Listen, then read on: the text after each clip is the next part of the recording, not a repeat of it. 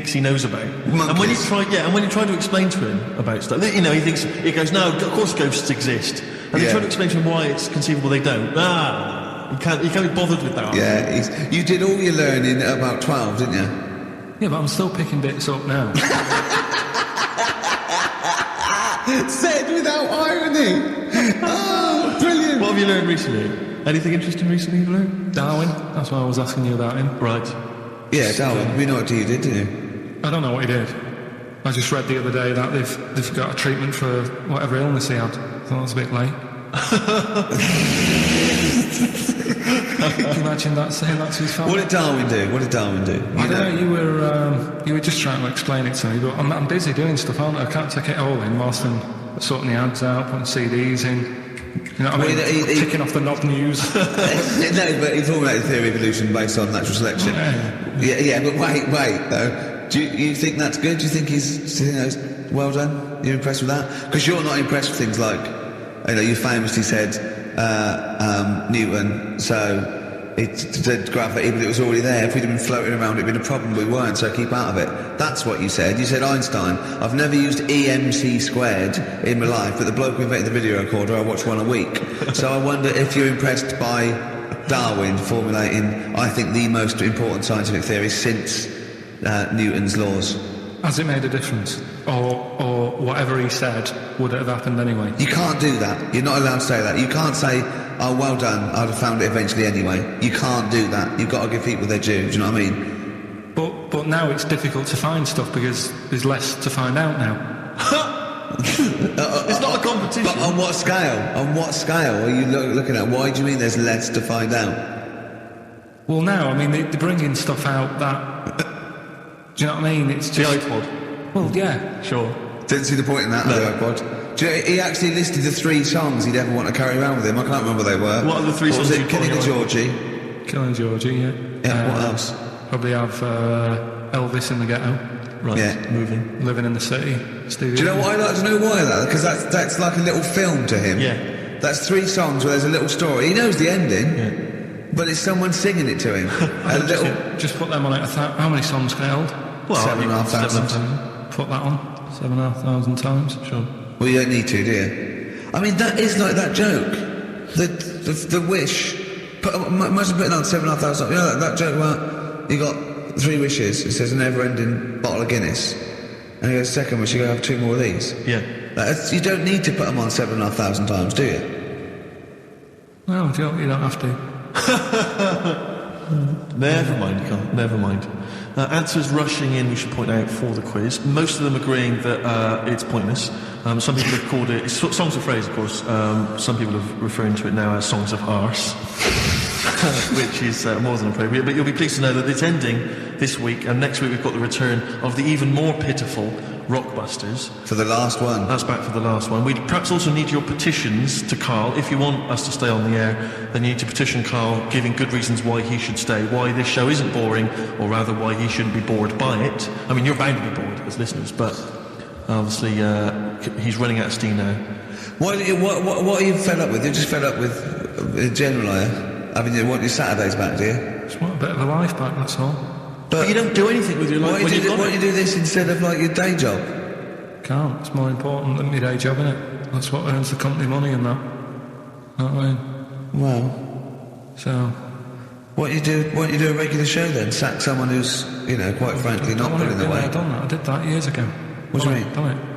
Told you I've done a lot of stuff. Boxing, done. Tick. Dancing, done. No, you turned out, the place was shut. Yeah, but... Dancing? When did you do dancing? That's when he went and said, I want to do dancing, and he went along to the place, and it was shut, and that was it. And he said, I didn't do it anymore. That's not doing it, is it? Boxing, he had a fight with one lad, then the lad beat him up, and he didn't go again. Oh dear, it's pathetic. Well, anyway, yeah, so this is basically our penultimate show. Next week's the final. And we're all looking forward to that enormously. Yeah. But that may be it forever then. And this all for one, one for all for one. The Three Musketeers, gone forever. Yeah. I, for one, will be pleased. I'll have to get some of these taped, because I like coming in and sort of, Incidentally, Rick, don't be afraid to nick as many CDs as you see fit on that last show. People have already nicked them. No, I know, but just take whatever you want. That 4 Non-Blondes is still there, isn't it? I think it's still there. Because I don't want that to be nicked. Yeah. And I got a feeling because I don't think there's any Smiths in the library, but there is quite a lot of Gina G. Really? What was that sigh for? Nothing. What? Ooh. Play a record. Monkey News is on the way. Plus the This results. is radio. You've got to keep talking or playing music. There's some music? Yeah. Art of Gold by Neil Young on XFM 104.9. Pop Idol, of course, begins this evening. I know you're looking forward to it, Rick. Yeah, love it. It's love always it. a joy, isn't it? Especially those early rounds with the mentors. divs. Yeah. Yeah, they are always extraordinary. That's the only reason I watch. I mean, I can't be bothered with the later contest. It's just watching the freaks for the first couple of weeks. It's an absolute pleasure. Yeah, I sort of like watching the judges. They're good as well. Oh, the judges are good, yeah. I like the fact they've got their little shtick, the special jokes they've obviously written, just waiting to get them in. Yeah. It's just great. But I like when Pete Waterman cries as well. Does he cry? Sometimes, if he's moved by it. He's better than bloody Bobby Dazzle. Like it, yeah. Rosie Ribbon made him cry. He just wells up and then... That's good, I like that. He talks a lot of old arse, doesn't he, Pete Waterman? I sort of quite like him I though. don't know, I find him irritating. Well... It's like he genuinely thinks he's up there with Lennon and McCartney. That's one of the great kind of pop Svengalis of his time. Yeah. And, I don't know, he wrote songs for Sunita. Well, Don't be let's not knock him. Where's Foxy's on there? True, no, Dr. Fox is a genius. And obviously can step in if there's any medical emergencies. Rick Waller, you'll be pleased. Now, obviously, as you know, I'm a huge Rick Waller fan. Not only has he got a great singing voice, but he really is a picture, isn't he? No, I know it's a bit harsh. I've said it before, but he does make me a little sick to the stomach when I look at Rick Waller. And to be honest with you, it's his own fault. He went in Celebrity Fit Club. He had a chance to sort things out, and his attitude was wrong, and he didn't trim down. And he's, for want of a better phrase, a bloater, and slightly grotesque. But he's in the paper this week saying that it was all because of his image. He didn't fit the stereotype of what pop stars should look like. Blah blah blah blah. Well, he's disgruntled by this. He's got a great singing voice. Well, he has got a great singing voice. But the point is this, Rick. The point is this. Since the days of Elvis, since the days of Bing Crosby... He's not as bad as Elvis. But you're a star because you have to have the whole package. The voice, the sex appeal, everything. We know how it works. Kids buy it. It's pop music. That's what pop music is. If you want to be a big fat bloater, you've got to at least be as good as Barry White. He isn't. Or Pavarotti. And so anyway, he set up an organisation. He's already got a band. So you're saying, get over it. The world should revolve around looks. Well, no, I'm saying pop music. That's what pop music is. I mean, this kind of obsession with he should get a chance. So not on record. No, I know, but be a backing singer. The point is, this kid wants to be a star. He wants to be a star, doesn't he? That's the point. He doesn't want to sing and make a couple of records. He just wants to be a star. I'd thought that's the real rub, that actually he's not being truthful with himself. Yes. He doesn't just want to make beautiful music and sing well. He wants to be, carried around on a sedan chair and adored. Imagine that. I know. He'd have to have a lot of money to pay for the entourage that can carry him. 4 elephants needed. But he's got a company now. He set it up with his dad. It's a management company. It's called Star Search. And basically, he's hoping to break the fickle industry, expectations. And so if you're a bit of grotesque, if you're a freak of some kind, if you're someone that Karl, would be impressed by or, alarmed by, then you can get in touch with Rick and he can put you in there. Women with beards, little midget fellas, whatever it does not fit the usual norms. Should we cut it on? I'm thinking the three of us next week. We won't have much to do after next week. Ricky's got a bit of a singing voice on him. I'm learning to play Blowing in the Wind on the keyboard by Bob Dylan. Yeah. It's like a master that. I don't know what you can do. You can dance, can't you? You know that, you've done it, you've done dancing, so... Exactly. It's like, Little Donkey. We'll have a hit at Christmas. Perfect. I'm good at that. What were you meant to be playing when you did Little Donkey in the play? Drums to We Three Kings. But you just busted live, didn't you? We're just talking about looks and stuff, right? Always. Because, sort of cheeky freak of the week, we did that and I stopped doing it. Sure. It was upsetting a few people. There was a thing on the website the other day about Elephant Man, right? Just keeping up to, up on the news, what's going on there. And they did Drunky news. They did a thing about him and what he'd look like if his head wasn't messed up. Yeah. And they made a little picture for him. Was he quite good looking? Not bad looking, but you can't use it. It's not like you can't put it on a passport. Sure. Well, and the fact that he's been dead for several years. Yeah. No, but they also do that sort of thing for people who are alive. They say, this is what you look like. So you can't use it for that. Yeah. You can't use it... That's sort of like rubbing it in, though, isn't it, really? It is a bit. Yeah. Unless they said, good news, you were ugly anyway. Yeah. To be quite honest... You wouldn't have pulled if you didn't look like if you were symmetrical, you weren't a looker. You couldn't use it on a little dating agency picture. This is what I look like. Yeah. This is what I would have looked like. And they phone up and go, I'm intrigued, what do you mean would have looked like? Well, I see you, as we said, 7 o'clock. How will I recognise you? I'll be eating buns. Yeah, look for the giant cauliflower. Yeah, in a cone. Exactly. I love the fact that you're keeping up to date with what the Elephant Man might have looked like. Yeah, exactly. That is amazing. Karl's news is largely what's happening in around 1880. Yeah, or what might have happened around 1880. No, but it's sad though. Did you watch that thing in the week? That What Are You Staring At programme? I didn't know. I couldn't face it. I know what you mean. It was about people who'd had unfortunate deformities. Yeah, and it was really sad. I suddenly felt bad about some of the stuff we talked about and what have you. Can I just say something? That's quite a nice thing to say. I was only about some of the things we talked about. Should we go over what we've discussed today? What subjects have we brought up today? How can you feel sorry about things like that when we're still doing it? No, I'm just saying, you have a laugh and that, but then you see a programme about it and you go, oh. What, you realise they're real people you're talking about? Yeah. When do you ever forget that? When do you ever forget that when you bring up these cheeky freaks of the weeks, or when we talk about Rick Waller, that there's not a real person on the other end thinking about it? Yeah, but sometimes it's hard because they don't look like real people. Don't slag off Rick Waller. That girl was on with a big head. It's like Bo Selector. We played some Dizzy Rascal earlier, and that was wicked.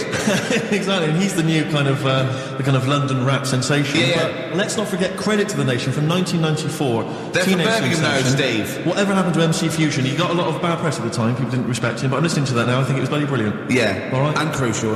Exactly, adverts. Kings of Leon, Molly's Chambers on XFM 104.9. I'm Ricky Gervais, you're Stephen Merchant, and that little bald head of a mank over there is Karl Pilkington. Cock-a-leaky soup? Cock-a-leaky soup is fine. That was one from Nick. Thanks for that, Nick. Yeah. Is it referring to the woman who chewed on a knob in a goulash? Exactly. If you just tuned in, you've missed that there. Yeah. We still don't know why she was eating goulash. I've got a rash that come up my arm. Look at that. Brilliant. Fascinating. Thanks for that. That's from rubbing his head, getting him in a headlock. And have you got some on your hair? Because look at that, that's like a heat rash. What do you wash your hair with? Have you still got that bird shit behind your ear? What is that? That's really worrying, isn't it? It's like how the body changes over many years of sort of certain things. Yeah. It's like your body changes to protect yourself from the sun and what have you. Yeah. My head just got used to being rubbed. Yeah. It's reacting now. Oh, that's a defence mechanism, is it? Right, I see. Right. Look at that, that's horrible. Anyway. You've got something on your hair, Monkey news? Well, I was going to say the winner. I don't think anyone cares. Oh, come on, someone got all of them, didn't they? Well, okay, play it again then. This was Songs of Phrase. We did this. The well-known phrase is Galileo, stop talking about science, make me television.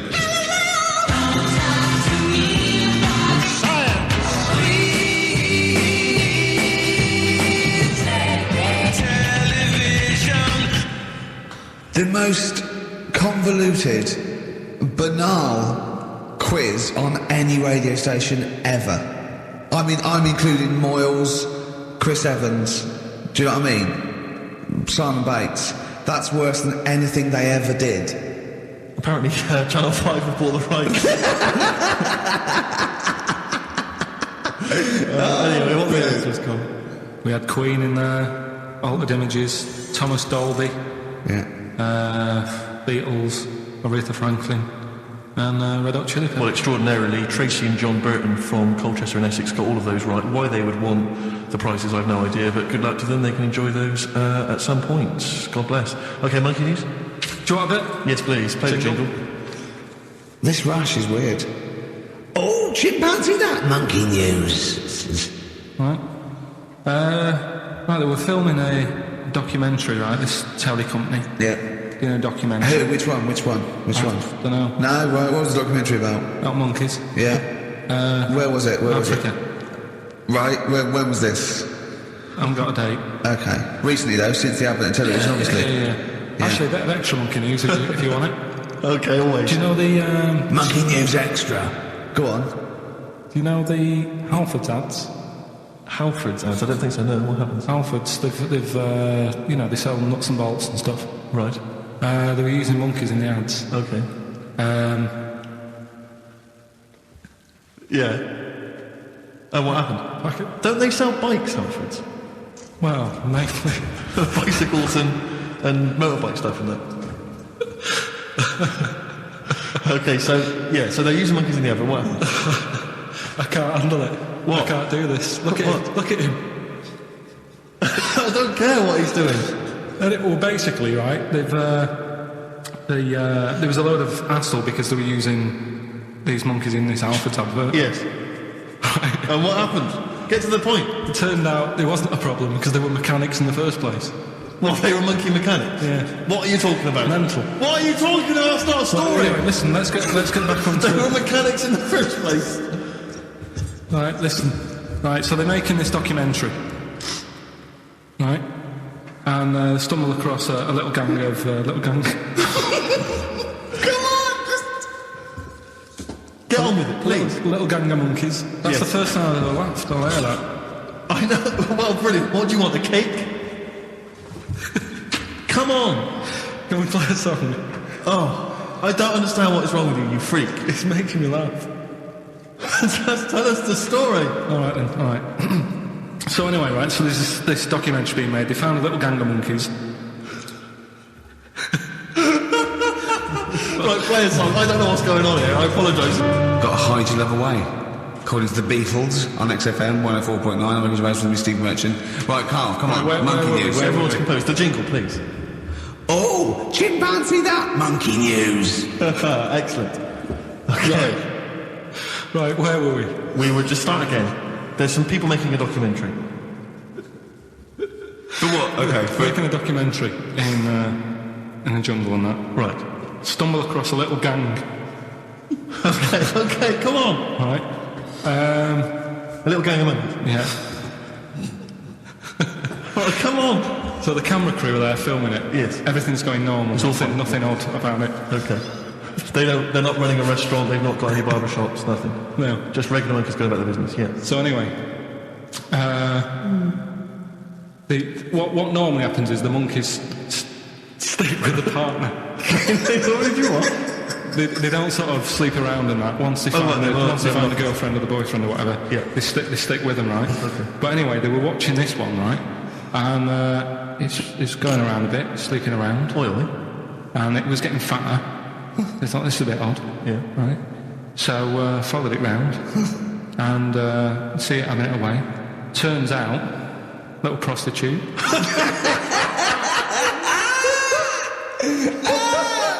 Oh, God! It's a little monkey prostitute. And it was getting fatter because it was charging them bananas. What a load of old rubbish. It's charging them bananas! What was it, a boy or... It was a... Woman. Little woman monkey. That's the most extraordinary monkey news I've ever heard. Oh! That is genius! Has this documentary been televised? I don't think it's been on yet. No. And that's all the information you've got? Yeah. And is that's one banana for everything? The half a banana is for... Just all? A poor job. Right. If you want full-blown monkey sex, it is 2.5 bananas. Sure. So, Let's just play a song. Okay. let's just play... All right, well, this is our penultimate show, so we're back next week. We're going to make it a barnstormer, I'm sure, lads. I want 100% behind it, 110% next week. All right, none of this giggling, none of this infantile giggling, like two schoolboys. Right. All right, we're going to come back, we're going to have some quality monkey news next week. We're going to have all kinds of treats, I would have thought. Okay. Some great prizes. All right? Okay? Yeah, best show. Let's make next week the best show ever. Good luck. If you miss it, then you miss out. We're ending with a track from a couple of years back. I think it was 92, 93. Dinosaur Jr. Start Chopping. Play that. Start playing. Forget start chopping, start playing. Right. All right? See you next week. Yeah.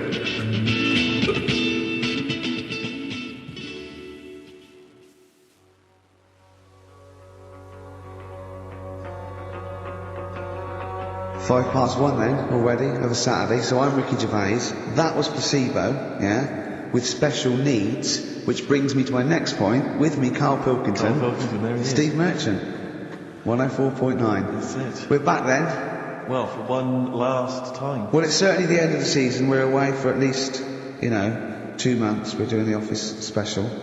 And possibly forever, depending on whether Karl decides he wants to carry on with this. Because, we do this for fun. We don't need to do this. We don't need to do this for, money. Obviously not. The kind of money you're earning, Rick, you do not need to do this. I don't need to do it. It's quite honestly beneath me. Yeah. We don't need to do it to further our career because it's embarrassing being on XFM. Didn't say, do not even bother cashing those XFM checks. It's not worth your while. No, it's not. The time it took to sign them, Exactly. it wasn't worth it.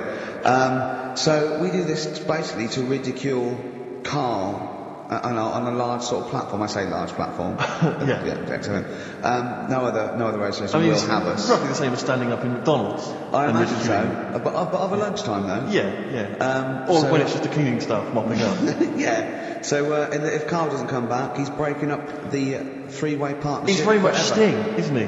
About, 1986, 87? Exactly. He's going to go off and sort of make some quite poor, sort of jazz-inflected white man soul, and leaving us to go about our business. Play pizza places. Exactly.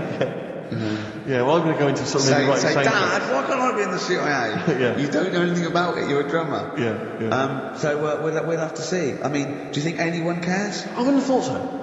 Because I think if someone was interested in having some good chat and some great laughs, they'd spend more time with their friends. Yeah, or listen to another radio station. Or listen to a decent radio show. I think they listen to XFM for some music to have on in the background that's loud enough so they can hear it while they're hoovering. Yeah, I don't think our fans hoover.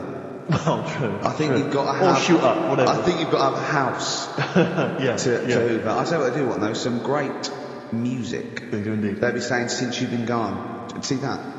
That's the sort of link I can do if we stay If you together. could cut out all the other drivel you speak, you'd be great on Magic. Oh yeah. You've got a... Come on. You've got a rainbow something, haven't you? Rainbow. You got a rainbow something. Oh, it's rainbow.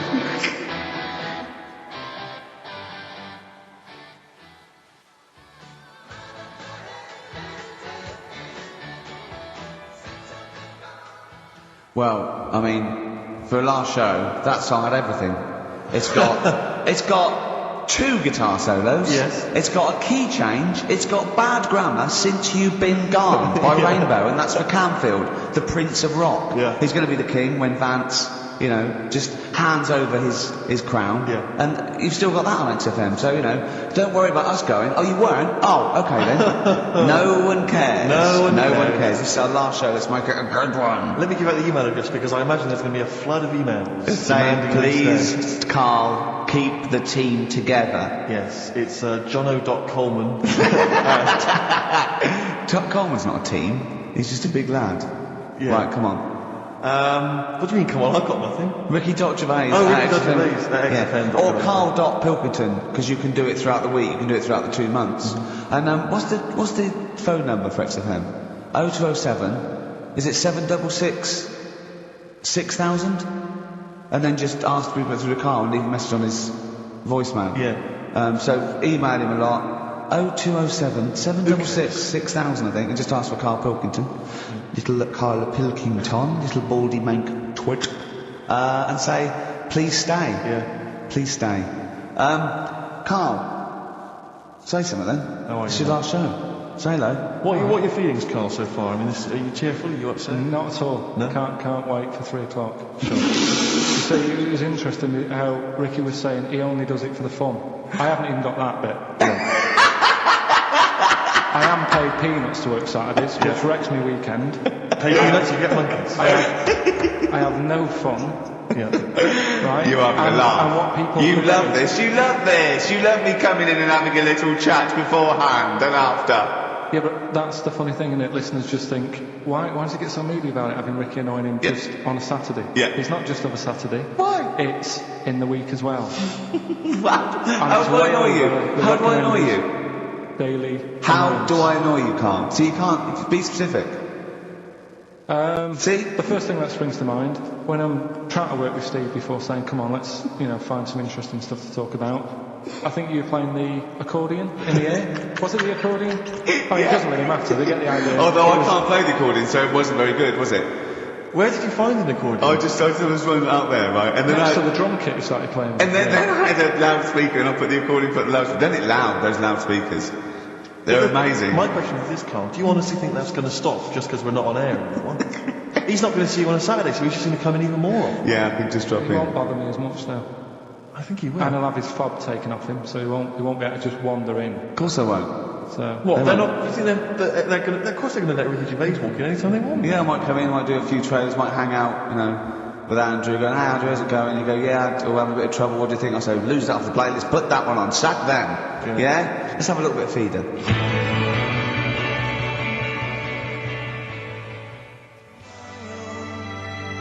Feeder. Forget about tomorrow. At least we're here today, Steve. The three of us for an hour and a half more. The last time ever, possibly. It's up to little baldy head Mankey. Well, Karl Pilkington. A number of emails, Rick. This is from Matthew Davis. I think he very much captures the mood of the email public. His email is just simply titled, "Go! In the name of God, go!" It says, why wait till 3? Why not leave immediately and stop subjecting us to this abject misery? Well, Carl did once when he had to get a train. Of course. So that's never happened on radio before. But who knows? If you stay tuned, we might shoot off at 20 to 2. Or we might get better. We might get better. We might get better because we've done a bit of planning, because I got Carl round last night. Really? To do some planning of the show, didn't I? And so we've got... I thought you were going to be there, Steve. No, I wasn't talking about it. Yeah, well, I called him up and said, "Why, what we're doing?" He said, "Well, you can come round and, have a chat, maybe get some ideas and that tomorrow." So I said, "Is Steve there?" "Yeah, Steve will be coming, yeah." So, go round. It's close, next to his flat. The pub couldn't be closer. Right? Yeah. Unless there was sort of spirits and that in the lift, they couldn't have got closer. Right? I turn up, you're not there. No. He's lied. Yeah. Right, Well, I knew you wouldn't come out if it was just like you thought I was going to muck around. I had to pretend it was work to get you out. So, you weren't there, Steve? No. Anyway, so he says, "Oh, come in the flat, got an interesting book that you'll like." Okay. So I think, well, that's kind of work, he's trying and that. Yeah. So I go in thinking we're going to get some good ideas and that from this book. Couldn't find the book. He looked for about 40 seconds, said, "Oh, I don't know where it is." "Come on, let's come in here, let's have a wrestle." So I'm sat in the lounge, right, sat there just chatting to his girlfriend and that, just chatting. He comes wandering out in his underpants. Yeah. Well, I was comfortable, yeah. I don't know if you were comfortable because we were sort of pulled up, But yeah. right between the crack. Right. Looked like, probably like a gay sumo wrestler. Yeah. And I did a little dance for you, didn't I? Because there was MTV on and I was doing a little dance. Dancing to Elton John's new one. Yeah. And what did you say? What did you say when I was doing a little dance for you and my pants pulled up? Do you remember what you said? You went, I poured him a drink, he was in my home, I'm entertaining him, he goes, "Are you sure you're not a bender?" Is that any way to treat a host? I think it was the right time to ask. But we did do some work, didn't we? Because you got confused and he said this, oh God, it's like a child or a cat when it's confused. He went, "Steve reckons in ancient Greece, right, it was better to shag a bloke than a woman." And I went, "Well, yeah. I mean, that's about the male being sort of a first-class citizen, much better, wasn't it? An aspiration to sleep with a beautiful man than a beautiful woman." Women were lower-class citizens, so Yeah. therefore men were seen as higher class. So to have sexual relations with a man, there was no shame in that. No. In fact, it was looked upon. And I said, "Well, ancient Rome." I said, even Nero, he'd sit in his big jacuzzi and he used to get, pretty boy men to just go into the water and just nibble at his testicles while he was having a watch. He did. No. Yeah. And he's not a gay fella. No. Well, no. I mean, I don't know about Nero, but I mean, it wasn't a case of a big delineation between what was heterosexual and what was gay. It was just, whatever you... So what did this fella do then? This one who's having his... Well, he was pretty much top boy, Nero, for a while. He was in charge. And, you did what you were told. If Caesar or... But why were people going round there? Why didn't they go, oh... No, they weren't dropping in. It wasn't like the door was open. I was going to see what Nero's doing.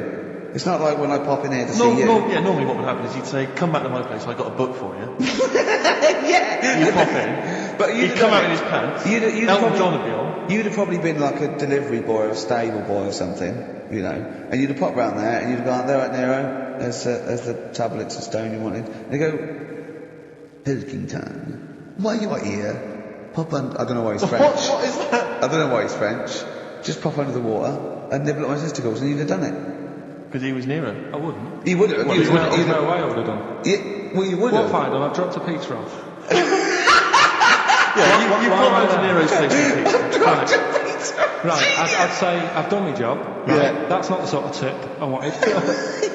No, he just said, get the little baldy chap to nibble at my testicles, and you'd run the water. No, I wouldn't have done it. No, well, you haven't done it. You haven't done it, right. Can I just say this, Steve? Not only would you be nibbling his testicles, you'd have been going mad. You'd have been noshing him just for extra. You'd have been doing everything he wanted. You'd have been going, he'd have gone, I didn't ask you to do that. You'd have been going mental. They'd have been chewing, slurping, smacking, poking. You'd have gnawed his packet off. You think you're eating Walker's crisps? There'd be bubbles, there'd be blood. Oh, it'd be horrible.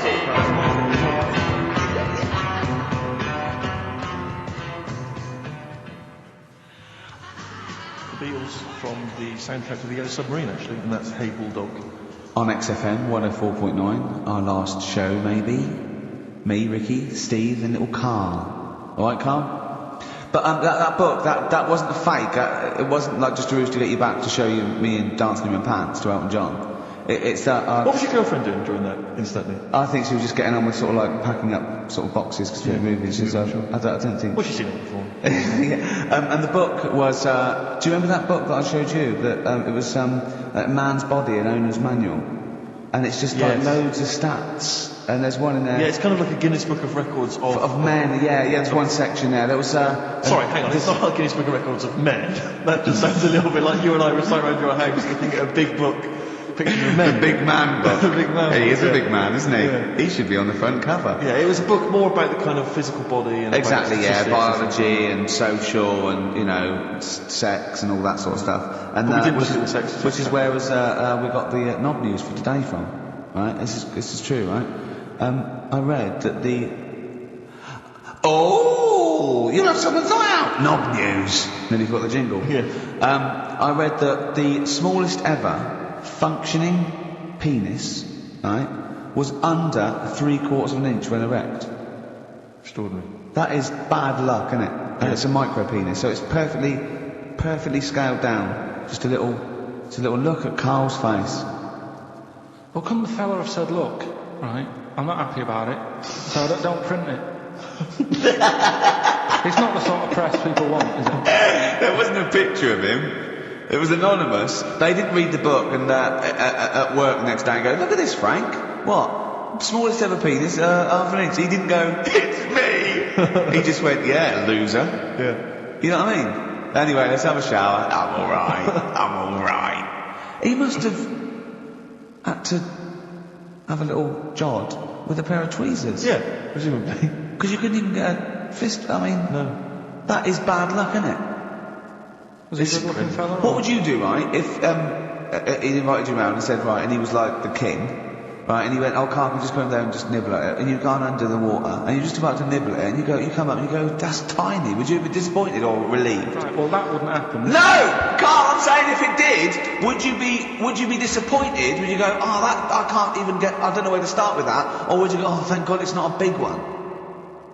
You've got to remember that he's the emperor, so you've got to do what he says or he'll have you killed. What would you do? Would you go, lovely set of tackle, or it's not as big as I wanted, or would you secretly think I'm glad it's not big because I didn't want to, because I'm not that guy? I'm not even gonna think about it because I wouldn't do it. I know I wouldn't do it even back then. Even back When was Nero at it? What? Well, the Roman Empire was sort of like 2000. Well, it stretched up for to years. like yeah. So It's a long time ago. Yeah, I wouldn't do it. You'd have to. I always remember. We're still doing Knob News. Yeah. Just Knob News extra. Knob News extra, excellent. Well, I didn't do that well at school and that, right? But we had biology, and I didn't take much of it in. But there was one day when it was about, Knob News and stuff. Sure. And it was all about how blood, is what makes engorges the erectile tissue. Sure. Yeah, it was all about that. And there's this girl in our class called Paula, right? We were sat there watching it, and she fainted. You just heard her go, oh! And she hit the floor, right? Because we were all sat on top of the desk watching this. But I wasn't interested in that. No.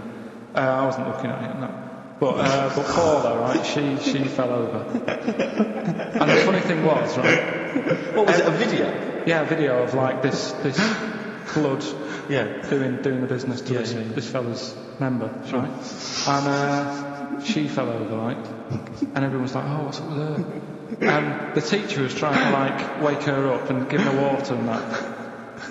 And it was really weird because then the nurse came in and yet this video was still playing. And the nurse came in, what happened while you seen this? Yeah. And you could hear then it was going on to like sex education on the video. It was all done from start to finish. What happens? And by the end, and she was still out cold by the time it got to and then they had a baby. Yeah. Right? And that just reminds me. So it seems to me that was her sex education class. She fainted when the penis got erect, and when she woke up, the baby was born. That's probably what she thinks happens. She's wandering around now. And the whole class just missed out a bit because they saw someone's face. If she's ever with a bloke and he gets an erection, she just goes, oh no, well, that's it. She was a bit of a class tart, really. That's why everyone was like, what's up with her? She didn't know the thing. No, she was. Everyone was like, what's up with her? No, she's not seen it before. But just reminded me then. Weird. But anyway, so I wouldn't. Let's leave Nero aside. Yeah. The other thing in this, should we play a record and come back? There's another interesting fact. There is some extraordinary facts in it. Yeah, we'll do more facts. We're running over. It won't be Knob News. It'll be all different types of news.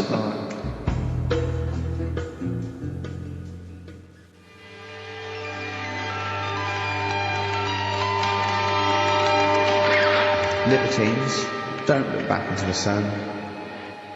On XFM 104.9. I'm Ricky Gervais, with me Steve Merchant and Karl Pilkington for possibly the last time ever. I was coming in today, Steve, and I was walking just past Shaftesbury Avenue, at the beginning of Shaftesbury Avenue, and it's sort of a little bit of a tramps corner going on there. And there's a couple of tramps, proper tramps, already had a few, and about sort of like 40 maybe, right, all that. They could be 30, they could have an hard life, they probably have. But he was going, Johnny's coming down, but Les isn't going to make it. And I think they're just planning their social a meeting there. I just think that that's nice. They've got, they don't just drink by themselves. Yeah. What are we doing tonight? I thought we'd get drunk and sleep in the doorway. We did that last night. But I just like the idea that they're planning it. And they've got mates and they do stuff and they go, all right, how's it going? Well, you know how it's going. Yeah. I'm sitting next to you in a pile of piss. You know how it's doing. Do you think, I was also thinking, do you think they ever wake up, like, before they've had anything, like 9 o'clock and go, I was pissed last night. Yeah. You were talking absolute rubbish. What was I doing? You were just going, You were just shouting at cars walking in the street. You were joking. Was I really embarrassing? Yeah. Well, you were pretty drunk. I'll tell you this, I'm never going to do that again. Oh, but at least I didn't make a pass at Dirty Agnes. Oh, God, what did I do? You were just going, Just love the idea they have normal little conversations and that. Okay. I imagine one of them going, I'm not coming out tonight, I've got no money. Nor have we yet. I'm just going to go and dance. Just go and dance outside McDonald's. Seriously, I only made 18p today. You know what, because I've always had a soft spot for the homeless. But do you remember that time I was walking over to yours once? And, see, there's the homeless people, there's those ones that they try to retain a certain dignity. They won't just come up and ask you for money. they'll come up and maybe try and start a conversation before introducing the fact. The fact that what you despise and annoys you is the thing they're trying to hold on to is a little bit of pride. I know. And what do you want to do? Well, just be crushed in a skip, going, just give me some money, look at me. I just think come out and say it. You know, come out and say it, but don't try and fool me, because sometimes I feel like I've been tricked. I get annoyed because I feel like I didn't see you coming. You came out of left field, you know. Sorry, I didn't know you were a tramp. I imagine the fact that they're bare-chested, apart from a blanket with their hand out, covered in sores, and no teeth, is a clue that they're probably not really. This was one of those ones, you sometimes see them, the ones they're slightly older, and they've got a full suit on. They wear a complete suit, like a pinstripe suit or something, with maybe trainers, admittedly. Yeah. And I sometimes think to myself, you know, at what point in that moment before they finally left the house for the last time, did they think, well, I'm going to be homeless, I want to look good if I'm going to be homeless. I'm sleeping rough. But it does happen quickly. It sort of it can happen in a matter of days or weeks. Anyway, listen, I'm not begrudging the fact that he asked for money, that's fine. I just felt a little bit annoyed because I thought he was an ordinary person. Right. And he came up to me, and he said nice distinction. Go on. And he said to me, excuse me mate, have you got the time? And I said, whatever, 3:10. And he went, have you got any money? And I knew then, I was annoyed. And it annoyed me because I thought, I should have known straight away. I mean, a homeless person, I sensed it straight away. Yeah. Excuse me if you've got the time. I wanted to say to him, where have you got to be? Well, yeah. What appointments have you got? Well, no, maybe he goes to work, he starts begging at 3 o'clock. Yeah, he asks all that day, he goes, what time? They go 3:45, or whatever. You know what I mean? Then he goes, give us some money. It's 3 o'clock. Right. Maybe he has the mornings off. It might have been his day off. He was doing half day or shift work. Yeah. He might, you know what I mean? You never know what shift they're on. But I just think when you see those people from shelter or from famine relief in the street, they've got to wear those little things over their clothes that say where they're from, or at least some kind of name tag. Yeah. So when you're stopped by them, you know what to expect. They've got a clipboard. I know. These homeless people who come out of there, they look like regular people. They come lurching out like zombies. And you go, oh, you think that's an attractive woman? She's just come over. Oh no, look, she's got a dog on a piece of string. I know, yeah. I just think they've got to come out with it. They should just come out of it. Just be honest. Be proud. Those people with the things sometimes annoy me is where they stand right in the middle of the pavement. I have to zigzag. I have to cross the road 4 times to get through them. It's like playing Getaway on video, avoiding all these up and down Oxford Street. You have to really. And they come out of worse when they recognise me. That's why I've got about 8 standing orders now where I've been caught. I leave the house and it's just like people are trying to take my money from me. Between my house and the tube, there's just swarms of people trying to take my money from me at any cost. Carl's got his first little direct debit, haven't you? £5 a week or sort of quite for a month. Yeah, I've joined something to help Africa out. I quizzed her for a bit. I mean, she came over and she was saying... He was talking to her for about 40 minutes. Yeah. Just making sure your money was going to the right place. Yeah, I was saying, why have I got to give you my bank details? This is the thing. And I was saying to her, I'm sure you'd make more money, right, if you just had a little thing that you put money in. I said, I want to help you out, right, but it's the fact I've got to give you bank details. And she's saying, no, this is the way we guarantee we make money. We can help places out because we could be out all day and we could only earn like 50p, whereas, we know that it's worth us standing around. Yeah. So I was like, well, fair enough. I said, so what's my money going to be doing then? And I think it's called care of the world or something. Yeah. And she's saying we're giving them money to buy hammers, and we're not just going to give them money to blow in and stuff. They've got to work and they don't give them money. Well, what do you think of these people just and these drought planes? It's a gift voucher for being you. So they have to buy a hammer. No, they go with the buckets and go, oi, and they throw it up and they go, bundle! She was making out anyway, right? She was nice enough, she was selling it to me. She said, we give them the tools and they feel good because they're building up their own place and everything. And so fair enough, right? And now I've done that for 2 months. I've got a tenner off me already. I'm checking it, making sure they're not ripping me off and that. Yeah. If I ever go to Africa and I need a hammer, and there isn't one, I'll be livid. You'll be livid. Because, it is a lot of money. Sure. Every month, £5. Yeah. And, you're talking about people hassling you and that in the street. I actually moved flat. The last flat I lived in, I moved from there because of the hassle. It was a high street, and you couldn't, like you were saying, you'd nip out for a loaf and spend about 40 quid. Yeah. just on people saying, give us some money for this. Samaritans, tramps, heart attacks, old people, whatever. It's like... So it ended up pushing me off that street. It was I can't handle this. It's getting crazy out there. They may as well have little stalls. Yeah. Hey, but listen, let's make the world a better place with a little bit of music. A bit of Bauhaus. Yeah. Give generously. Yeah.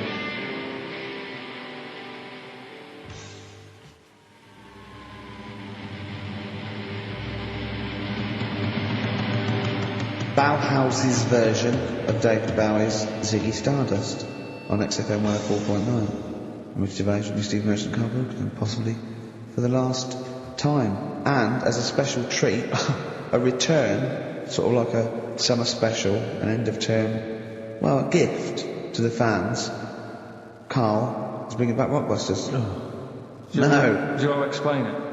Rockbusters is basically blockbusters, completely ripped off, done with music, that may or may not be a cryptic clue, and may or may not be the actual band name, and may or may not be the actual letters he said they were in the first place. Do you want to sort of describe one though, in case someone's a new listener?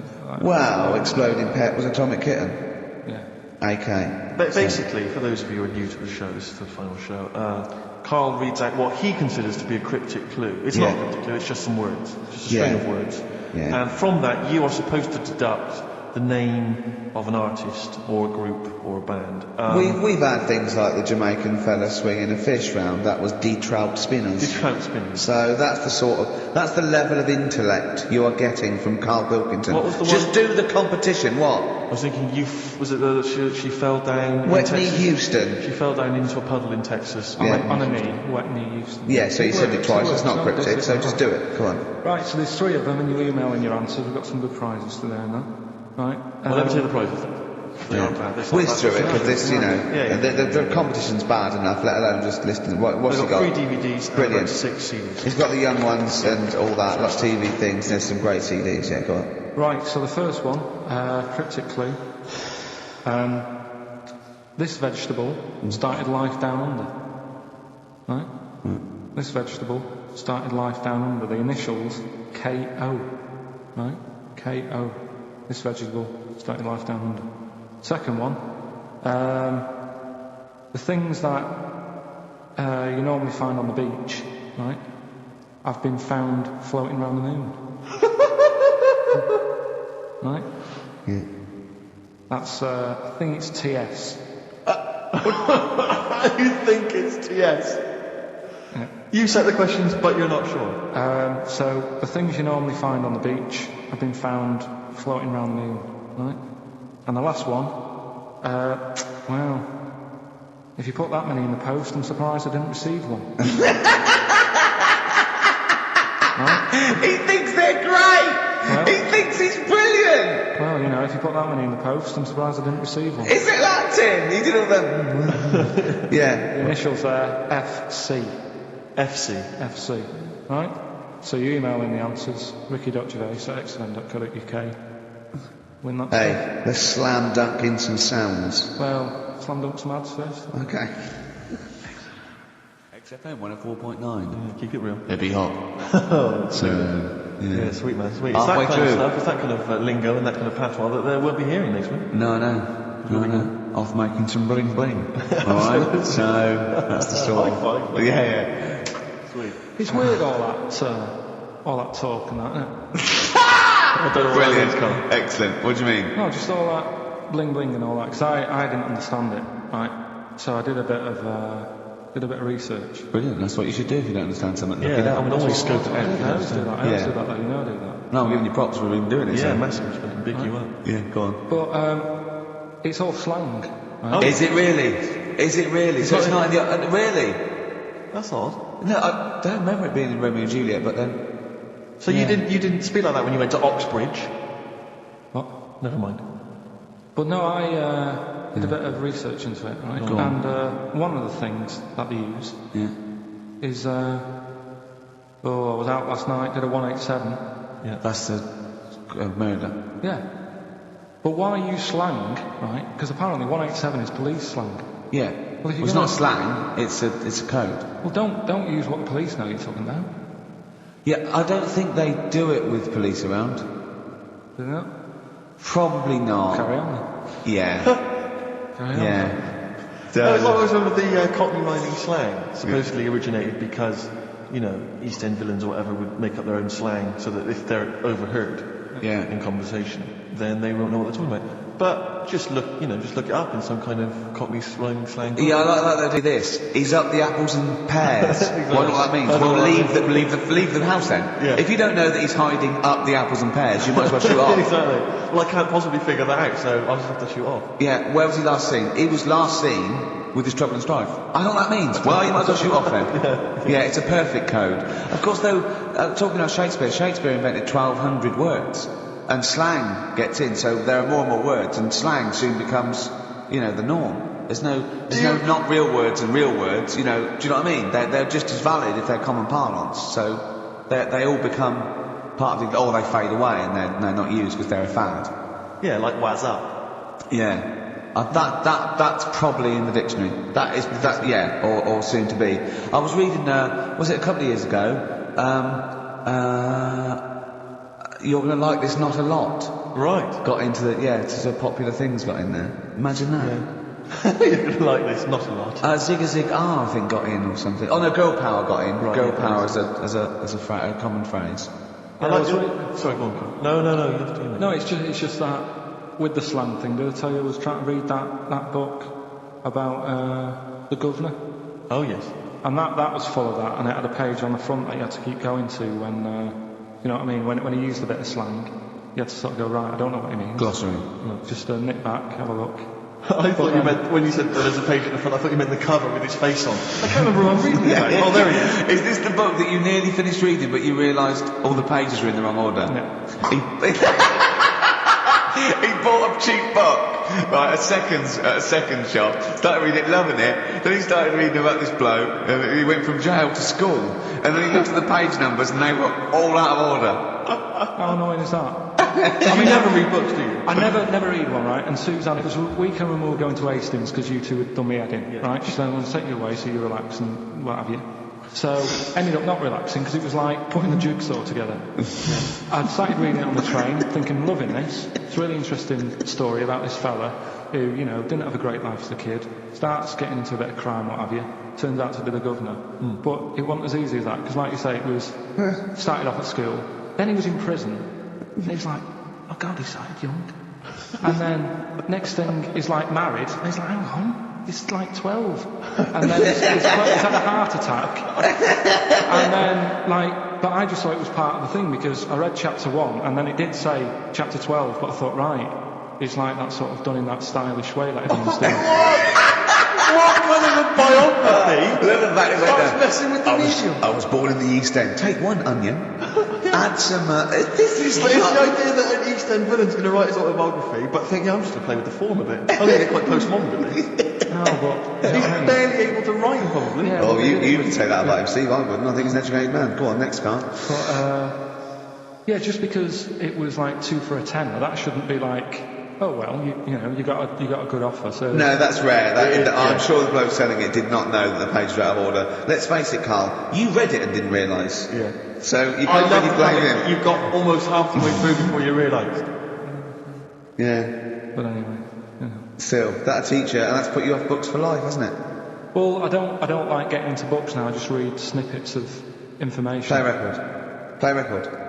No, I was just going to tell you about a bit of information that I was reading. Okay. I can't... Will we play record? No, I've got time for a bit of drivel before we play next tune. Well, I'd rather hear a tune and come back for drivel, because I think people tune in for drivel, so let's tease them. Okay. Let's have a record, then some absolute shite from Karl Pilkington. Excellent. Look forward to that.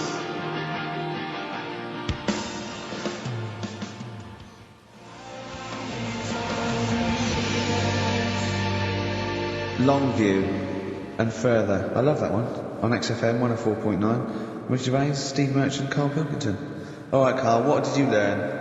Right, like I say, I don't like reading books. There's too much to take in. It's too much word. I'm busy and that. Yeah. I don't like reading books, actually, but go on. So, but I have done, so go on. Right, so I was looking in this magazine, right, and it was more about, do you know, I'm not that impressed with Einstein and Newton and that lot. No, why should you be? What have they ever done? Go on. No, but you know the fact. You see, the Columbus thing. He's another one, isn't he? Who got a bit of praise for finding America. Yeah. And it's like someone else would have come across that at some point. Yep. Right. And yet, news this week, they've found 2 new types of frog. Right. No one's making a fuss. And look how small they are compared to what he bumped into. And that's what I'm saying. People make a big deal out of all these people who are finding stuff, right? Yeah. So the next person... I mean, my head's buzzing, but I can't be bothered. I actually can't be bothered. Don't think this reaction's a good reaction. I don't know where to start with this drivel, but carry on. Right. So anyway, the next fella who... Next fella? I don't know. You talk in riddles. The next fella I'm going to talk about, Einstein. Yeah. Right, everyone raves about him all the time. Yeah. Right? So I'm trying to get into my head. Yeah. Like, why he's amazing and that. Yeah. Right? Okay. So, did a bit of reading up on him in this science magazine. Yeah. Right? Now, I read it. It's only I don't know, 200 words, whatever, trying to get across what he worked out. But I read it last night. Is it relativity you're talking about? Yeah. Well, so you say like I just made that word up. Yeah. You've heard that? Yeah. That was his biggest thing. Okay, so the 200 words, as far as you recall. So anyway, so I read it and I was like, I don't know what is going on about here, right? So Suzanne was with me. I said, can you read this? She said, I'm watching Sex and the City. Right? I said, right, but can you read it and explain to me what I don't understand here? She said, well, I don't understand. It's great. It's like she's thinking, I haven't got kids, and yet he still wants me to help with his homework, and I'm watching telly. Yeah. I've been at work all day. She said, look, go in the bedroom and read it out loud to yourself. Maybe it make more sense if you read it out loud. Right? So I said, right, I'll go and do that. And it was good because it's cool in there anyway, right? So I went in there. So reading it out twice. Went back and I said, I don't get it still. So she said, right, wait 10 minutes and I'll sort it out. So I was sat there looking at it, trying to work it out before she had to look at it. I was like, no, forget this. Now, what he was saying is, if you send a man to the moon, right? Yeah. He was saying to the fella in the rocket, it would seem like 20 years to it. Yeah, not the moon, but yeah. No, it was. That's what it said. It said the moon. Well, it wouldn't, because it's only about... No, but listen. So it took 20 years to the fella, yet people who are on the Earth, it would seem like 2,000. Yeah, because time is relative, not... I don't... What do you mean? Right. Well, listen, the fact is that it's tending towards the speed of light where it really makes a difference. They've even done it with atomic clocks, where they've... sent one up in Concorde, and it's like 0.01 of a second difference. What is the watch? Yes, yeah, because greater speeds. But why does speed affect how a watch works? Right, I don't think this is a conversation. Look, speed is... Sorry, stop. Steve. Right. See what I've done? I don't think this is a conversation to be had on a Saturday afternoon on a radio show. But I'm just saying, though. It's not me, is it? It is you. You went quiet, Steve. No, because I'm not going to be able to explain it to you. I will explain to you in a light, frothy way. It's speed equals basically velocity equals distance over time. When velocity doesn't change, and nor does distance, time has to. That's his theory. Yeah. Well, we just got. What's your point, again? What's your point? I'm just saying. Because you don't understand it's worth... I was trying to explain to Newton that basically formulated the laws of the universe, the 3 laws of the universe. Even playing snooker, I'm trying to drop something. I was going, well, equal and opposite reaction and all these sort of stuff, right? And he was going, what did he do apart from the apple on his head with the gravity?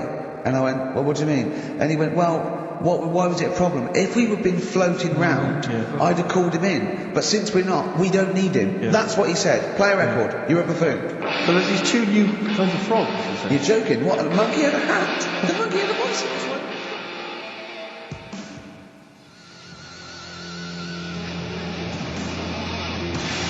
I Believe in a Thing Called Love by The Darkness on XFM 104.9. Last show. Possibly the last ever show. It's up to the K-Man, little Pilky, Baldy Pilky, little whingy Dimmer Manco, as he's called his Latin name, Dimmus Mancoid. Alright, Carl? Alright? You're going to miss this, aren't you? Nope. Good show though. Enjoying the last show? Yeah, it's all right, and I hope it gets better because Telegraph are listening today. The Telegraph, the paper. Yeah. Why? Are they? Why did you say that? Just Jenny, the PR woman, said to me yesterday. She said, just do some good topics and that, so you don't have to worry there. What they phoned up to say? Hello, it's Telegraph here. We'll be listening tomorrow. I don't know what they're doing. Are they doing a review of it or something? I don't know. Why would they be doing that? There's no reason to. Why didn't you mention this earlier? So the Telegraph have said, why would they call up to say we'll be listening? It's a free country. Because they said they'll be listening, but also, can you make sure you record it? Because if we can't listen to it because of the pirate stations that are on at the weekend, because it affects our signal and stuff. Whoever's listening must listen and know there's a problem with pirates, and they said, can you... Well, they're probably just doing a feature about radio shows or something then. They're going to tear us to shreds. They're going to... listen, seriously, the drivel we've talked today, what are they going to make of it? That's a broadsheet newspaper. I think I know what Monday's headline's going to be. I don't think it's going to be like, they're going to forget about the power cuts. It's not going to be about, the inquiry or terrorism or anything. It's going to be, no more to knob news. Yeah. It's going to... they're going to love that. I have a little bit of self-respect. And if I'd known a quality newspaper was going to be listening, I wouldn't have turned up today. Because I'm an award winner, and I'm a respected television writer, and I've won awards, sort of classy. And what have we talked about? Knobs. We've had the worst quiz on radio. We've had you trying to explain relativity. You didn't even understand what that word meant.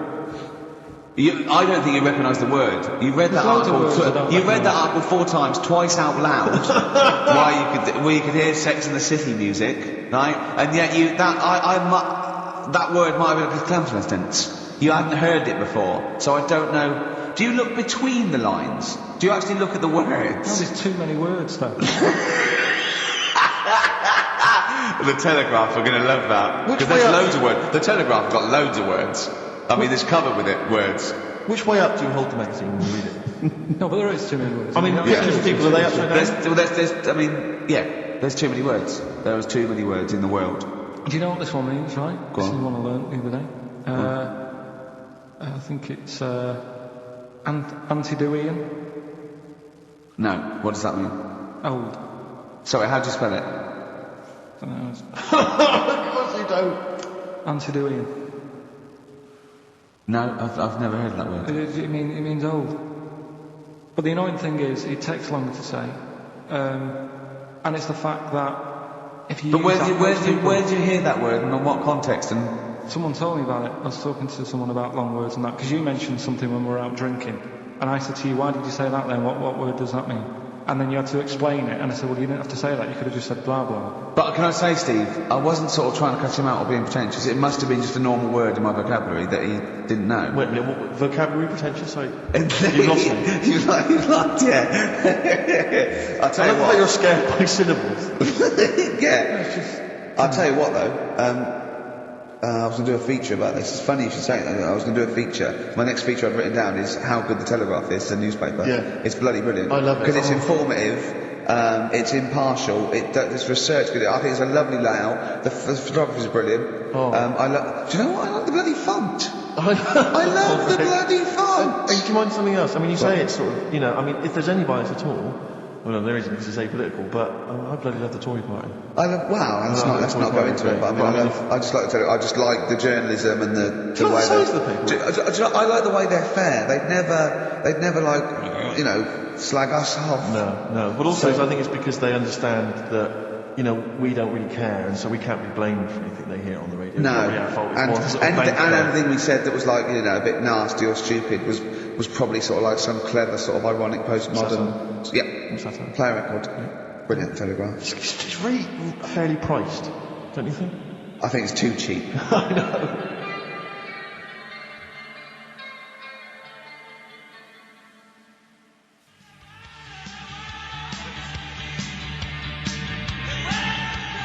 The cult there, She Sells Sanctuary.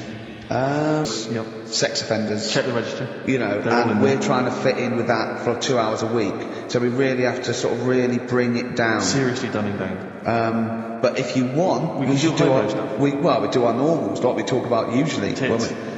Well, no. Yeah. Satire. Political satire. Social and political satire. Yeah. If you listen any other week, that's what you would have heard. Well, we and Steve are sort of like quite, political animals and Proust. I love him. I wish he'd resign as governor of France. Have you read Martin Amos's new novel? I love it. It's so brilliant, lovely. Very long. Politics though. I mean, what do you make of politics, Rick? I'm sorry, I was just planning on going to the English National Opera tonight to see brilliant Tartuffe. Well, politics is brilliant. It's my favourite thing. Say something satirical and comical about, say, John Prescott. Oh, he's got. Stop eating pies, Prescott. I wouldn't like to be him about that. So that's the sort of what stuff. What do you make of George W. Bush? He's a bit stupid, isn't he? Well, that's the dangerous thing. He's the most powerful man in the world, and I just think I hope he thinks about stuff he does first. Oh, please. So that's wise as well as comic. I thought of something about Bush as well. Go on. But it's about his name and a woman's fanny. Oh. So I was going to bring those two together. I think it's fine though. I think that's still quite highbrow because you've incorporated Bush. Which meaning the president. His fanny as well. So I think we're pleasing both. We got both camps. Camp? That reminds me of something. I know, yeah. So if you're listening to Telegraph. Daily Telegraph, that is brilliant. The sort of thing You're brilliant. That's the sort You're of thing brilliant. we want to do. Too many words for Karl. But what about some adverts? I'd love to. Buy the Telegraph.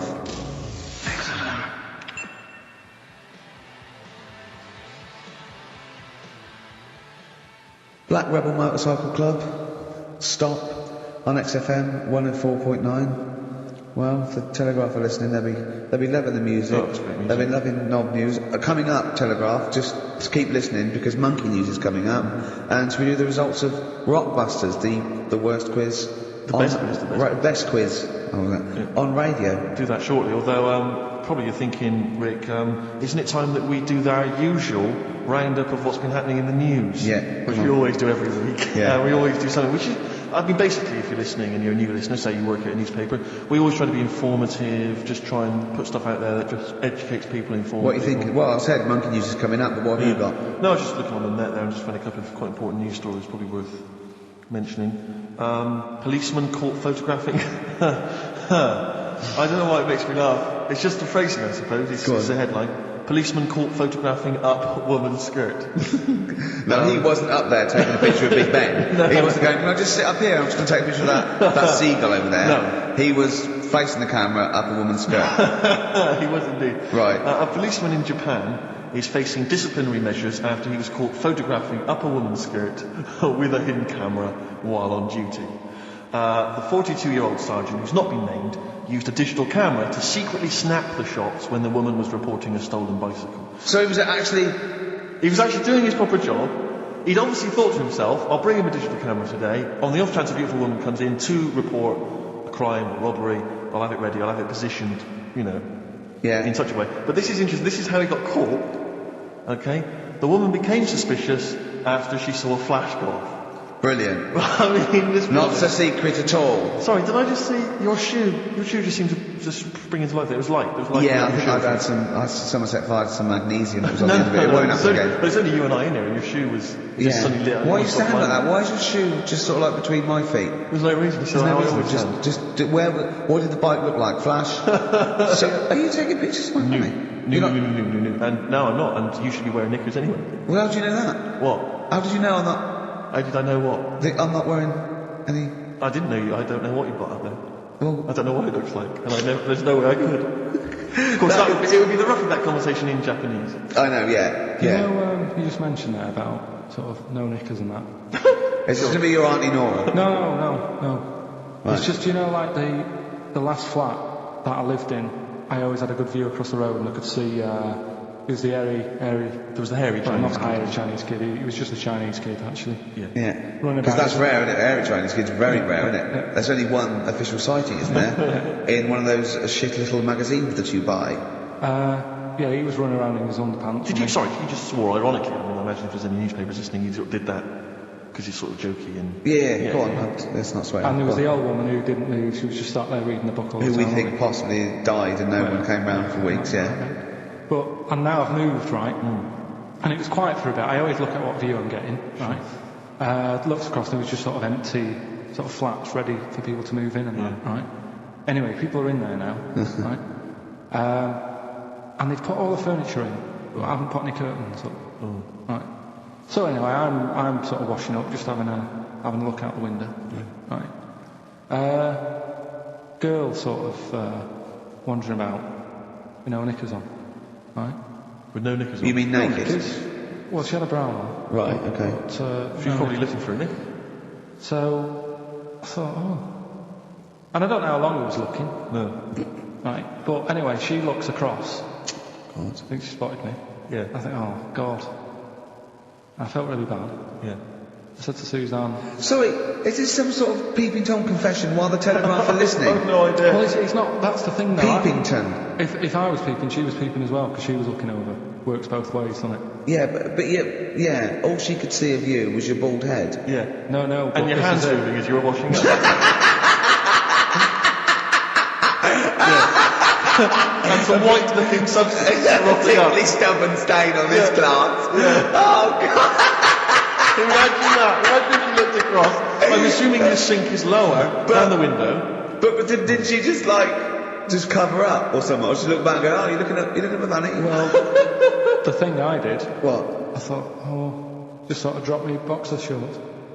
Cause I What? thought, well, Suzanne said, what are you doing? What are you talking about? What are you talking about? No, just so they can see me cheeks of me. What are you talking about? No, because I thought, if she thinks I'm walking about in the nude as well, then we've both got something out of it. Carl! This sounds like a bad excuse in court. I know. This is or the plot of a film on Channel 5. I mean, this is like the doctor who got done right for exposing himself to a patient and then painted that little thing that you look down their throat pink. Yeah. And going, this is what they saw. yeah. No, so sorry, you were looking at a woman dancing around naked, right? So the only thing you could do was immediately drop your boxer shorts. So she looked across, saw you fully clothed, saw you took your boxer No, she shorts. wouldn't have done, because it's sort of just the top half and the sink's at a side angle, so I was sort of looking out. So she wouldn't have seen your trousers then anyway? No, she did. I moved in front of the window. So you then laid your... So you climbed in front of the window to show off your naked lower half. Suzanne said, what are you doing? And I bet she did.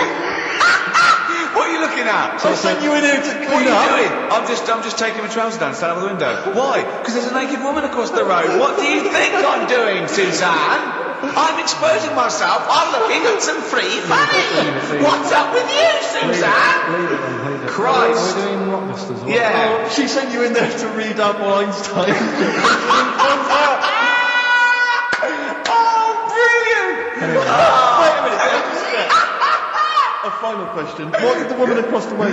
What happened? What was her I reaction? didn't look again. I just thought you've seen a bit of action as well. We're both happy. Let's leave it. So were you waddling around like a penguin with your trousers around your ankles? I just was walking about, and Suzanne said, what are you doing? I said, I'll explain to you in a bit, but don't look out the window, because then it's Excellent. obvious. Then he sees, she calls her husband to look at Karl going naked. He goes, oh, she's got a... Quick, Suzanne, get him out. There's only one with you. Get some more friends. They've got one more. Anyway. Brilliant. Right, play a record, come back to Rockbusters. And Monkey News. We haven't got enough time. Do Rockbusters. Oh, God almighty.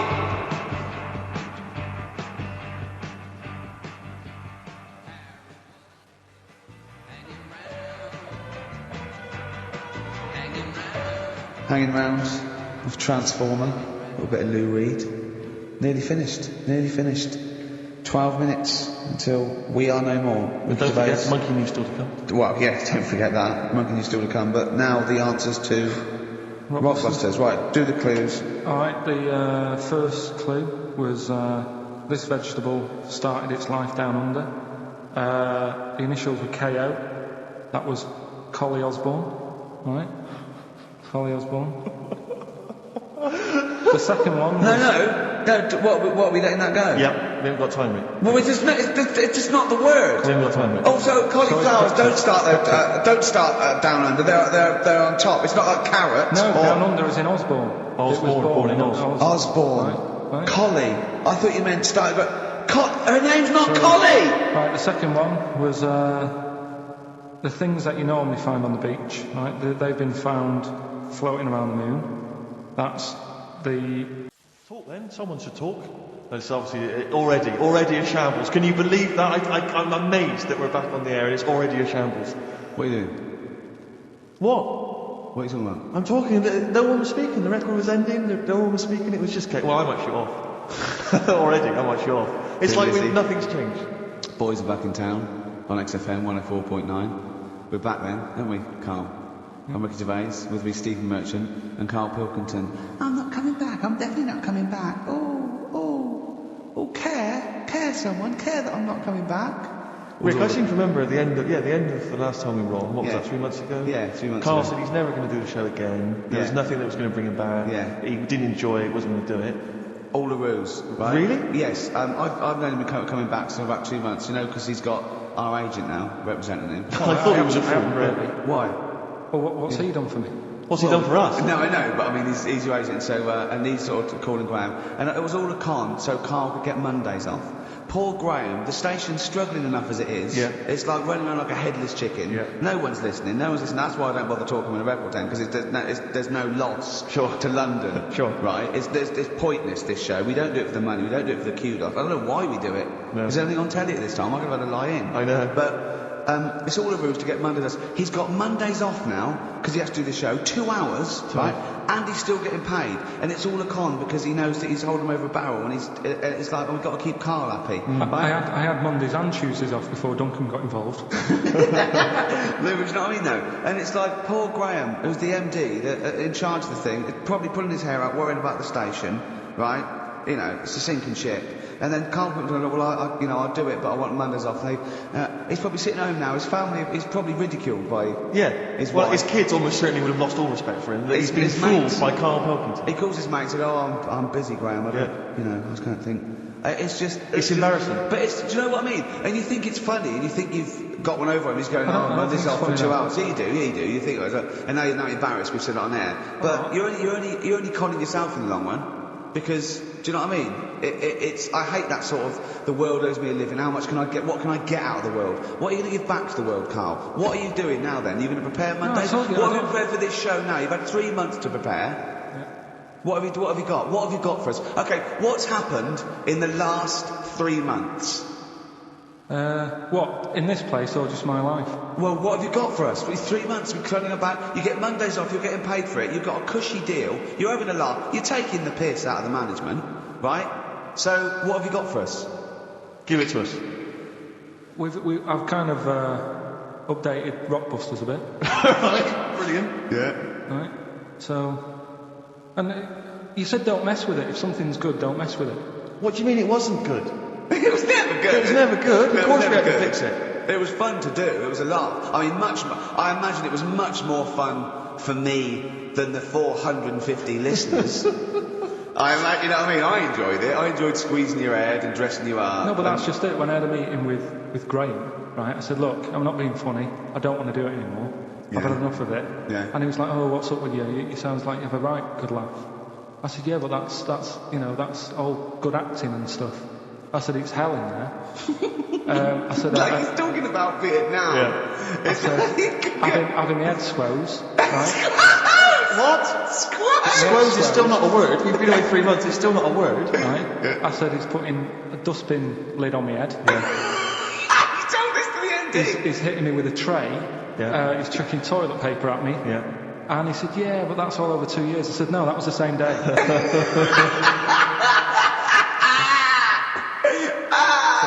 Okay then, what has changed in 3 months? They're listening, they've been listening for 6 minutes now. Come on, give us something. Bit of Nickelback. What's happened? 3 days, play around with 3 months. What, in my life? Or here? Nothing's happened there, nothing's changed there. Right. But, I don't know, do you know last time we were on? Yeah. Right? And I was telling you about the woman over the road, where I live. The one that walks around naked? There's a woman who walks about the flat naked, This right? is when Karl was watching a woman naked, then she saw him looking, so what he did, this is the genius he did to get out of this, he pulled his pants down, so he was naked too. His girlfriend comes in and goes, Karl, what are you doing? He went, I can't tell you now, but don't look out the window. Yeah, go on, sorry. That woman, she's bought some blinds.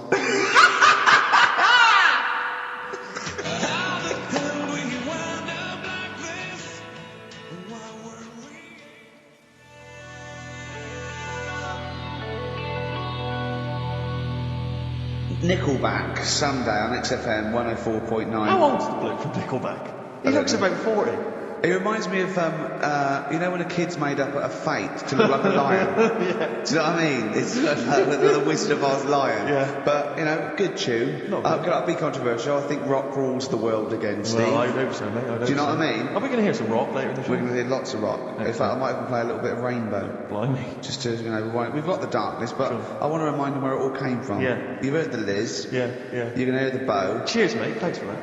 No, just hype it.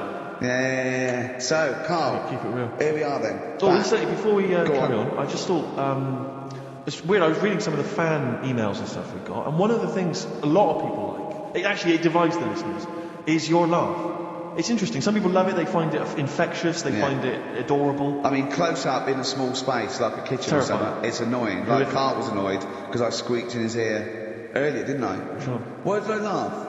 You were on the toilet? I think I squeezed his head again, didn't I? And he said, no, it's not 1 o'clock He doesn't yet. like disclosing. The disclosing head. But it's the disclosing one. The funny thing is, right, we were out a few weeks ago with a mate of mine, right, and he went to squeeze my head, right, give it a squoze. Sure. And I was like, don't do that, you know, don't like it, right? And Ricky said to me, mate, yeah, he doesn't like having his head squoze. As if it's like Marmite. As if some people love it, and some people hate it. Sure. Okay. Well, anyway, there was a little taster of the laugh. That was more the kind of deep throaty laugh, the belly laugh. But there's that kind of high-pitched squeak that you do. Well, I've got to get air out quickly because I'm going to burst. Sometimes I laugh so much that my liver and all my they try and get out of it. So I have to get it out really fast, like a siren. Right. Do you know what I mean? Is that how you explain the fact that you're quite fat? Yeah, that's just laughing waiting to come out. Every time you laugh, you become a svelte young thing, like Brett Anderson. Oh dear. Well, anyway, it reminded me of the game that you and I used to play in our very early days of XFM, when it was literally Make Ricky Gervais laugh. Make Ricky Gervais laugh, which was a great game. I remember the first one. It was that fella drinking a pint of beer. Yeah. I remember the very first time. I tell you what, it's not great. Ant and Dec do it now. They actually. It's very similar to Make Ricky Laugh. It's called Make Ant Laugh. Interesting. So many of our great ideas have been stolen. Yeah. Or stoled. Stoled, yeah. Anyway, I was looking through the paper in the week, and there was a picture which which I think might be a Ricky Gervais, Make Ricky Gervais laugh. I don't know. Again, obviously, it doesn't really work for the listeners at home, but I'll try and do my best to describe it. Can we stop saying my name because it's like a Dave Gorman project? Can we just stop? It's getting. Let's say a word often if it doesn't mean anything. Yeah.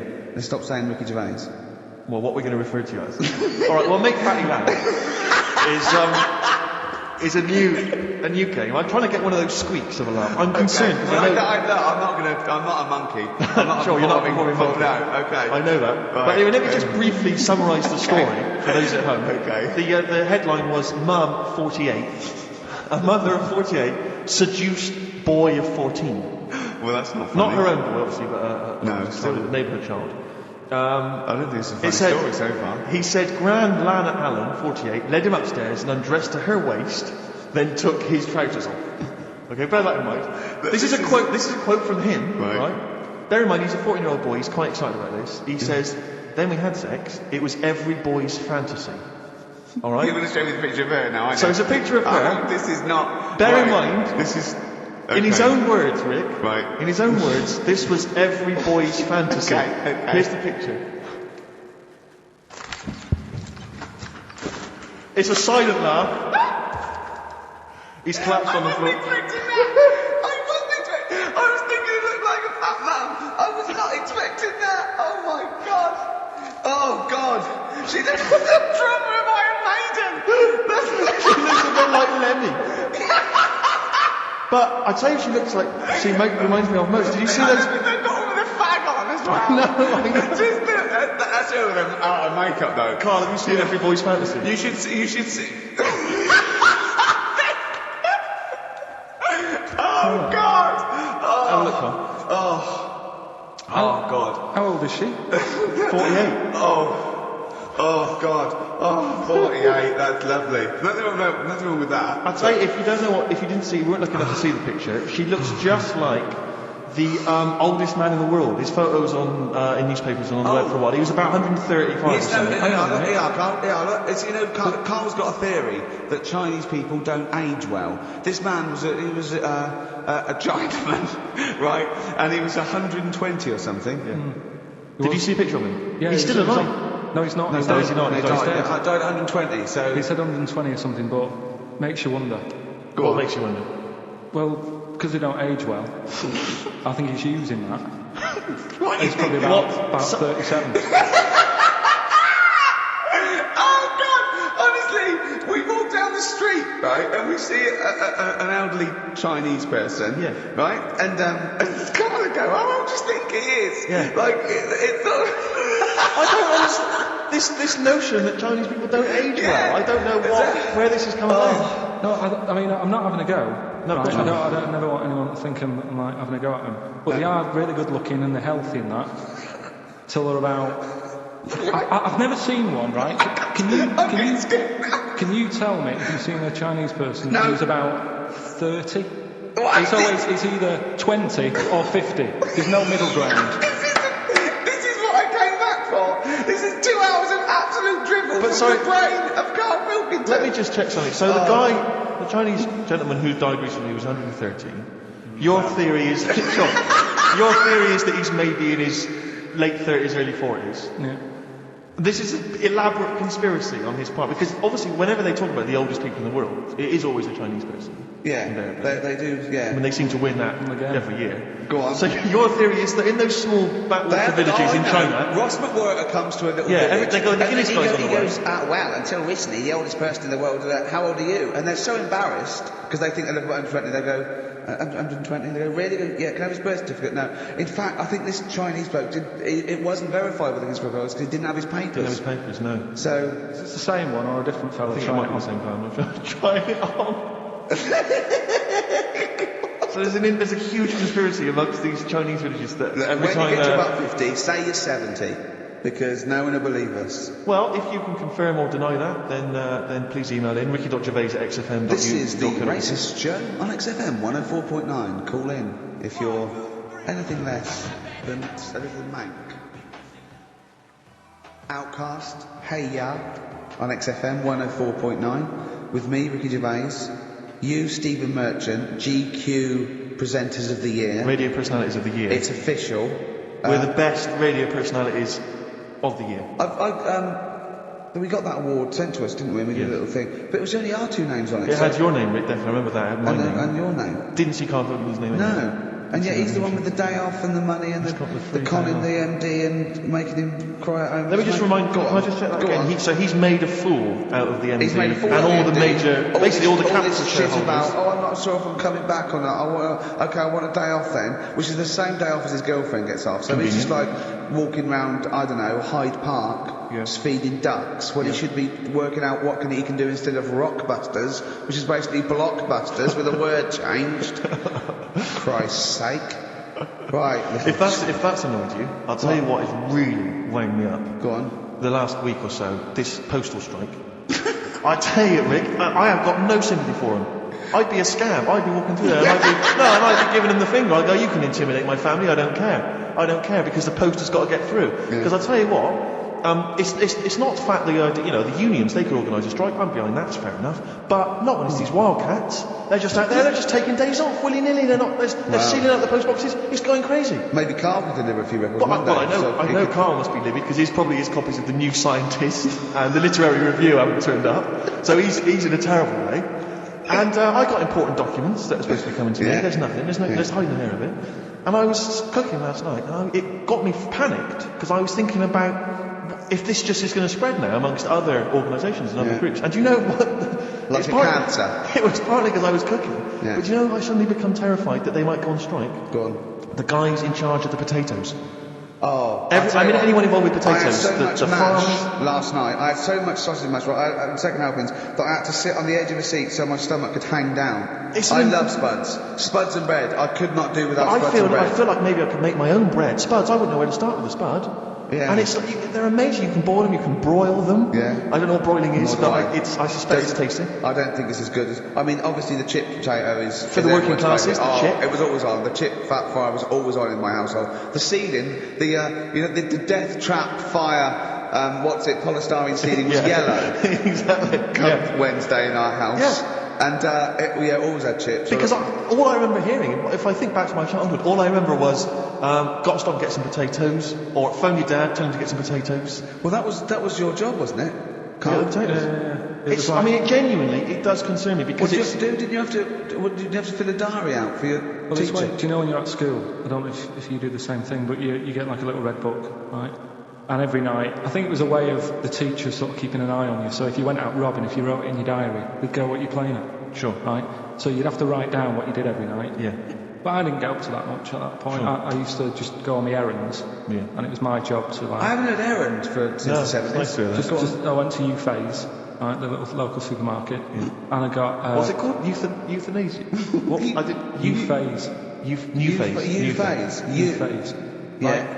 H-U-G-H, Gervais. Oh, Gervais' his name. Yeah. And I just had to get like a bag of potatoes. Of course you did, yeah. And a loaf. Staple. So I used to put that in my diary every day, and it got to a point when like even the teachers were like, just make something up. Yeah.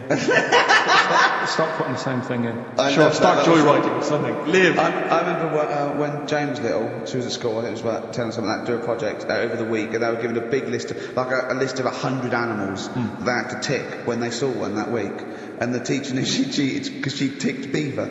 So she was trying to win and get it, as you knew. Unless it was Susie Dibblethwaite's beaver. I don't the school slut. I don't know, maybe.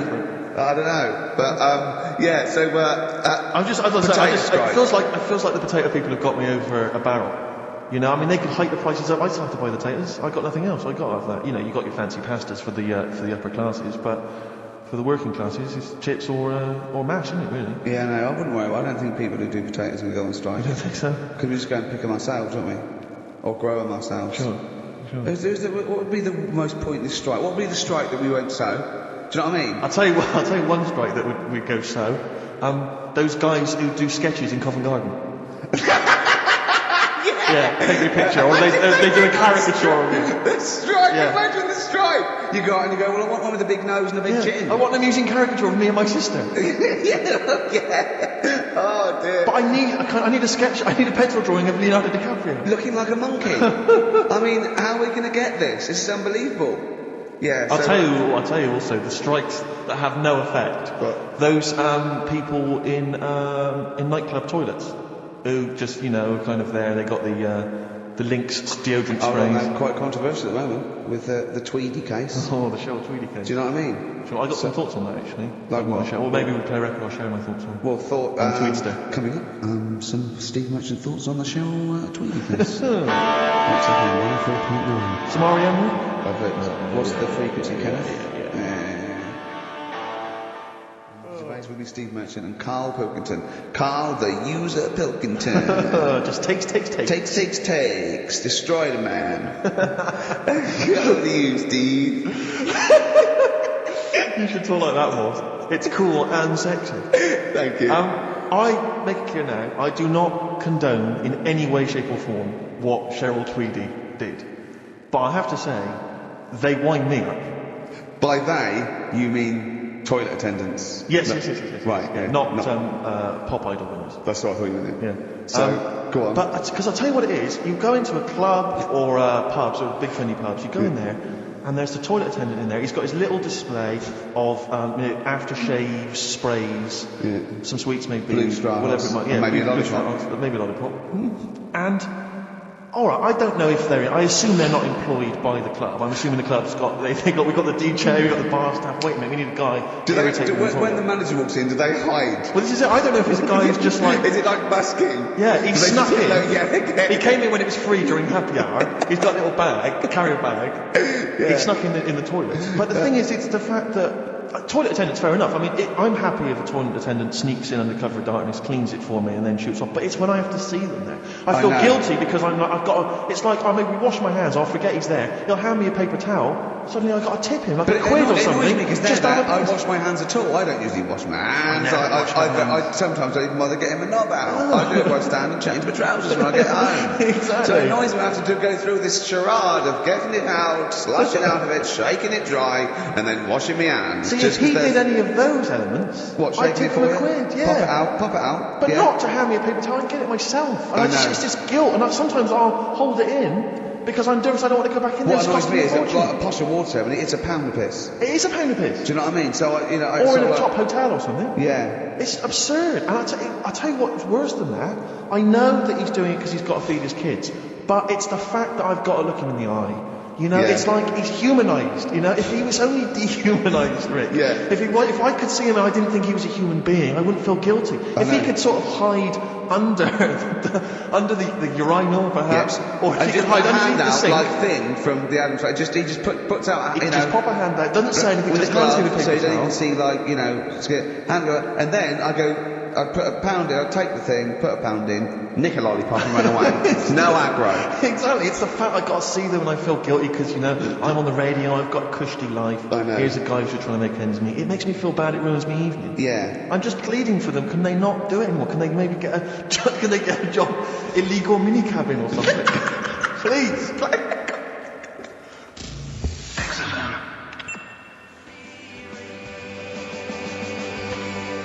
Born Again, Star Sailor on XFM 104.9. We're back. It's the 1st of November. Ricky Gervais, Steve Merchant, Karl Pilkington. It's the same old email address if people want to get in touch. ricky.gervais@xfm.co.uk. We've had a couple of emails, Rick. Someone, actually Ian, he's emailed in. He said that because of the blinking postman, it's his wife's birthday today. She's had no cards or presents, presumably because she's got no friends, but also because of the postal strike. But you won't be able to use that excuse for Suzanne's birthday again, because she knows that the postal strike won't be on around that time.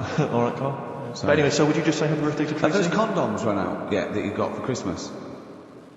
Carl? Still got them. Have you? Just say happy birthday to Tracy. Happy birthday, Tracy. And hello to Aidan, who's phoned in to let us know he's actually listening in Northern Ireland. So we've gone international. Sure. Now there's also a questionnaire has been sent in by Ruth Chamberlain at Cordwainers College. Cordwainers College? Seems weird. Cordwainers? It used to, it's either used to be a poly or a laundrette. I think it's, Anyway, it's something that she's doing for, she's studying product design for the fashion industry. And anyway, she's got some questionnaire. And we're too busy and important to fill out the questionnaire. But we thought maybe you could answer it, Carl. Look, he's yawning, he's looking round. He's only got to do 2 hours and he gets a whole day off and he's getting paid for it. Do something, Carl. Be grateful. You've probably ruined a man's career. He's been ridiculed now for doing this, that you're so weak, where he should have squozed your head and kicked you out of the building. So let's have a little bit of effort. You've only got an hour and a quarter to do, then you get 2 days off, alright? Right, Carl, it's a questionnaire about happiness. Oh, yeah. There's one person... Well, that should answer it right there. The first question, Carl, on a happy scale of 1 to 10, where are you on the happy scale? Is it at this moment or in general? Well, I would say generally. Okay. Yeah, but you don't always have to I think I'm happy in that, but I don't always show it. You never show it? No, but it doesn't mean I'm not happy in that. I'm all right at the moment. I'd say I'm probably on about an 8. I was probably on about a 9 when I woke up, right? And then sort of fell out with Suzanne over a haircut. Yeah. Right. She went for a haircut and came back with something that I didn't like. Sorry, what did you say? So when your girlfriend walked to the door, she had her hair done, you said, I don't like it. Alright? You could tell by the look on my face. But don't you say, no, I'm happy with it, I just can't tell. I'm loving it. Because then she might have it done again. Oh, Carl, I just cannot get over you. I really can't. No, but you haven't seen it. Right? So then I was fed up. But then I thought... Sorry, what authority have you got to talk about haircuts? Yeah, you had officially from a barber in Manchester above a railway station in a shack, it was £2 a cut, told you had the hair of a Chinaman. Well, you wish you had the hair of a Chinaman now, you've got no hair. You're a little bald man with your mouth open, so don't... Is she listening to this, Suzanne? Sitting at home with a woolly hat on? I don't know. But she knows now, doesn't she? What did you say? What would you do about it, I just said you look like someone out of Slade. Interestingly, that's what I look for in a girlfriend. Oh, God. Which one, Slade? Well, that one with the funny... Not Dave Hill. Yeah. The one with the crooked fringe and the goofy... She had her teeth done as well, did she? She had 2 front teeth put in. Dumper. So anyway, I'm So prior to that, you're on a 9. Then you saw the haircut, you're on an 8. Yeah. Yeah. And Now then, what are you I'm probably on about a 6 at the moment. Why? What's happened? Well, while Star Sailor was on, a bit more head squeezing going on. So, yeah, about a 5 or 6. So generally speaking, what would you say you're on? About a 4. You're on a 4. Alright. What would you give someone who wasn't very happy? What would you give them? What are you thinking, Carl? Depends why they're not happy. They're low, okay, so what would you give them? I mean, yeah, depends, doesn't it? If it's someone who's just lost their arms and legs in an accident, you don't give them a lollipop. Sure, or some mittens. Yeah. You give them a hat. Yeah. Yeah. And dare I say it, a smile. A skateboard. Yeah. Yeah. I don't know. You don't know? You've got to answer the question. Alright, so hang on, let's assume that you've upset your girlfriend because you slagged off her haircut. What are you doing now to go and make her happy? How are you going to cheer her up? And not buy her a baseball cap. I don't know yet. I haven't thought about it because I've got this to sort out. So when I get home, get some gel or something. Christ. Okay, alright, just name something that always puts a smile on your face, Carl. It always cheers you up. If you're feeling a bit blue, it always cheers you up. A monkey, innit? Learning something. Right. That's a bit weird. I love the qualifier. No, I think it was 2 different sentences. I think it was learning something. That's a bit weird. Yeah. Learning something that's a bit weird. Okay, and finally, if you could have something to make you happy, what would it be? Little chimp, wouldn't it? Little chimp in a suit. Well, don't answer for me. Don't put words into it. You can have anything you want. It will cheer you up and make you happy. What would it be? You can't say a skin of titanium. It's got to be something possible. Yeah. X-ray vision. No. What would you have? It can be conceptual. It could be world peace. It doesn't have to be, a new watch. Someone else wish for that. Sure. It'd be a waste. Yeah. Why should you do it? And then someone else gets a nice new watch and there's world peace. Exactly. You're walking round, it's nice and peace, but you know what time it is. He's swanning round, he's got a lovely new watch, and there's no threat of him being bombed. Exactly. I'm quite happy the way I am, really. I don't really want. Are you really? But you're on a 4. Yeah, you're on a happy scale of 4. Yeah, you're on a 4. Surely you want to get to 10. Surely the point of life is to be on 10. Yeah, but what's a 10? Do you know what I mean? No. What's a 10? Contentment, absolute contentment, joy Bliss. in your heart, inwardly and outwardly. Not walking around with a little round mank head with your mouth open going, what's the point of that? I've done it once. Is that why you've still got all the condoms? I've done it once. What's the point of that?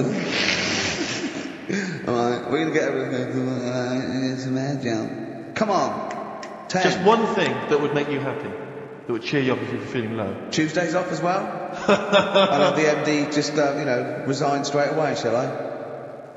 I honestly don't know what would make me happy just like that. Because I am happy. I know you say I'm fed up and that. Do you know? He said he wouldn't want to be too rich. He said because if I was too rich, then Suzanne would say, "Let's go around the world." He said he wants to be rich enough so they're happy in that they got their bathroom in, but they still can't afford any more holidays a year. Think of that wish. Think of that capping your wishes. Yeah. Do you know what I mean? Putting a ceiling on your ambition. I love it. It's genius. Look at his face. Play a record. It's like if you'd won that ticket round Charlie's Chocolate Factory and he'd said, actually, Carl, I want you to take over the factory. It was a test. You'd have said, I just wanted to look around the chocolate factory. Yeah. I'm happy to go back and live. No, he'd have said, I'll work it, but I'm not working Mondays. Play a record. Imagine giving a chocolate factory to a kid. I know. Idiot. Give it to the fat one at least. He'd enjoy it more.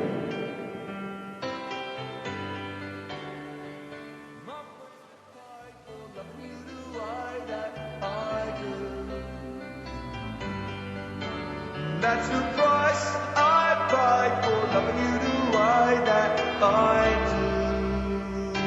Beautiful.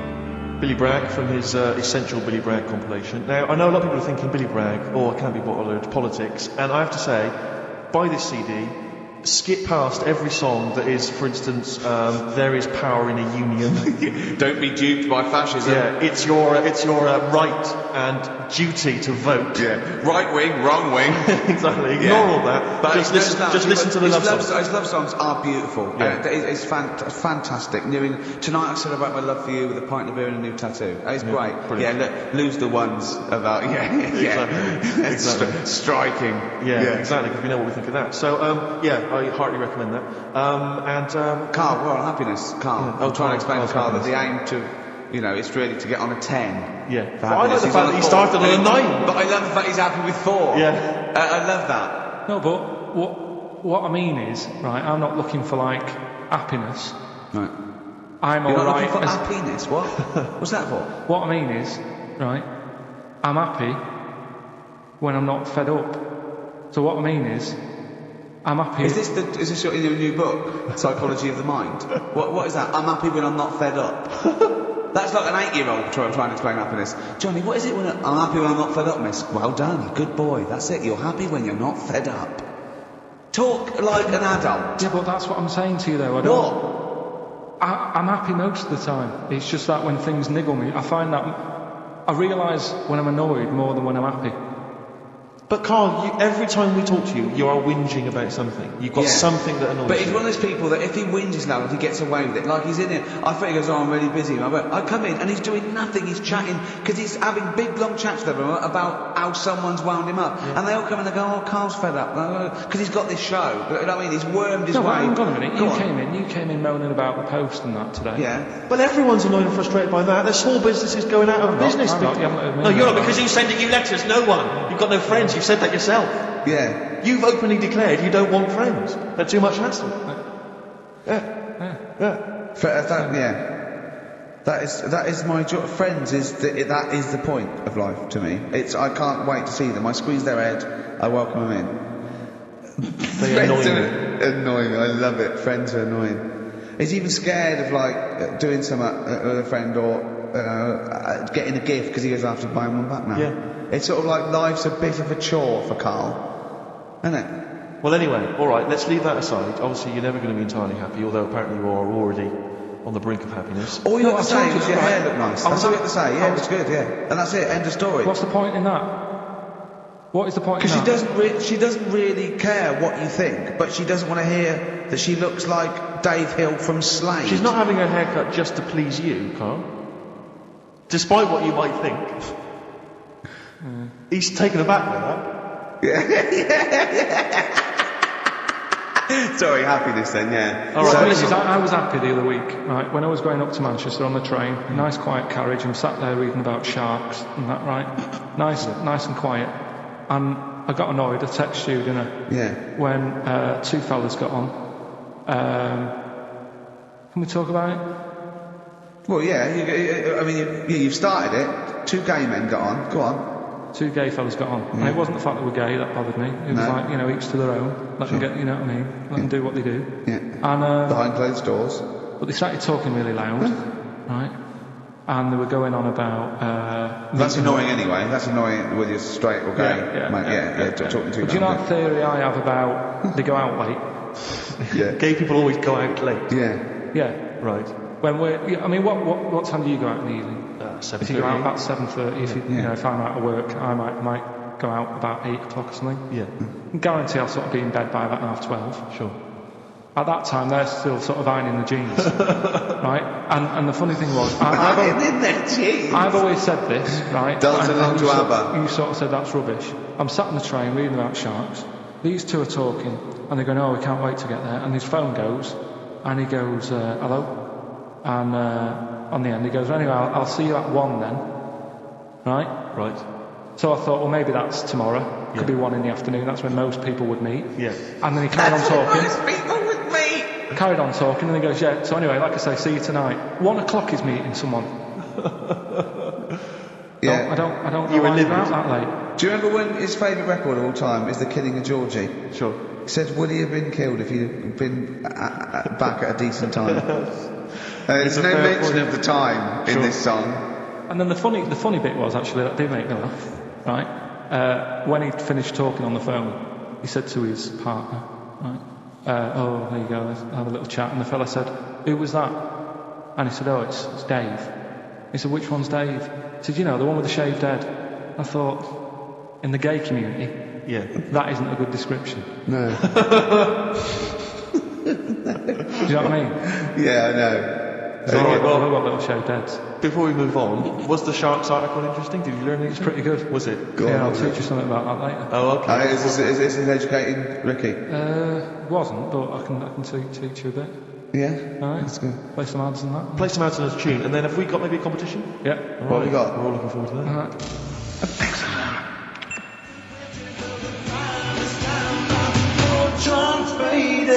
Fortune Faded. Red Hot Chili Peppers and XFM 104.9. I'm Ricky Gervais, with me Steve Merchant and Karl Pilkington. Back for 2 hours a day, then a Monday off. Conning the management, baby, and sending this station spiraling down into the depths for his greed and selfishness. Yes. Okay. We were talking earlier about things that happened when we were away.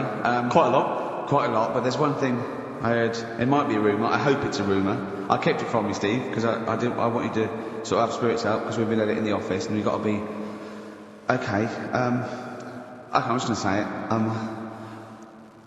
I think Shed 7 have split up. Sorry, I didn't... Shed 7 have split up.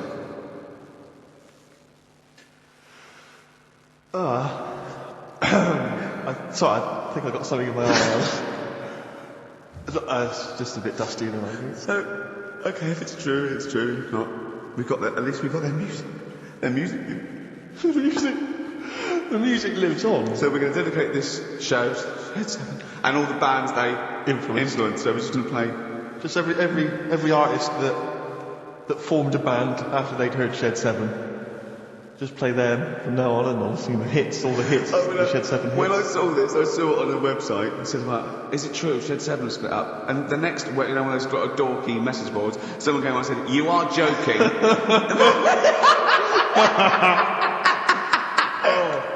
Oh dear, what else? I just pray that it is just a rumour. It's just a rumour, yeah. Just to call in if it's true. Well, no, call in yourself. If Shed's listening, and he's not busy, he's got Mondays off now. Call in and say what was the split all about. Tell you what I read about. Sharks, monkeys, or jellyfish? It's 10 past, isn't it? We haven't done a little bit of knob news. No, we haven't done knob news, no. But it's been 3 months. It's been 3 months coming. There's this thing. I don't know the full story. I don't know how it happened, right? But little Russian fella. Yeah. He was sort of emptying his bladder, right? And somehow electrocuted himself. Right. And sort of did a bit of damage. How did he slashed I don't onto know, some live wires or something like that. So did anyway, it damage to himself or to an electric fire or something? No, to himself. To himself. Yeah. And so the doctor did slip and curling tongs went up his arse when he was supposed to, because that's happened a lot. Yeah, we've all shoved the old curling tongs up the arse when we're having a piss. Right. So I can't even be bothered. No, go on. No, we're interested. We're interested. You can't be bothered. You get Mondays off. Do some work. Right. So anyway, so the doctor says, it's not looking good. We'll have to take that off. What? And he's like, Knobectomy? Yeah. Really? But the funny thing is, right? Nothing funny about that. They've done. You're doing your head in.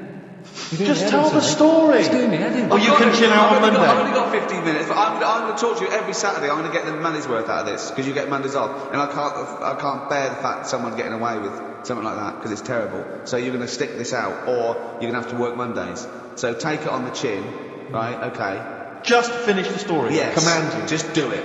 Anyway, so he said, will you be able to sort me a little knob out? A prosthetic knob? Yeah. But they put him out for the operation. Yeah. He woke up. Yeah. Right, and he's thinking, thank God that's over and done with. They've only grown it on his arm. What are you talking about? You twat. Shut the... You're an idiot. What do you mean they've grown it on his arm? Apparently, that's the way they do it. Oh, yeah, but to then put it on... That wasn't a mistake. It wasn't doctor going, did it go there? Some bloke I didn't do a degree. Are you a real doctor? Yeah. Why Why put it there? Because it's got to grow. It's got a graph there, so they can control it. So the skin tissue.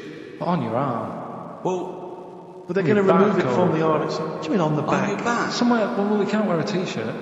Yeah, but you could. He's in hospital. But this way, you can still have a little tug, can't he? But they'll leave it there for quite a bit. It's not. Do you know what I mean? It's not going to be like, oh, it's just there for a few days. Yeah. It's there for a bit. That's not good, is it? So he's got a cock on his arm. Yeah. What's up with that? What do you mean? What's up with that? Well, I mean, you could say it's a thumb or something, couldn't he? Yeah. But they remove it. Be good for hitching. If you had a knob instead of a thumb and you went hitchhiking, just tickle it. They could see it like a mile down the road, couldn't they? Boasting. Yeah. If I'd lost my knob, I'd go, I'm not going to have all that stuff. Just whack a pair of tits on me. Do you know what I mean? I think, just forget it. But why not just put it where it should be straight away instead of messing about? Where should it be straight away? You know. On the forehead. Listen, are we doing a competition? Let's play a tune. Come on, you can't be bothered. Right, okay, we're going to scrap this and you're going to work Mondays again.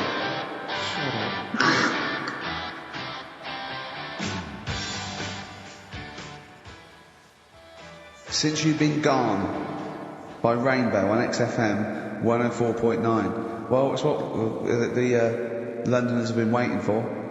It's Rockbusters, isn't it, Carl? Well, it's not Rockbusters. It's something we've done. It's a bit like Rockbusters, but it's been tweaked. Brilliant. Right? So remember that it's done with sound effects and that. Oh, God. Really?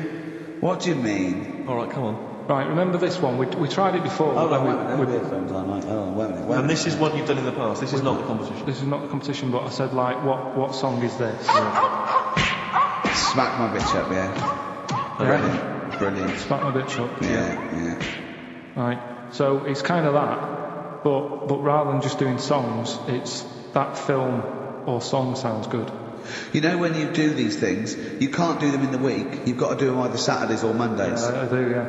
Well, I'm going to check on that because that really annoyed me. Because it's been done, so it doesn't really. You don't have to worry about it when it gets done, do you? Because it's done. So. Well, yeah, but I don't want you taking time out of things you should be doing at work. You're already weaseling way out. XFM's going down the tube, and you're taking the piss left, right, and centre.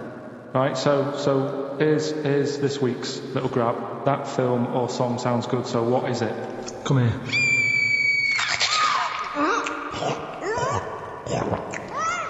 I'm well happy now I've had that. What? Right? It's a film or a song title, is it? No, it's a film or a song. What do you Forget mean? that. It's a film. What are you talking about? That must take you 3 minutes. I did not on a Tuesday though, because that's cutting into precious time. Have you seen how long a trial takes him? About 30 minutes. And Let's just concentrate for a second. Okay, right. It's a film. This is a film title. The title of a film. Yeah. Play it again. Come here.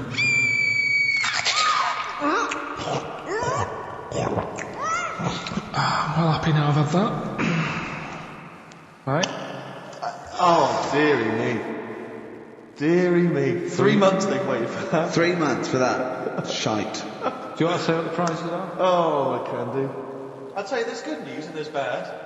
I don't know, I think maybe this is what people think of Karl's quizzes. This is the respect they show us. Because you know that the various companies, they'll send you product which you can include in competitions. It's a promotional tool. Yeah. They've sent us I'm Alan Partridge, Series 2, and Fawlty Towers, the complete series. Brilliant. On VHS. I mean, who's got a video player anymore, Karl? It's for losers and the working classes. Yeah, for up north. They still sell them up north, I think. Thankfully. In market stores. It's been redeemed. I mean, I wonder how we got hold of that. Yeah. Yeah, the Office Series 2 on DVD. That was a nightmare getting hold of that one. The best album in the world ever. It's got stuff on there. Super Furry Animals is on there. Supergrass, Gold Frap. And also the best of the Boomtown Rats, which is not bad. And a couple of Teachers DVDs. So some good stuff there amongst the VHSs. And you can win all of those treats by identifying this film. Oh, God. Come here.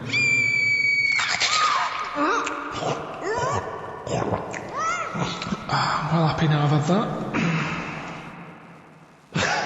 Email Emily, we don't want to actually speak to you. ricky.gervais@xfm.co.uk. I'm sorry if that's brought you down. It's made us feel Can I bad. just say something? What's the phone number, Carl? 08700 800 1234. 08700 800 1234. Call up for no reason because I want Carl to answer the phone. He hates doing it. So call up and talk to Carl. Ask him anything you want. Just talk to him. Okay? Right. Answer the phone. They're going mad.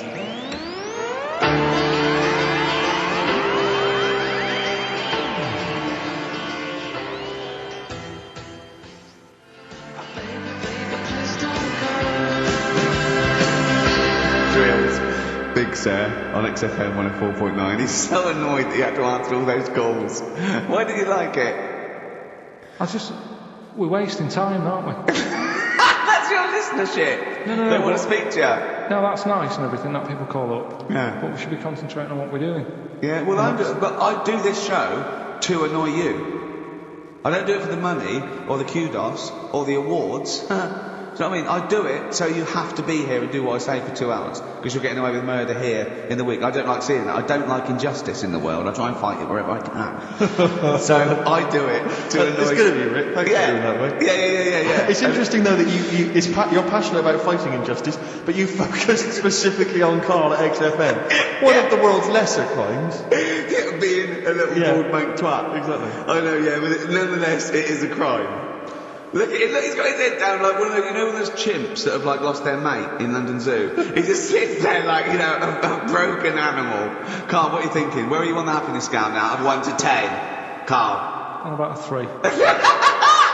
Go on, Steve, what are you going to do? Well, we were talking earlier about stuff that happened while we've been away. We don't talk. I haven't been this upset since Skunk and Nancy broke up. Yeah, I know. Cheryl Tweedy. Tweedster. Done the Tweedster.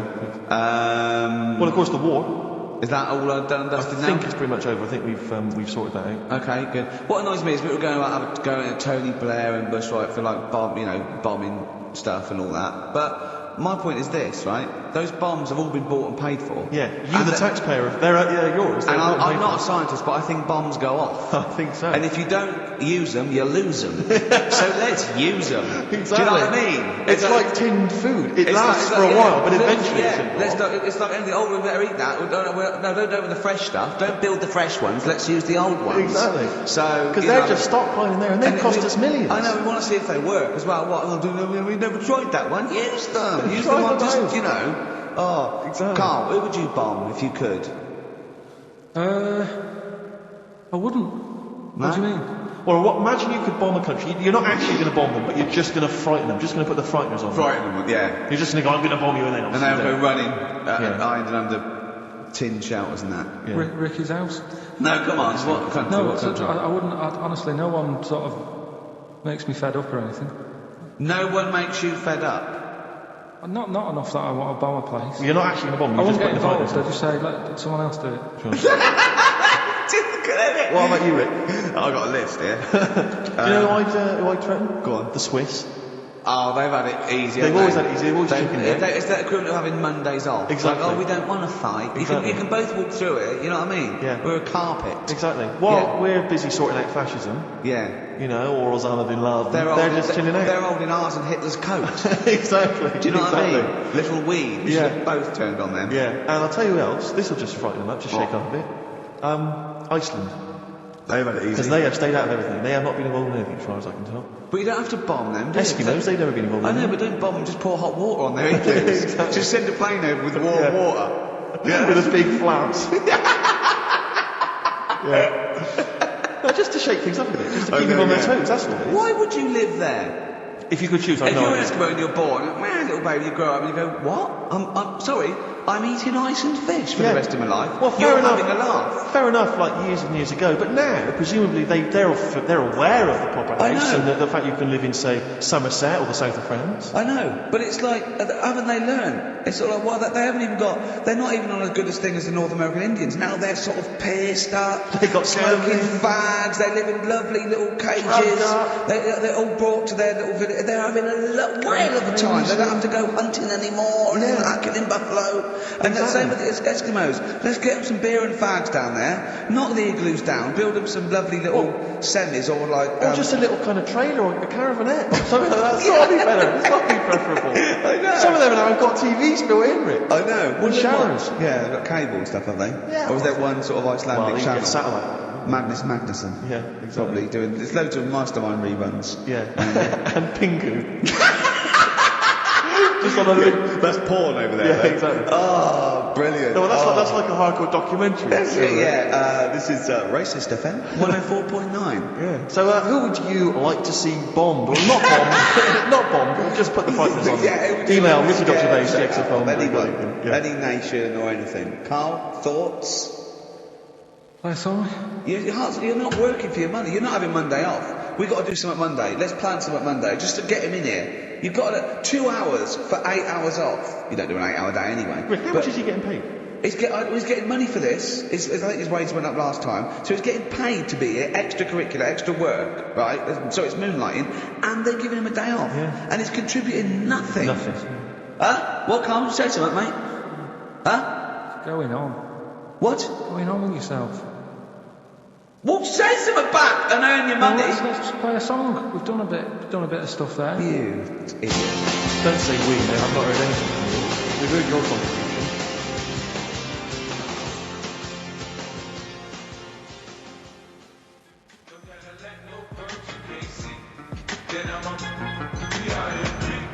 BIMP, 50 Cent on XFM 104.9. Me, Ricky Gervais.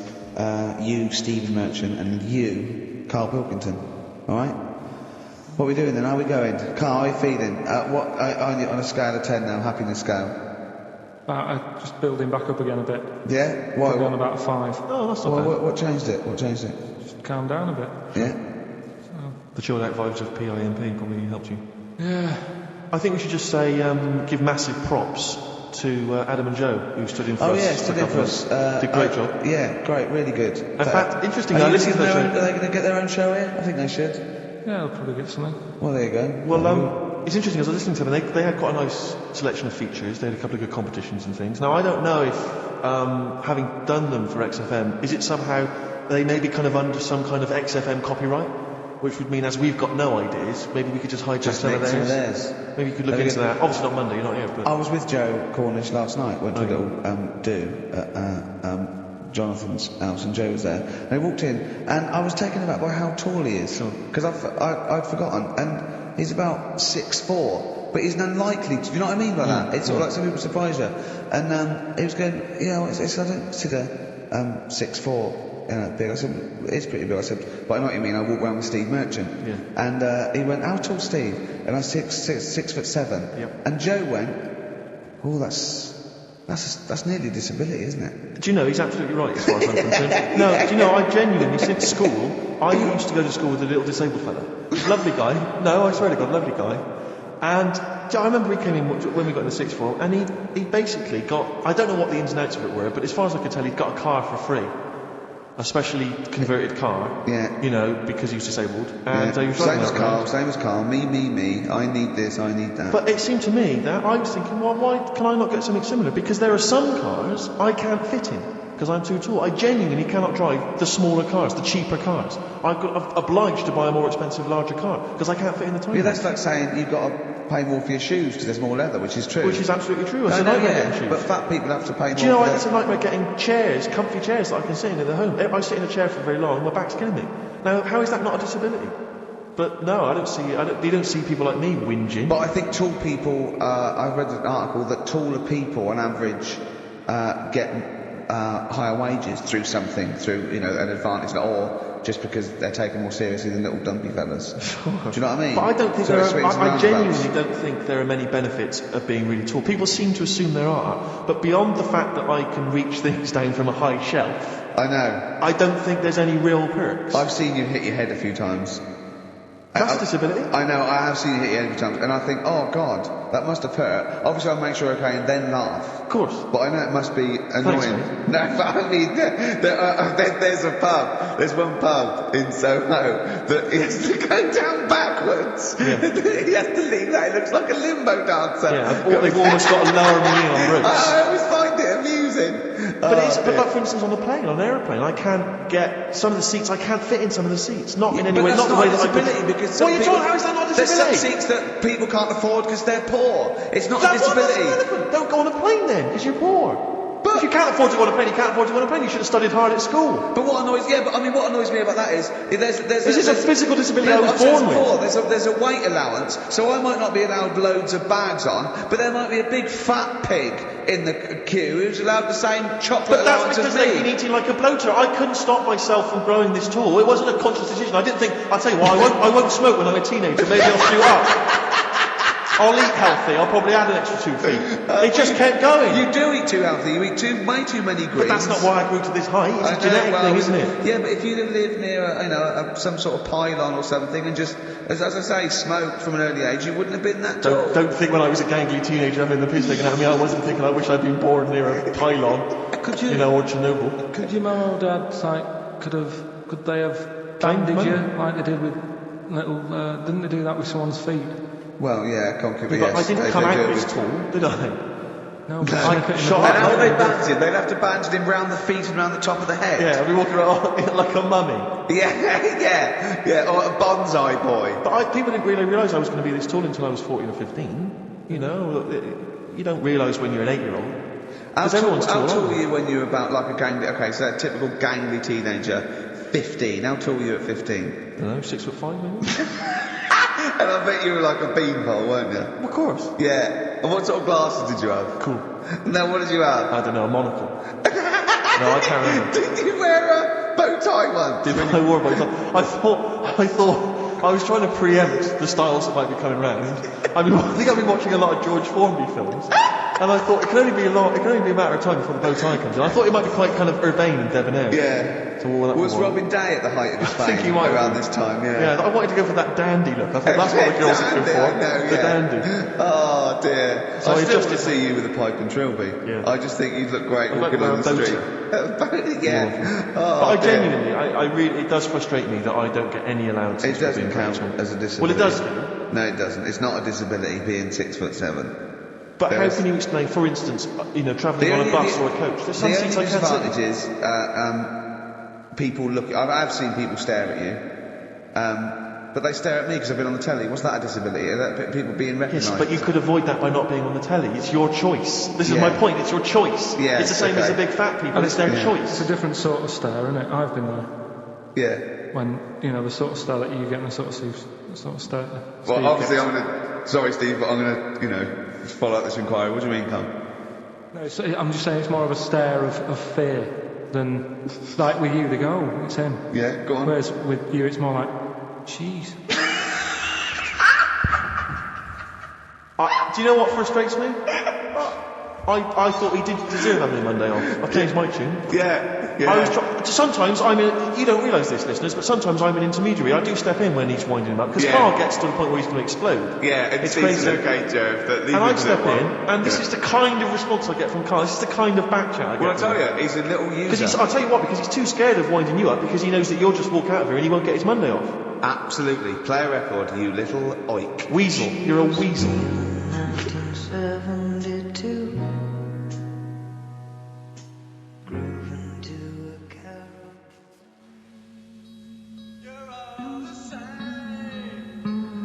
Joe Jackson, Different for Girls on XFM 104.9. Ricky Gervais, Steve Merchant, Karl Pilkington. He's annoying me now because he's got a day off and he's got 2 hours and he's miserable. He's not even doing anything for the show. It really annoys me. Well, hang on, wait a minute. What? You've forgotten his brilliant film quiz. Yeah, He's contributed that. that he probably did during the week. Well, Do you know what I mean?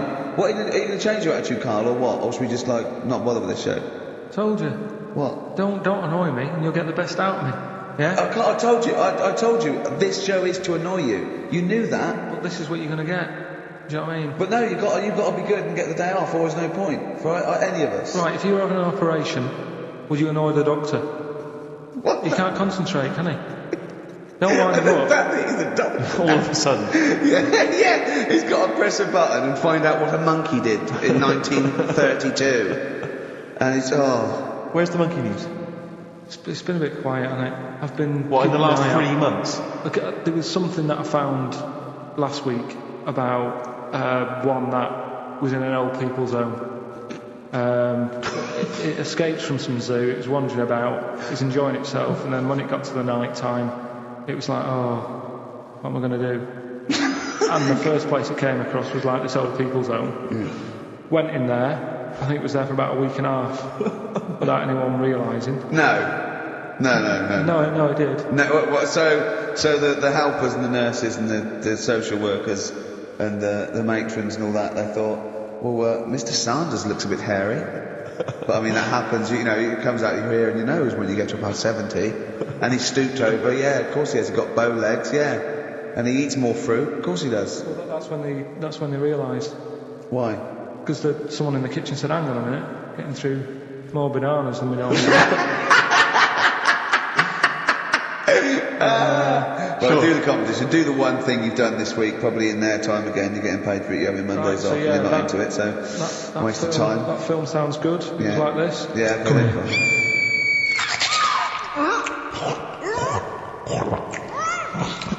Well happy now I've had that. Hurry up. Right. So that's a bit of a cryptic clue. Yeah. Someone eating this woman, and he's happy that he's had that. Yeah, go on. Yeah. That was Gladiator. So. Who wins? A couple of people sent in Hannibal, which would still work. Yeah. And someone else sent in Maneater, which I suppose works. Although he did put the thing in about I'm well happy, glad. Yeah, I know. I know it's not. It's not worth the. I know. 100 quid he gets from this and a day off. No. Well, Eva, who got the answer right. Eva, who got the answer right. Well done to her. I'm going to give her the prizes. She said that she'd heard this before on Christine O'Connell's show. This is really annoying. Right, that's it. You're going to do something, or we're going to stop this and you have to work Mondays again. Because you are taking the piss out of me, you're taking the piss out of Graham, and you're taking the piss out of London. I'll see you next week, and you can change your attitude.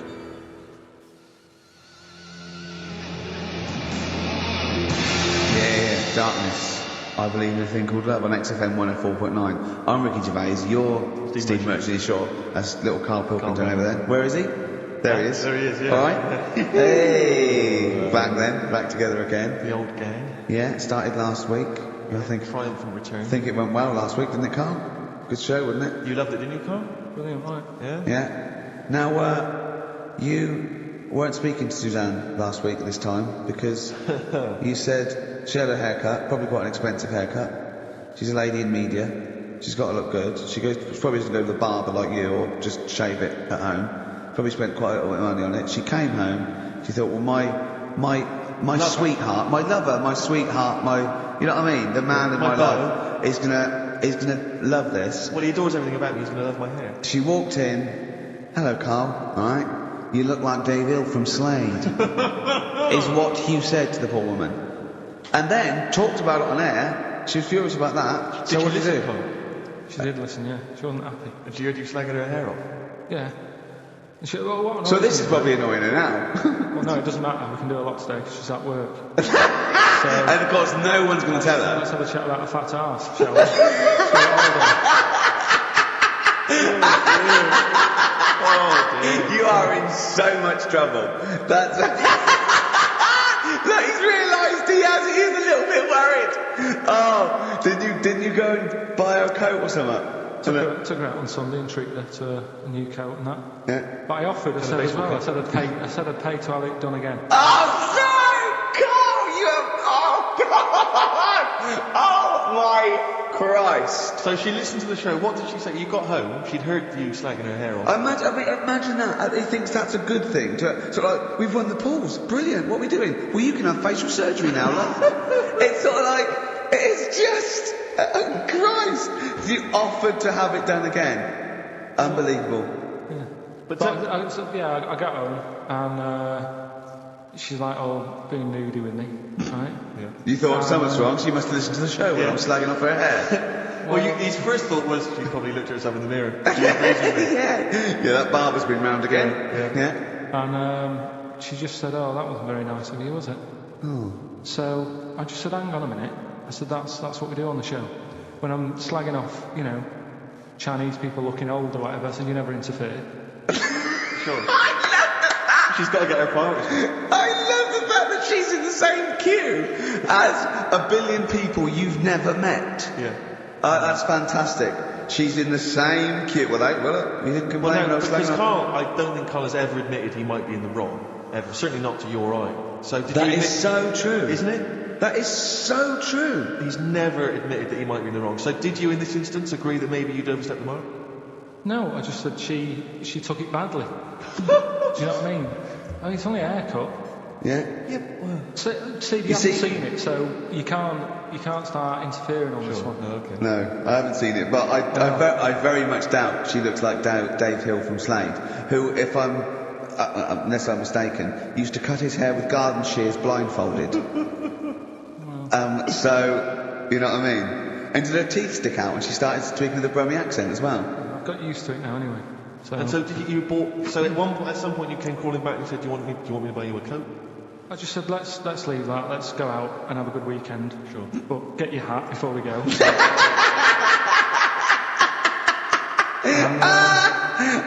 God! Treat it in your coat and that. It's a nice coat, so people will look at that rather than looking at the head. So what does it do? Flash? It's got obscenities across the back. If anyone who knows Karl's girlfriend is listening, tell her. And maybe you're a work colleague and you're listening to the show. Because I think this is terrible. Get her to phone him now. Get her to phone him now. I mean, get her to phone on the XFM number. What's the fat ass complaint line? Because you are in deep shite.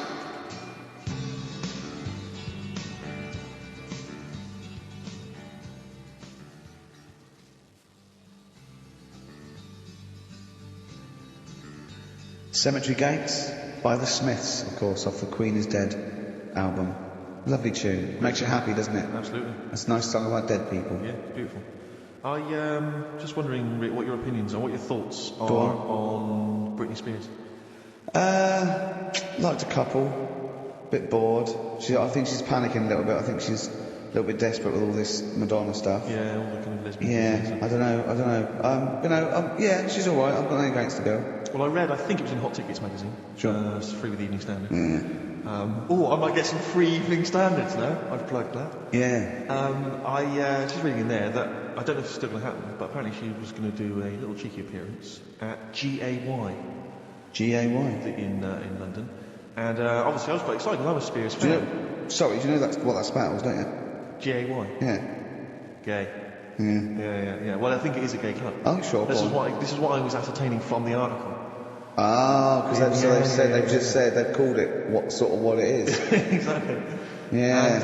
And apparently she was going to be previewing some of her new album live on stage at GA1. And that's an intimate venue. Normally you'd have to see someone like Spears, probably at Wembley Arena, something like that. I'm thinking I'm a Spears fan. Get a couple of the gang together. Yeah. For the lads. Exactly. Yeah. Cruise down there. Yeah. But then I read on in the article that apparently the doorman at GAY were only going to let in regulars. And the way they were going to ascertain if you were a regular was by asking a series of questions at the door. What, test me if you're really... No, I don't know if the questions would be about the interior of GAY. Or the interior of someone else. Yeah. Or just general kind of... Like, what do you reckon you'd have passed the... Well, that's what so you'd have had to pretend to be... GAY to get in to see Spears. Now you say gay on the radio? Yeah, I think so. Yeah. There's irony, isn't it? So you're pretending to be gay to get into a club to see a bird that you like. Yeah. I'll give you a little quick test. Right. Shall I? All right. Sorry, what's your name, mate? Paolo. All right, Paolo. Yeah. You haven't done a lot with your hair. You just sort of let it grow out. I mean, would you be putting product on a bit later? Because I mean, you don't look very. You look sort of quite masculine, quite. Yeah, well, sort of like you didn't care, like you have no care about how you look, like you were. Normally it would be shaved. Oh, okay. Yeah. Well, we'd say normally that looks about like 3 months growth there. Why haven't you? I've been ill. Nothing serious? Nothing serious. Okay. No, that's why I let it grow. So it's grown. Okay. Yeah. So what time would you normally be going out then? Normally I'd go out about I'd go out about 8ish. 8 o'clock in the evening you go? No. Because that sounds a bit early. That's what. No, I'd go out about 3 in the morning normally. Right. So I thought it was. Yeah. Okay. Right. So that's right. Yeah. Where'd you go? Down sort of. Compton Street for a coffee and then onto GAY with your little shaved head. Okay. Well, you're doing fine. Sounding pretty good. Can I just ask you one final question? 20 bender points? Oh, it's 20 bender points. I'm just going to let you in. Okay. I'm just going to tell the guys to let you in. But I've just one more question. Yeah. Do you prefer knobs or tits, Paolo? Knobs. Knobs, you love knobs, do you? Can't get enough knobs. So you hate tits, I assume? You hate tits, do you? Yes. Okay. What? Even Liza Minnelli's? I don't know what to say. I love hers. But not in a straight way. So okay. So you love knobs more than tits, right? Okay. In you go. Thanks very much. You know Britney's on, do you? Oh, she's so sexy. Oh. See, that's what gave me away. You've got a great escape. It's just the last. Yeah. You just. Well, I think you're probably a bit bi. Right. Yeah, okay. But I mean, go in anyway. Thanks very much. Okay, the drinks are quite expensive. No problem. Pop your shirt off, will you? Hey, Outcast on XFM 104.9. I'm Ricky Gervais, Steve Merchant, Karl Pilkington. You alright, Karl? Yeah, not bad. Yeah? Just, when you were talking just now about, like the gay stuff. Yeah. Right, I don't know if you saw the thing the other week about the fella who's on that quiz show. Who? Sort of. Oh, right, okay. Gay fella, straight, sort of man, woman. What are you talking about? Tell me what did you see? Tell me what you saw. This is like a kid come running in and he's seeing something frightening. It could be an alien, could be a ghost, could be a paedophile, and you've got to get exactly what actually saw out of him. Right, what did you actually see? It's just this fella who's a woman. Right. Right, okay, right, try and talk like a human being. Right. It's a quiz show that's coming on the telly. And it's this woman. Right, is it a fella who's a woman, or is it a woman? A bit of both, that's why I'm talking about it. But what do you mean? Is it a pre-op? Is it a transsexual, a transvestite? Is it a ladyboy? Is it an hermaphrodite? What is it? Well, tell me. I'm telling you. It's a woman. Well, it's a man. Forget it. Listen. Play a record. No, listen. Come on. What? It is a man. He is a man. Well... It's a TV programme where they've got this... Transvestite or television? It is a transvestite, yeah. So... But the problem is... I'll tell you, just because you don't know about it, the programme is... I don't know, I still don't know about it. I don't know anything about it. Still, I don't know. Is that woman, man, woman, man, woman, TV programme, look, TV. No, it's a man who is now sort of half a woman. And... A man who is now half a woman? No, well, this is what's weird about it. He's got the top half... But not the bottom half. What do you mean? He's got breasts and a wig, but he's still got his boys downstairs. His caps and the boys are still there in his wife fronts, but upstairs he's got a lovely pair of dumplings. Why do that?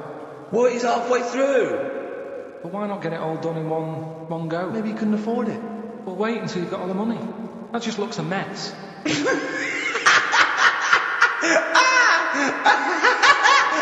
And who's he pleasing there? When he wakes up in the morning and pleases himself, he can't believe his luck. He doesn't know where to start. No, but what I don't understand, I mean, I don't want to see him... Well, could I just finish that sentence? What you don't understand, it's just about everything. Yeah. Right, what... I find it weird, right? I sort of get... I understand the gay thing, right? But... Do you? What do you mean? Well, I know... Well, tell me the gay thing. Explain the gay thing. I just know if you're a fella, you like men. I don't know much more than that. What do you mean you don't know? But what I mean is, with a transvestite, what's going on there? What do they want? A transvestite is a cross-dresser. See, I don't get that either. Because... You mean a transsexual? That's a man who likes to dress in women's clothing. They're not necessarily gay. They're not gay, they're often not gay. They just happen to like wearing women's Those clothes, aren't yeah. But then why not wear women's clothes that could be seen as a bloke's, like Suzanne wears jeans? No, but just but that's buy the women's thing. Jeans. But that's their problem, is it? They like being seen as a woman. They like being seen as a woman. It's not just that it's more comfortable, or they wear a kilt. They like being seen as a woman. They feel more comfortable. Alright, and what's the deal with this fella who's got... We don't know who this fella is. No, we don't know this man who's half a woman. He's called Miriam. Oh, that's helpful. yeah. Brilliant. I love this scientific basis. No, so all he's done, he's had the tits done, he's probably had the hormones, probably lived as a woman for a while. The last step, because you can probably reverse the breasts anyway, because they're probably implants and hormonal things, and whereas you chop your knob and boys off, that's, you come back the next day and go, sorry, I didn't mean that, I wanted my ears pierced. It's a bit more of a bigger operation to put them back. So doctors are probably making sure that he's just If you have the top half done, you're not going to go back on what you've said. But no, what's the top half being done? I could get you breast implants, give you a bit of hormonal treatment. No, that would be a great idea for me. and you could reverse it. What you can't do is grow a knob back. Well, you can. Last week we were talking about growing one on your arm. Yeah. We've done that. We can. Well, that is possible. But the thing is, the truth of it is, I think I do know about this story. I think it was a television programme called There's Something About Miriam. The conceit of which was that this pre-op transsexual... So I guessed that right, yeah. Was masquerading as a woman. Right. And various blokes who didn't realise that this was a man had to I've heard try about and this. seduce her. And when they found out that it was actually a bloke, and a lot of them had kissed him agree. and her, they refused to let it be shown. I agree though. That's just terrible. Yeah. That's deceit. But I mean, that's awful. I hated that. Yeah. So what... I think it was a Sky One programme. Is there anything other than The Simpsons on Sky One that's worth watching? Have you ever tried to watch that? Have you ever seen Kirsty's home videos? Yes. Yeah. But it's things like dogs on a slide, babies falling over. Do you know, it's only recently reduced from an hour in length. Really? It used to be an hour long, and it was just, if you haven't seen it, it's just like camcorder footage, like Do you know what people falling over. I like an old woman at a wedding falling over and showing her blues. That's my favourite. But I like it when it's Kirsty's home videos uncut. So it's kind of 4 old women, like, naked. With their tits falling windsurfing. Oh, Christ, imagine that. Does it whistle? Well, it's just, I mean, have you ever really sat and watched anything on Sky One? No. That wasn't The Simpsons. or Star Trek? I think that's what I watch on. I think that's pretty much what I watch. Wrestling? They have WWF wrestling, cartoons, and just the worst programs. I mean, I've seen a bit of the wrestling. It's hilarious. It's hilarious. It's like a station that's made by a 14-year-old boy. Yeah. Well, I think that's probably what it is, isn't it? Yeah. That's exactly the demographic. Do you like Sky One, Carl? I haven't got satellite ever, so... Why not? I thought you'd love that. No, I would love it. Discovery Channel's all about slugs and that, and weird stuff like that. Chimps. I read about slugs the other day. There's a thing on one of the channels called Monkey Business. Yeah, I watched that. Yeah. Because I was doing that thing, wasn't I, with Richard Bacon. Yeah. Where you watch the telly and that. You're talking riddles.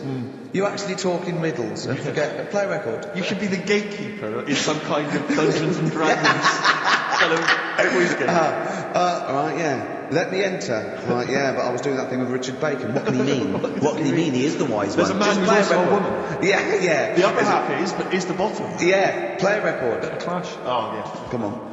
Train in Vain. XFM. Wonderful.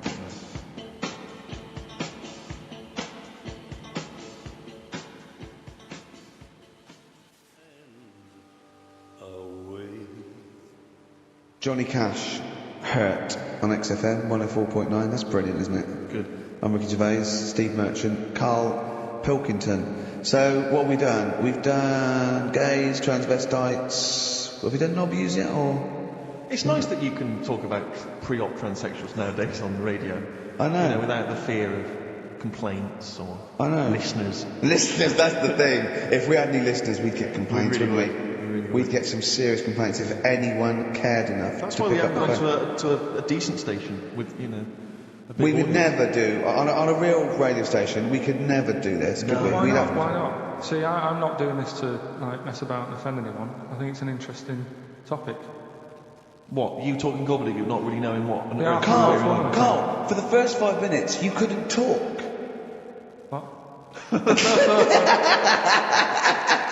Okay, look, Although, with, who's the biggest, most professional person in radio? It's probably Terry Wogan, isn't it? And it was you that said you can't tell what the sentence he's saying because he keeps coming up at the end before. But he and never, after. there's never any punctuation. Yeah. So he'll just segue from one point to the next. So he'll be like, going on my holidays, Friday. We're having a lovely time, says Mrs. Dorothy Sheehan of Westminster.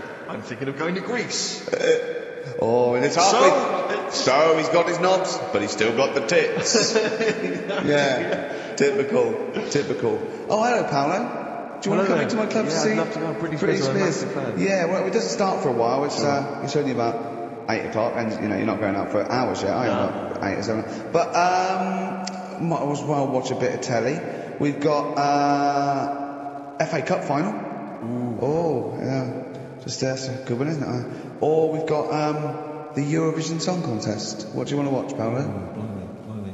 Well, I love all the camp and lame of the Eurovision Song Contest. Yeah. Is that David Beckham playing?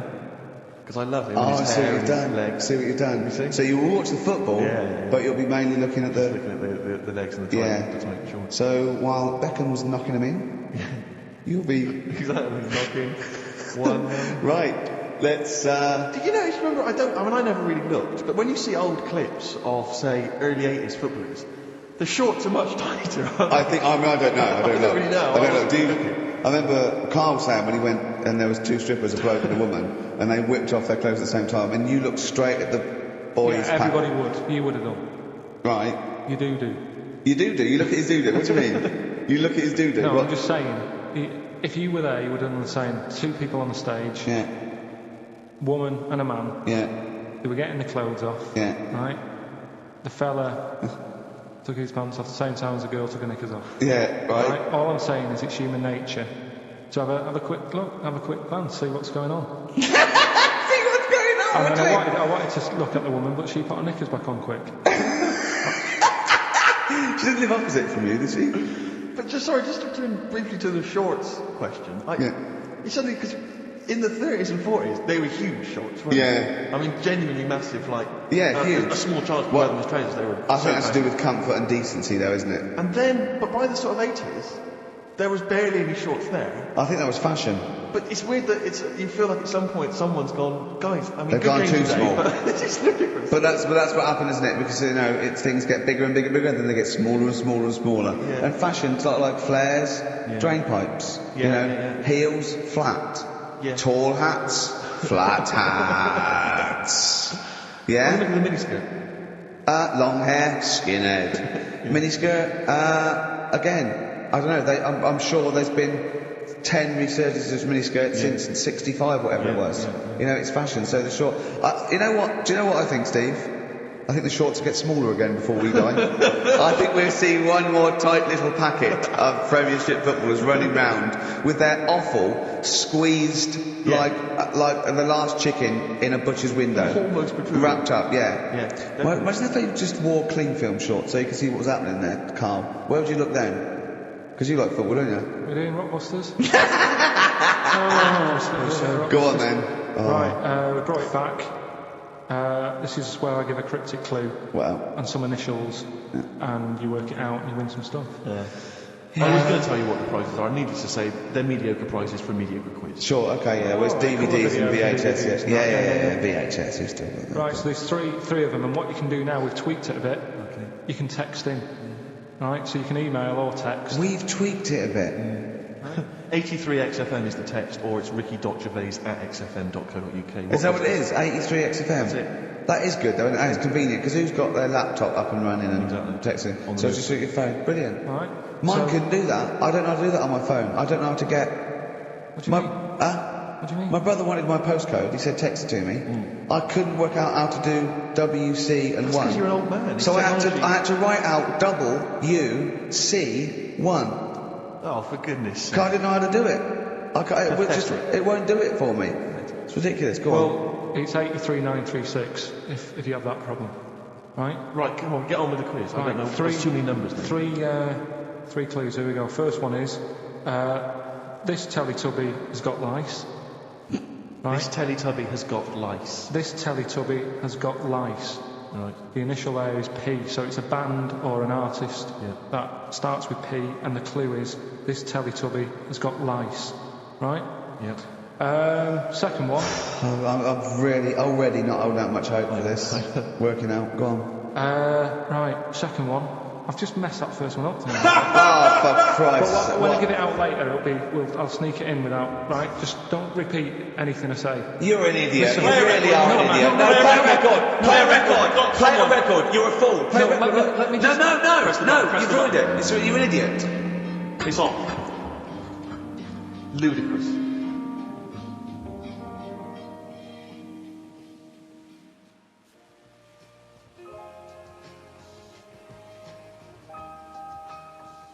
Red Vines by Amy Mann. Brilliant, that, isn't it? Very good. On XFM 104.9. Well, Karl mucked up Rockbusters as usual. I mean, you know what? I like it when he mucks up early because it doesn't waste people's lives for 40 minutes. Realising he's mucked it up at the end. Yeah. So obviously, people are already. They know what it is. They know what it is already. They've said, well, it's police, isn't it? You meant to say nits instead of lice. Yeah. You're an idiot. So that one's gone. So what have you got next? Right, so that's just an idea. If you haven't heard it before, that's how my head works. Right, this Teletubby has got nits. So Poe. P. So Poe is a Teletubby. Yeah. So when he says cryptic, it's not only what the answer is, it's what the question was meant to be. Sure. So. All right. So there's only two. So you've got even a better chance of winning than that. Well. So second one is, I'm saving that money to buy condoms. All right. Think about it. Easy, too easy. JC. Yeah, right, well that's too. So everyone's got that one. I feel like saying it now. Yeah, but don't. Well, that's rubbish. Yeah, but you've got to have an easy one in there, otherwise people get bored. First one was easy. You gave them the answer.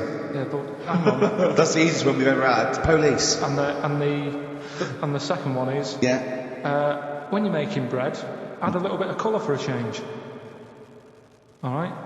When you're making bread, add a little bit of colour. Just change things a little bit. What are the initials? Right? D. Just D. Just D, right?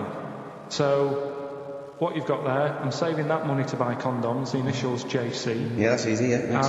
And when you're making some bread, just chuck some colour in there. Sure. You know what I mean? Change it. Yeah, like the clue. The clue changes every time.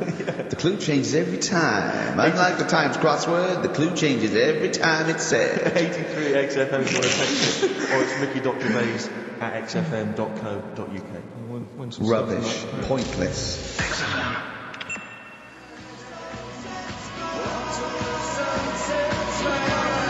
David Bowie and Waterloo Sunset. Love that. Love the original. Yeah. Love that one. Love the original. On XFM 104.9. Good word to David Bowie and the Kinks. Yeah, big time. Big time. Reading the paper there, Yeah, Steve? well, I don't normally read the paper, but I was having a glance through the Daily Express. Does anyone read the Express? Well, you do at the moment, look. Well, true. Live on air. Read it out, and then about 400 people have now seen it. I just read. I was obviously attracted by this little news item: gun raid by 3 Saddams. 3 armed men. Oh, they're up to their old tricks again, are they? Yeah. 3 armed men wearing Saddam Hussein masks were on the run last night after robbing a corner shop. The raiders threatened the worker with a handgun and knife, ordering him to open the till, blah, blah, blah, get money out. And it says that they also tried to rob an earlier shop earlier in the day. Police said, we are linking the raids because the descriptions of the offenders are very similar. What did the first one not quite get right? Yeah. Well, they looked very similar. I think it was Gaddafi, 3 Gaddafis. Right, because that's weird, because we had 3 Saddam Husseins down the Oh, so that's what I meant. Is it the same guys? I assumed so. I wouldn't have thought. I don't want to, get the Gaddafi guys on the Saddam Hussein show. I'm almost sure it would be the same way. I didn't know. One's got a moustache, haven't they? They all got a moustache. I don't know. But I mean, there was 3 blokes with masks, Middle Eastern appearance. I don't know. But I imagine it's the same. Because I've only ever seen really robberies being planned in films. Sure. So I don't know how it works. I assume that. So you say. Yeah. But I assume at some point someone's got to get together. One of them, the ringleader's got to get together and go, okay, well, we need to wear masks, obviously, just because our faces. Yeah. I'm thinking of going with the regular stockings. No. I'll tell you it would be funny.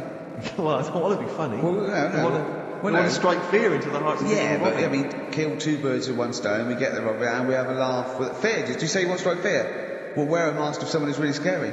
Who's the scariest bloke in the world? Well, I don't know. Saddam Hussein?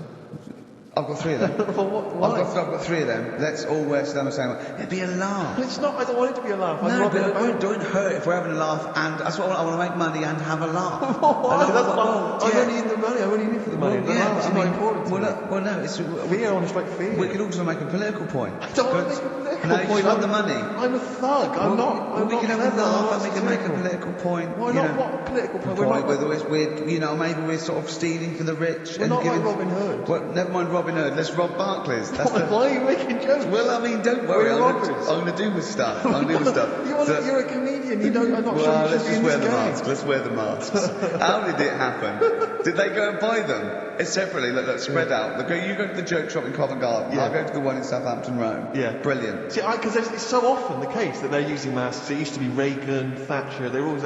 If I was the guy selling them, it's like when 3 guys came in, 3 shifty-looking blokes to buy 3 identical masks. Yeah, in stockings. In stockings. Just so they don't know who we are. Sorry, can I just check? You're not going to rob? Definitely not. But just think of the police looking at those robbers. Every time they go past one of those awful sort of gift shops, they think that, oh no, it's just in the window there with Michael Jackson and Shirley Bassey. Yeah, George Bush. Oh, Paolo, can I ask you something? I know you love knobs and that, and you hate tits. Yeah. What about Shirley Bassey's tits? Well, I mean, I'm a fan of them because I'm a fan of Shirley, but I don't like them. Yeah, you're pretty bent. You are pretty bent. Come in. Thanks. Britain is on in 7 hours. Excellent. Yeah, what are you doing out at this time? No. I just came out to get some milk. Get some cock in the toilet. Carl. Plenty of answers, Carl, so far for your. I say quiz. I'm not sure that's really valid. Yeah, loads coming in. We're giving away some more stuff later as well. And that film thing that's coming up. That's when you put yourself into a famous film and you act out. Is that it? You've done The Graduate, haven't you? Done The Graduate, done Silence of the Lambs, done Billy Elliot. I liked it. What was your one? Sixth Sense. I see weird stuff. Yeah, Sixth Sense was good. So that's going to be later. We're doing that later. We'll look forward to that. We're all pretty excited about that. Yeah. I'm assuming we've got some great music as well. Still like that. Thorns. Yeah. Thorns. Oh, I'm obsessed with this now. This is the Thorns, and I can't remember on XFM 104.9. Brilliant.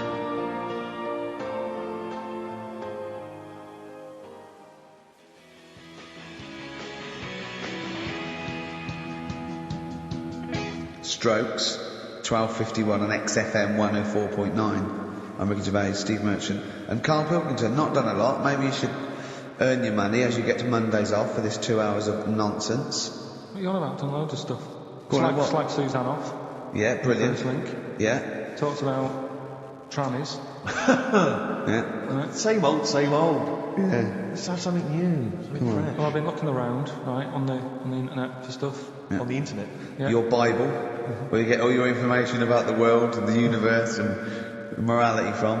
And you know, like how I always say to you, I don't really read that much of it. I just read the headline. Perfect. Right. Yeah. Anna Nova have sort of nicked that idea to grab you. Nicked what idea? Well, to sort of get to the meat straight away at the top. Do you know what I mean? The headline to the story and everything. What? Right, these are stories. But the headlines already existed. That was why you thought that was going to not like this though. All right. Headline. Oh, these are all headlines, right? Vibrating shoes could stop elderly falling. Do you know what I mean? Oh God. You know, vibrating shoes could stop elderly falling. Yeah, that's the story. You don't need to read on. That's what I'm saying. Well, right? could you read that anyway? Can't be bothered. Read on anyway. Well, you have a look at that in a bit, right? So this is frustrating radio if you're sitting at home. No, well, it's not on. They've turned it off. If you want to know more, you know where to go. That's what I'm saying. That's what they should do in the news. Get the news done in... Bong. There's a good story about Iraq. Right. Bong. Look it up. Look it up on the internet. Anna Nova. Give us another bong. Bong. Family sick of living on Butthole Road.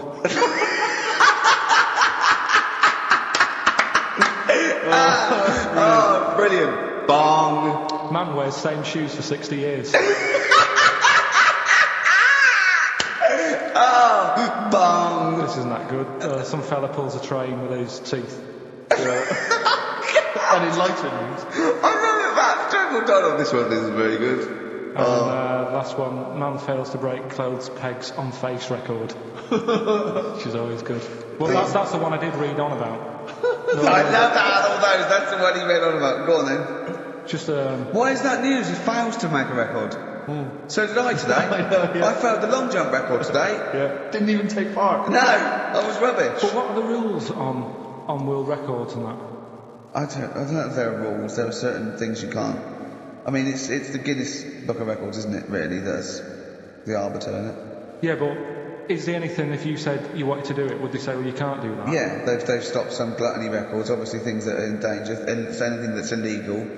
Yeah, anything that's immoral. Yeah, like that American serial killer that just got discovered. Yeah. Killed 47 women. I don't think he can make that into the Guinness Book of Records. No, because people will be trying to beat it, won't they? But there was some other story about a fella eating watches and that can't be good for you. So why don't they say, look, don't do that, do something else? He wanted to stay regular. Do you know What do you mean? I just wondered. What do you mean he was eating watches? He just said he was eating watches. He ate about 3 in about a minute. How did he time it?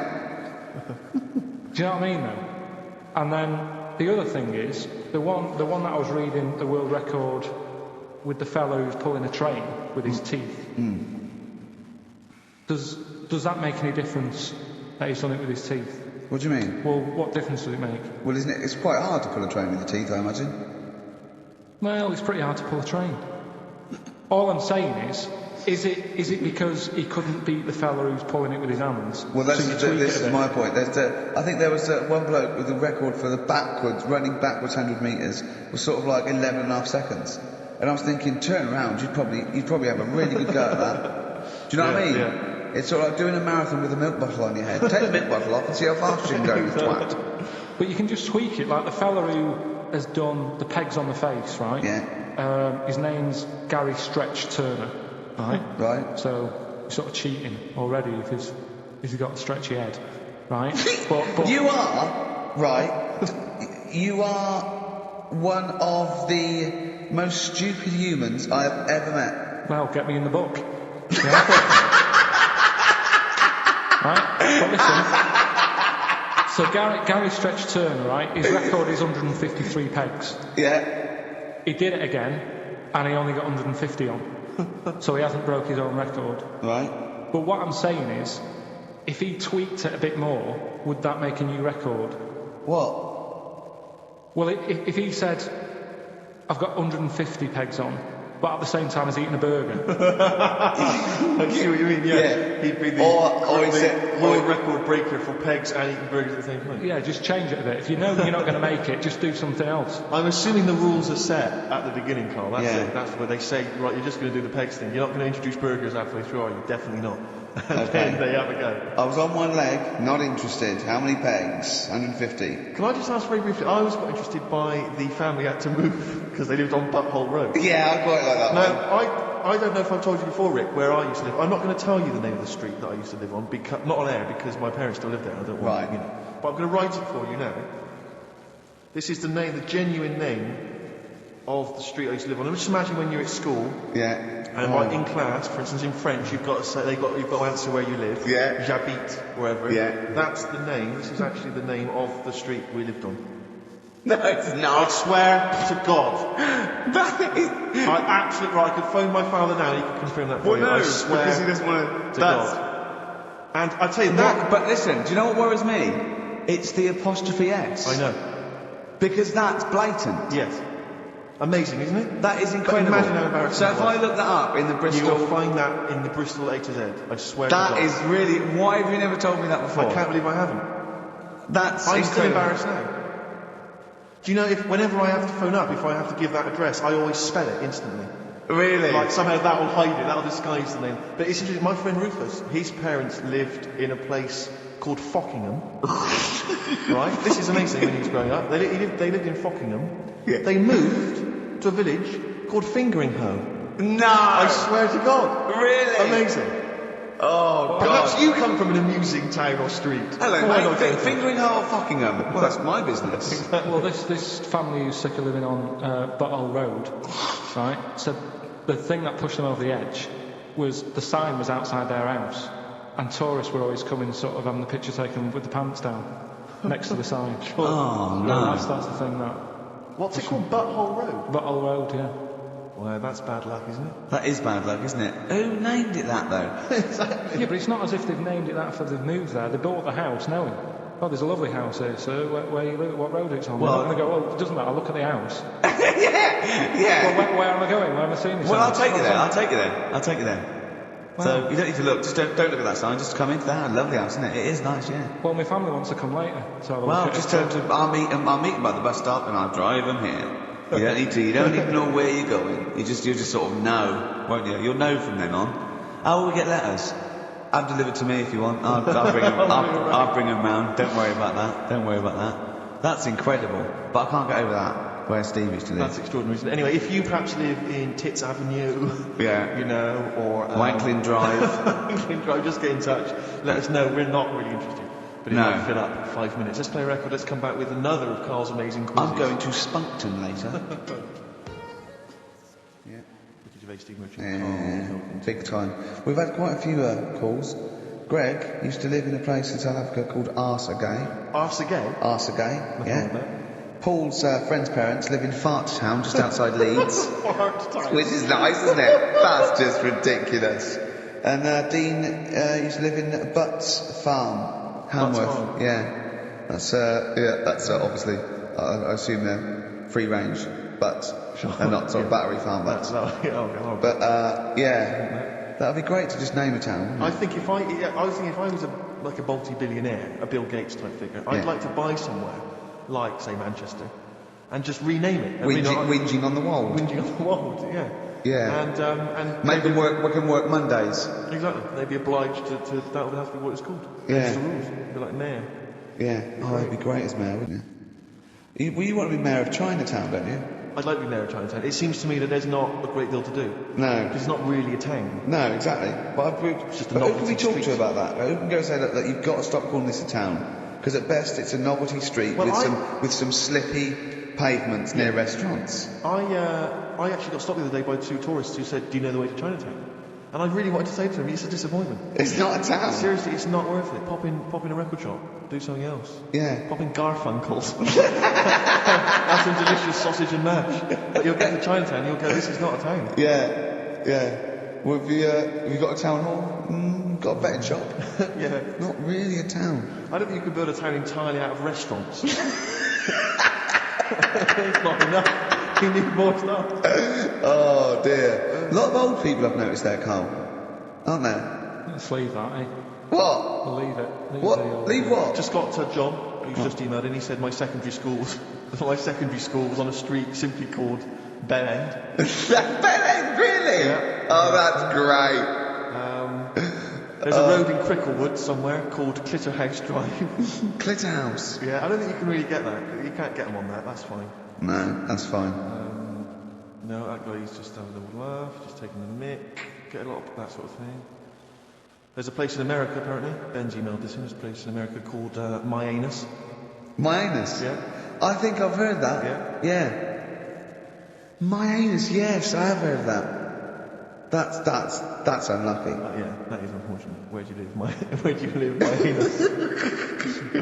I've got a letter for you. Where shall I send it? Alright, don't get cheeky.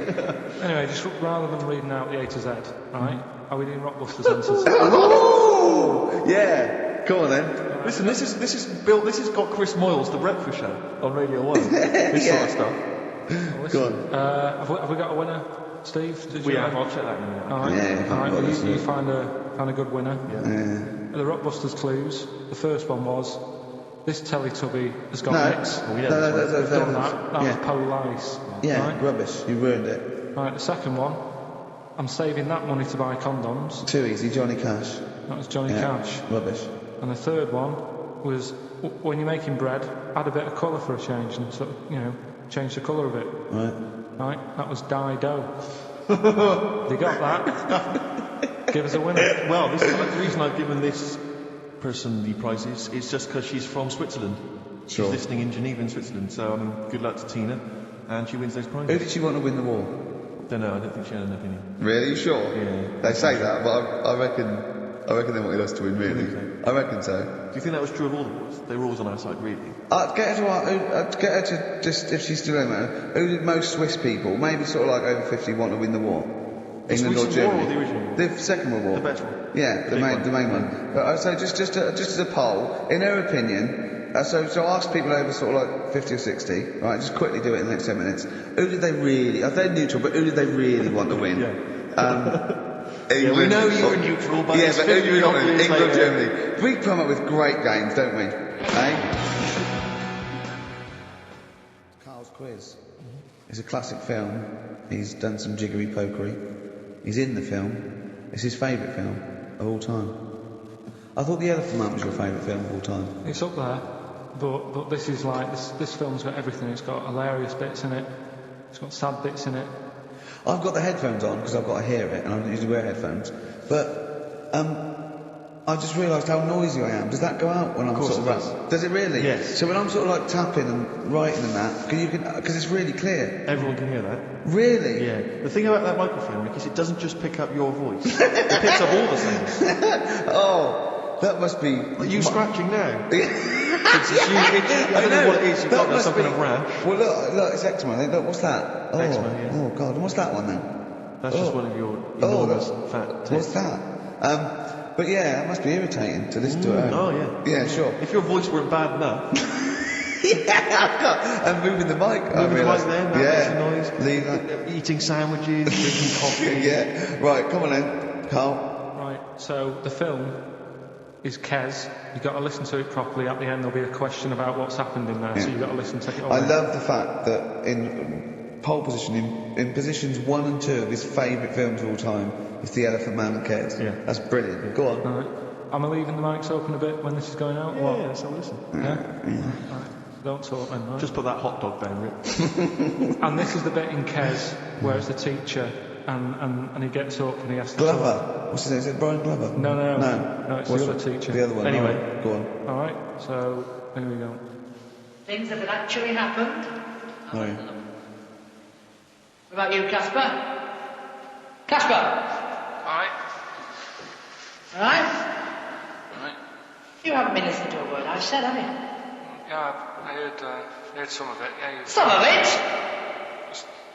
Stand up.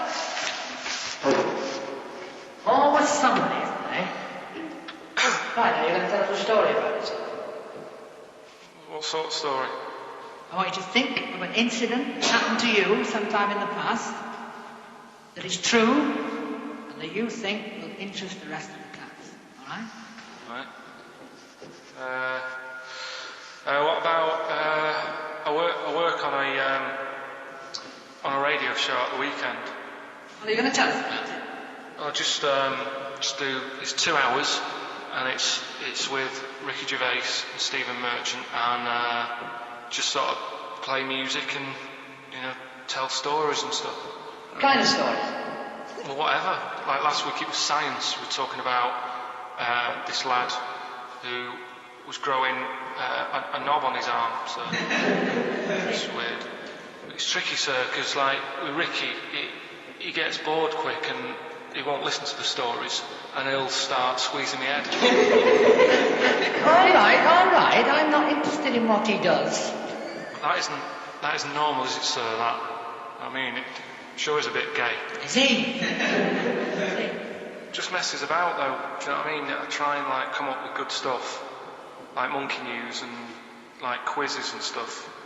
But then he'll just, Ricky will just mess about. I mean, on Saturday he did it again. He squoze me head. How do you spell that? Squoze. S-Q. I'm going to show it before. It's a new word to me. Squoze is S-Q-U-O-Z-E. I can't tell us what it is. It's when he gets me head and he puts one hand on the back of it, right? And he puts the other hand on the front of it and he just sort of swivels it. Swivel, right then. Swivel's not, it's spelled S-W-I-V. Like that. How many times a day? How many times a day does he swells it? It depends what time he gets in. If he gets in about 12:30, he could get a good 3 in. But I think, I don't really want to talk about. Good enough, don't you? Well done, Billy. Round of applause. That is the effort. Yeah. Wow, that's the best thing you've ever done, Carl. So that's Kez, right? Yeah. Got some good prizes there. Not bad, yeah, good stuff. Question is, how many times did I say Ricky can get? How many head squeezes can he get in before the start of the show? Right. So if you were listening properly, the answer's in there, right? And got some good stuff there. Some DVDs in there, some CDs, including some Jimi Hendrix stuff and other odds and ends. Good stuff. Brilliant. Right, and just text in 83 XFM. All right. All right.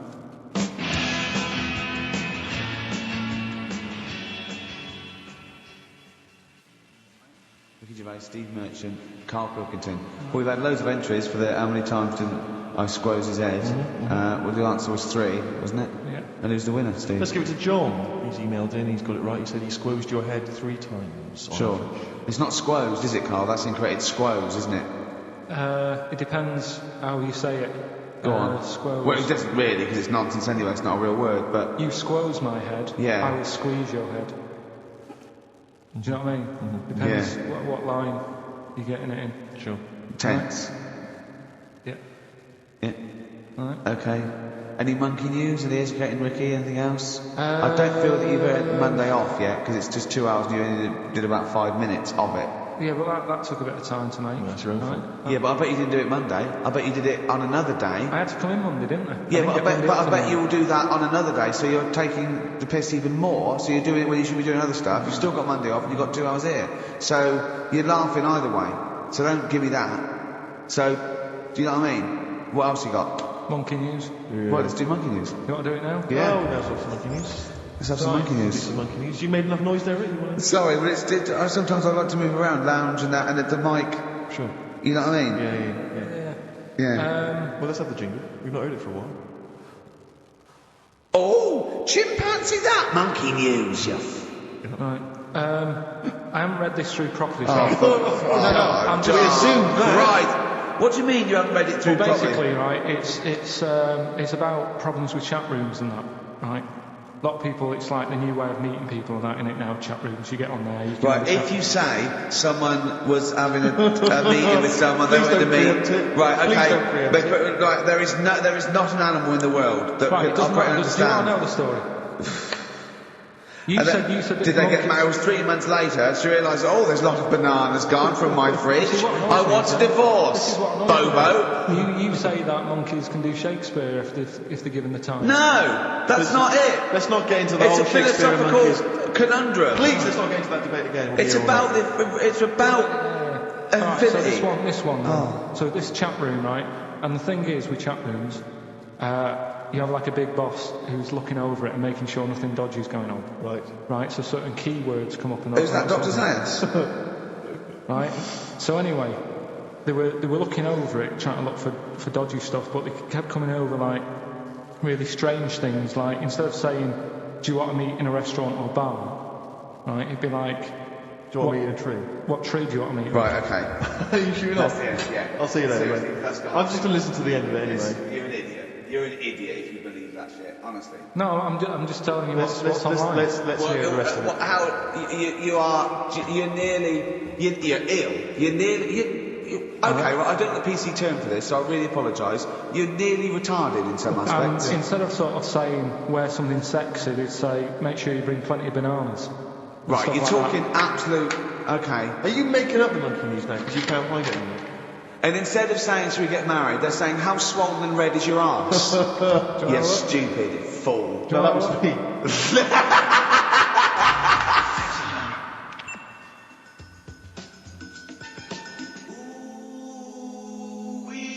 Mark Ronson and Ooh-wee on XFM. Well, what a great show.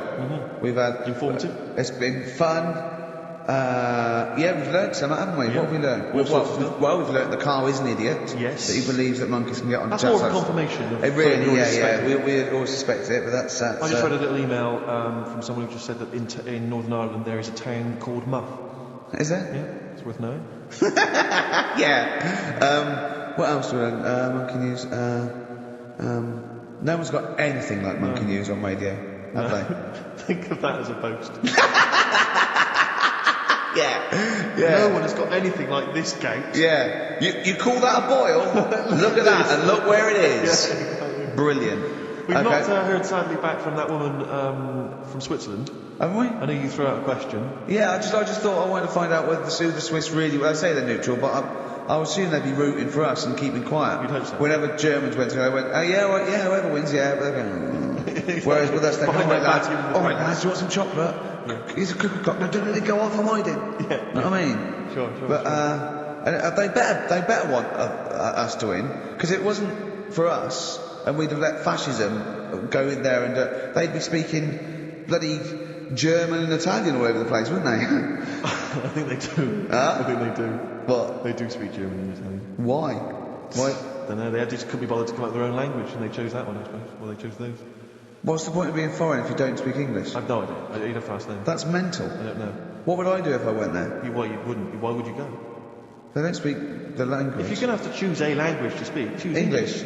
Even the Dutch, they've got their own language, but they don't speak it because it sounds silly. Yeah. So they speak English. Of course they do. You see, Dutch people, so in Amsterdam, with clogs on, they'd be chatting in English. In English, I'm proud of it. Yeah. Oh God, I was there once, and there was a mouse. Right. It's just there on the stair. It was a little mouse with clogs on. Yeah. Where? On there. On the stair, yeah. Oh. Yeah, so, that's language. We learned about languages, didn't we? I'm not a linguist, but I pretty much think that's what happens. I'll tell you something I learned in the week. Go on. Yeah. This will be one thing. He definitely did only one thing this week. It's a good one, though. Don't insult Suzanne's hair. I've learned two things Go on. this week. Yeah. Right. Don't put your trousers on over your head.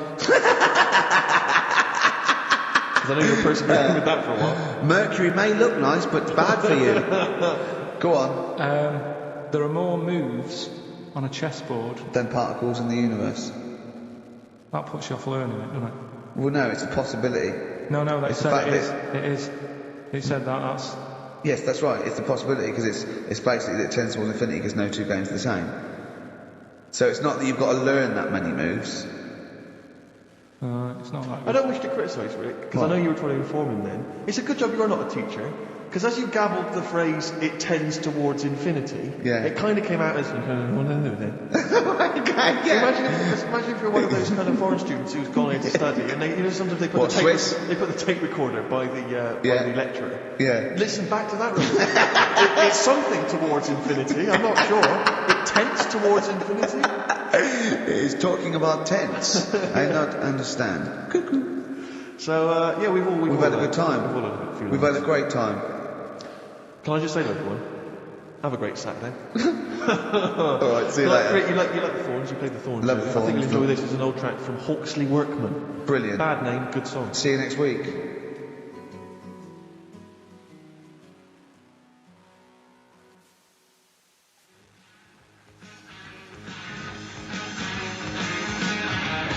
A retro cut there, Thin Lizzy. Don't believe a word on XFM 104.9. I'm Ricky Gervais, with me Steve Merchant. Bubba-dee-boo. Who's that over there? It's Karl Pilkington.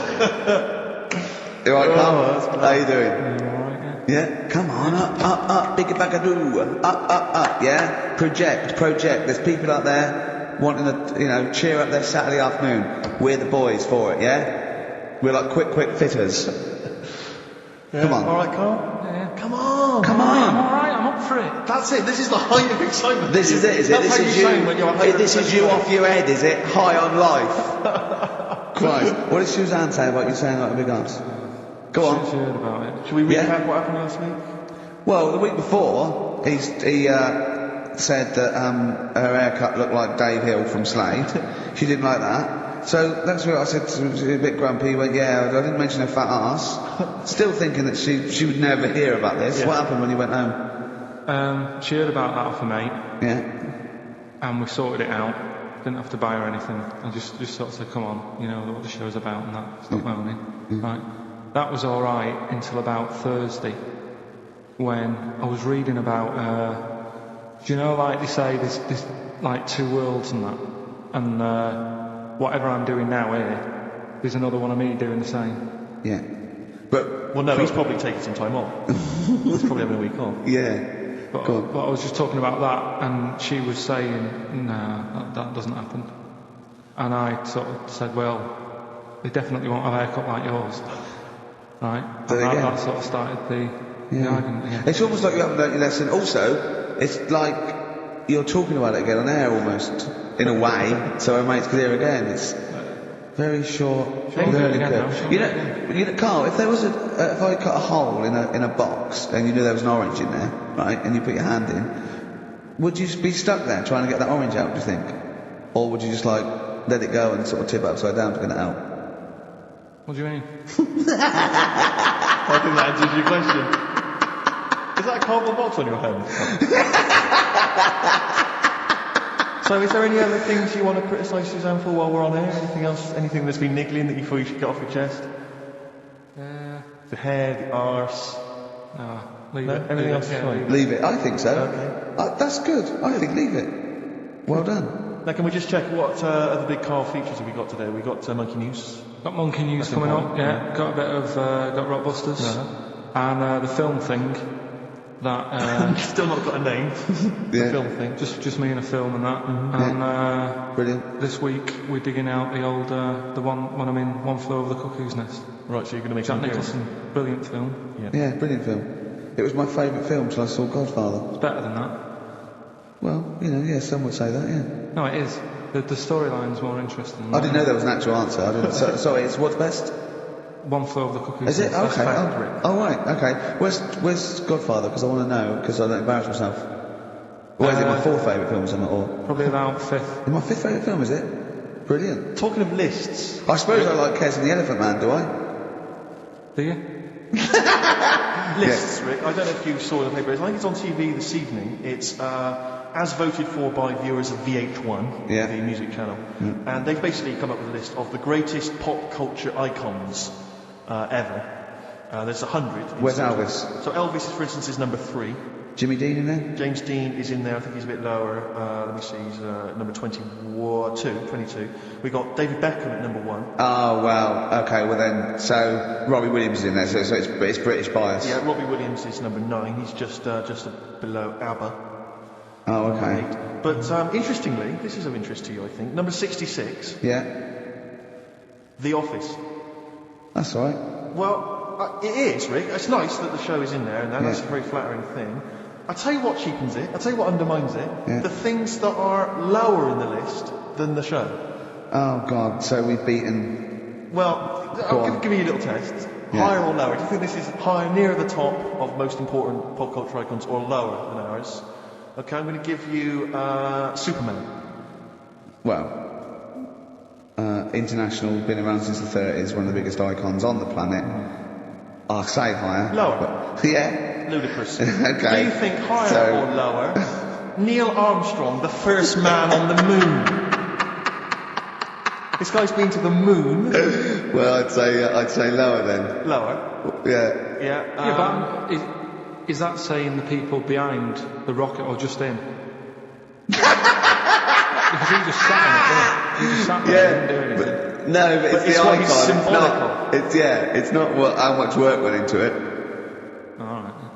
A few others. What about things like Coca-Cola? Oh no, they don't really count. It tends to be. So it's not. They don't feature. I mean, Mickey Mouse is in there. What do you reckon? Tom Cruise, higher or lower? Tom Cruise is the number 1 box office movie star in the world. Presumably lower. He's lower. He's number 81. Just about expecting him there. It really is a list drawn up by people who've just sat at home and looked along their video and book collection. Yeah. Office, that's good. Well, I think it is a reflection of that, but it's always the same that they you do an HMV poll and it's Pet Sounds, Revolver, Let's Get It On, Robbie Williams Life Through a Lens, because it's the people that vote. It's a reflection of like those massive. You know, what's big at the moment. I was the most powerful man in comedy, let's not forget. Yes. 1 year ago. Yeah. Wonder where I'll be this year. See, if that had been the laziest man in comedy, you'd have got my vote. Interestingly though, at number 26, Karl Pilkington. Oh, imagine. Oh.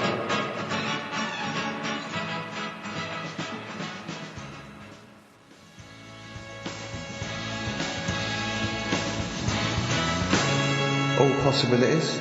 Badly drawn boy on XFM 104.9. I'm Ricky Gervais with me, Steve Merchant and little Karl Pilkington. Rick, Susie's emailed. Yeah. She wonders if you could give a massive hello to Hannah and Charlotte and all in the sixth form at Cobthall School. Yeah. If you're on to listen, would you give them a massive hello? Shout out. Yeah, massive. Where are they from? I don't know, I can't quite pronounce it. Cobthall School? Cobthall Massive. Yeah. They're probably known as. Yeah. So good luck to Suze and Hans and When Charles. did we start doing dedications? Because I've always felt this is something that's lacking on the show. Interaction with the audience, you know? Interesting only to the one person whose name's mentioned. Of course. But that's how proper DJs fill out their time. They don't talk about monkeys and, you know, and all that kind of drivel. Oh, do you think monkeys are drivel, Carl? We'll still be doing a bit of monkey news. It doesn't matter how much I have a pop at it. It's coming up in a bit. Yeah. Got some good stuff this week. I know it's been a bit dull last 2 weeks. Well, no, it's not been dull. It's been totally untrue. As ever. Bordering on the impossible. I mean, monkey dating, saying what tree are we meeting in? You believe that sort of drivel. So, I mean, oh, God. Jonathan Ross told a story about a chimpanzee once. It was about, but it was about how it escaped from the zoo and it jumped on a bus. Right. Okay, interesting, funny. I did that one. But is there possibility in that one being true? I did that one. I think you said something like he drove the bus, or he was conducting it. Or I think you fares. said he took it to Spain. Do you see the difference? It's that little stretch of credibility that means it's all shite. How is Jonathan Ross? All right. Is he? I wondered how long it would take before his name popped up. How is he? How is the old man? Looking forward to his birthday Monday? Oh dear. Yeah. I don't know if any of the listeners saw Ricky on Jonathan Ross's TV show last night. Yeah. What? I mean, man alive. What? Well, that's not an interview. How is that an interview? What? He wasn't interviewing you. He's like two pals just having a laugh. And if we had, it was a family do, and you just happened to film it and stick it on the telly. My friend made a good point. It was like any minute his kids were going to pop out, sit on that sofa next to you and go, "Oh, Uncle Ricky, do the little dance." It was unbelievable. I mean, what were you wearing for a start? What's that? Some tatty old jumper like you've just been doing some Artexing and you've gone pot round with it. We're having a couple of drinks. That was Lambretta. Was it inside out? Trendy jumper. How do you keep getting things with the St George cross on it? What do you mean? That's the only one I've You've got loads of stuff. T-shirts, jumpers, shoes. No, I've got a Union jacket. Underpants. What's it? A French Connection But that's one. that's not my concern. I haven't got any underpants. That's not my concern. No, it's just the fact that, I mean, firstly, Yeah. the fact that Ricky, for those of you who don't realise, Ricky is friends with Jonathan Ross. They are friends. Now, they've only known each other, what, a year maybe? About 2, yeah. It's less, I think it's less than 2. And what worries me is, the friendship's too close.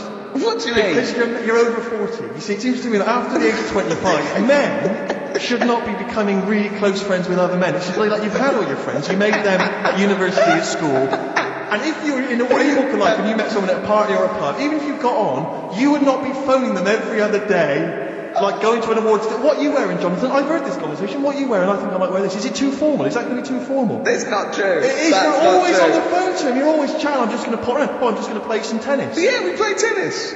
Always hanging out with the guy, and it's to me it's unhealthy. And this, it's just bled over now onto TV. Hold on, So, wait a minute. whoa. So you're there. It's like I tell you what it reminds me of: Des O'Connor and Jethro coming on to plug his live video. Oh, Darby and Kenny Lynch. And then at the end of the interview, after they've been, mutually backslapping, he gave you a pet.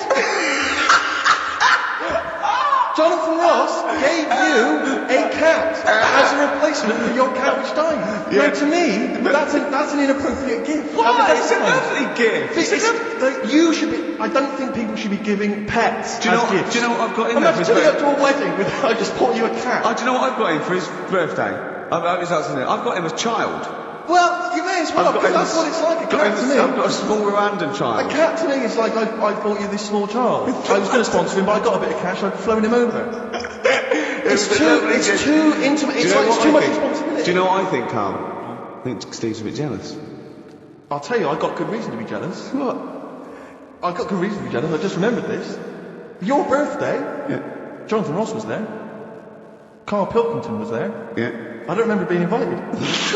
I don't remember being invited. Was I there, Carl? You were there. I don't remember being Yeah, there. but you're with him all day and that.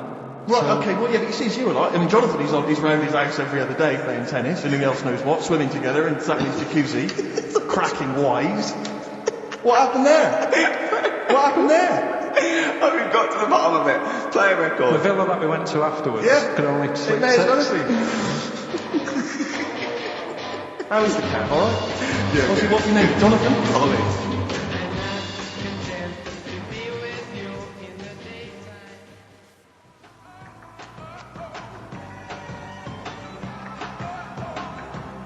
Hey ya! Outcast, XFM, 104.9, Ricky Gervais, Steve Merchant, Karl Pilkington.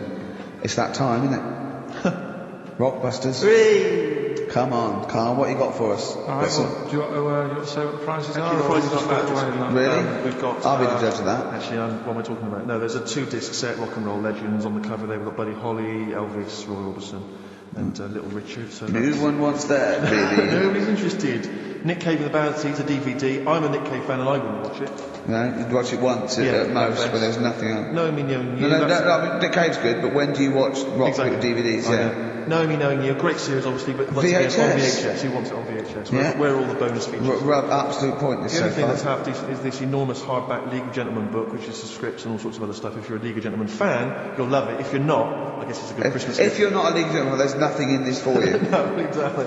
So, So, you know, you can either okay, enter the hell of it. a pile of rubbish. What's the story? Well, not as bad as the competition, I suppose. So, go on. Right, well, you know how it works. Cryptic clues. It's not really cryptic. It's No. usually wrong. It kind of is. Yeah. Right, so the first one, there's 3 of them, you get them right, you win the stuff. First one, I'll get him close. I mean, 'cause you could win this if you got one right, possibly. if you go to Chepstow, you will. Was that a clue or is that a point? Is that something? That's a clue. Right. All Say right. that again. If you go to Chepstow, you will. And what are the initials? Just S. Just S. Right. Second one, E.T. is upset. What's up with him? Alright, E.T. is upset. What's he upset for? What's wrong with him? Right. Different. So not cryptic. So go on. M.E. the initials there. N-E? M. M-E. M for mother. M.E. Alright. And the third one, I had a tape with Jesus. Imagine Bob Holness doing this against in the Gold Run against the clock. Right. I had a tape. No, I had a tape with some. oh listen, I had a tape with like Humpty Dumpty on it and Hickory Dickory Dock and that on it, but I broke it. Alright. Constantly listening to try to figure them out. Trying to solve the crime. Exactly. Who pushed Humpty? Yeah. The Yeah. initials there, B.R. Right? So, first one, if you go to Chepstow, you will. The initial S. E.T.'s upset. What's up with him? What's up with E.T.? What's up with E.T.? E.T.'s upset. What's up with E.T.? The initials there, M-E, is that Yeah. right? Yeah. Let's go through that one more time.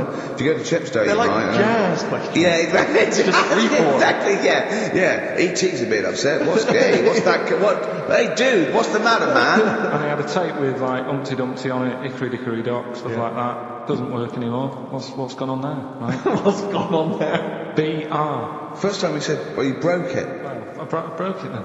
Is that important or not? Yeah. I broke it. And so it's B. B.R. Okay. Right? Okay, well you can text if you have a mobile phone, so everyone, there's no excuse to not take part. 83XFM is the text, 83XFM, or the phone number. I think No, I no, know the phone, obviously. I think I know what the B might stand for. And otherwise it's ricky.gervais@xfm.co.uk. We'd love to hear from you. Oh, it just sucks the life out of It me, does, doesn't it? just listening to Rockbusters. Something to bring you down even further, although it's a beautiful, beautiful tune. Oh, beautiful. Ryan Adams has got a number of different albums out at the moment. One is called Rock and Roll. It's not great. Don't really bother with that one. Do dig out though Love Is Hell Part 1 from Ryan Adams. It's available at different places, and you'll find this on it. Track 5, Wonderwall, his version of Oasis. Absolutely beautiful, isn't it? It's a true XFM 104.9. Yeah.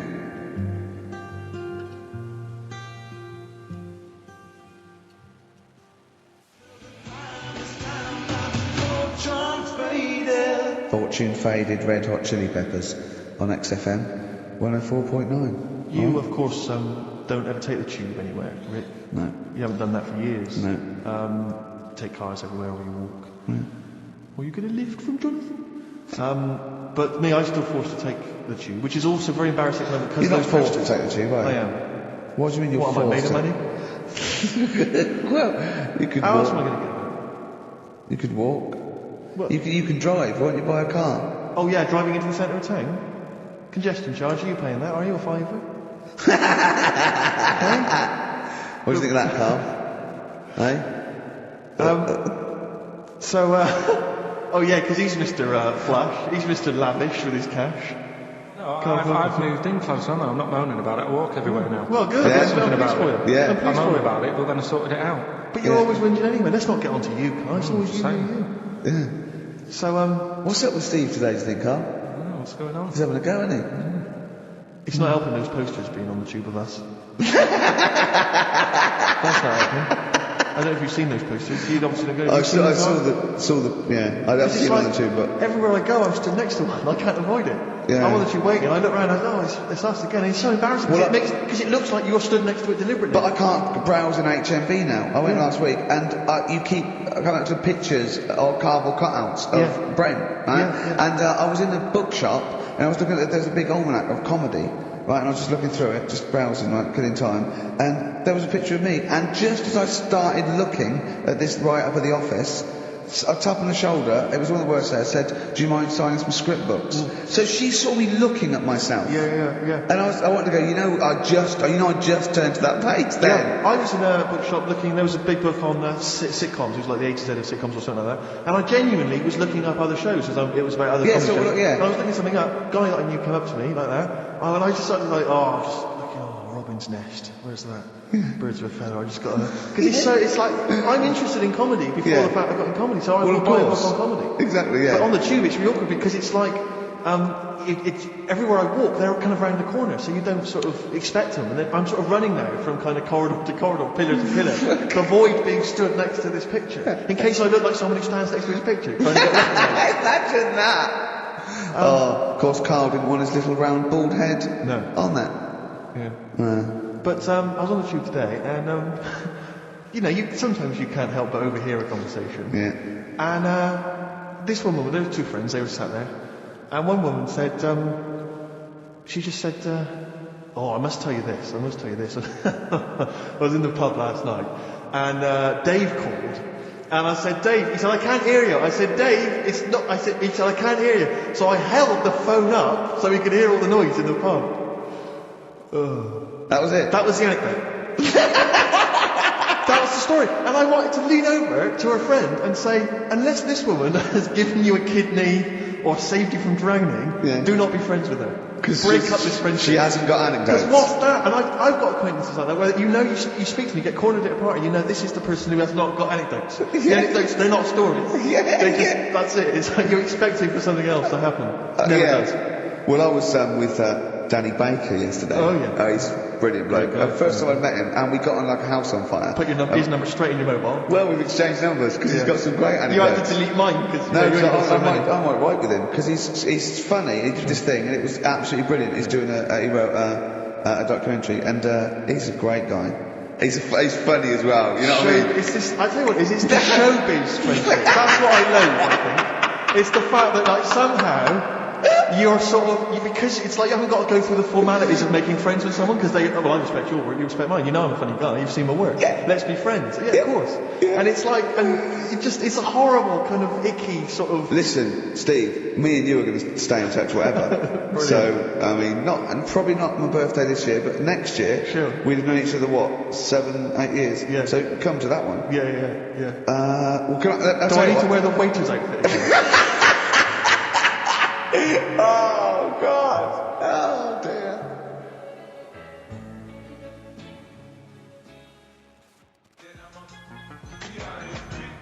PIMP by 50 Cent, or 50 Cent as I call him. XFM 104.9. I'm Ricky Gervais, you're Steve Merchant. There's little Karl Pilkington bod over there. Alright? Alright. Yeah, not bad.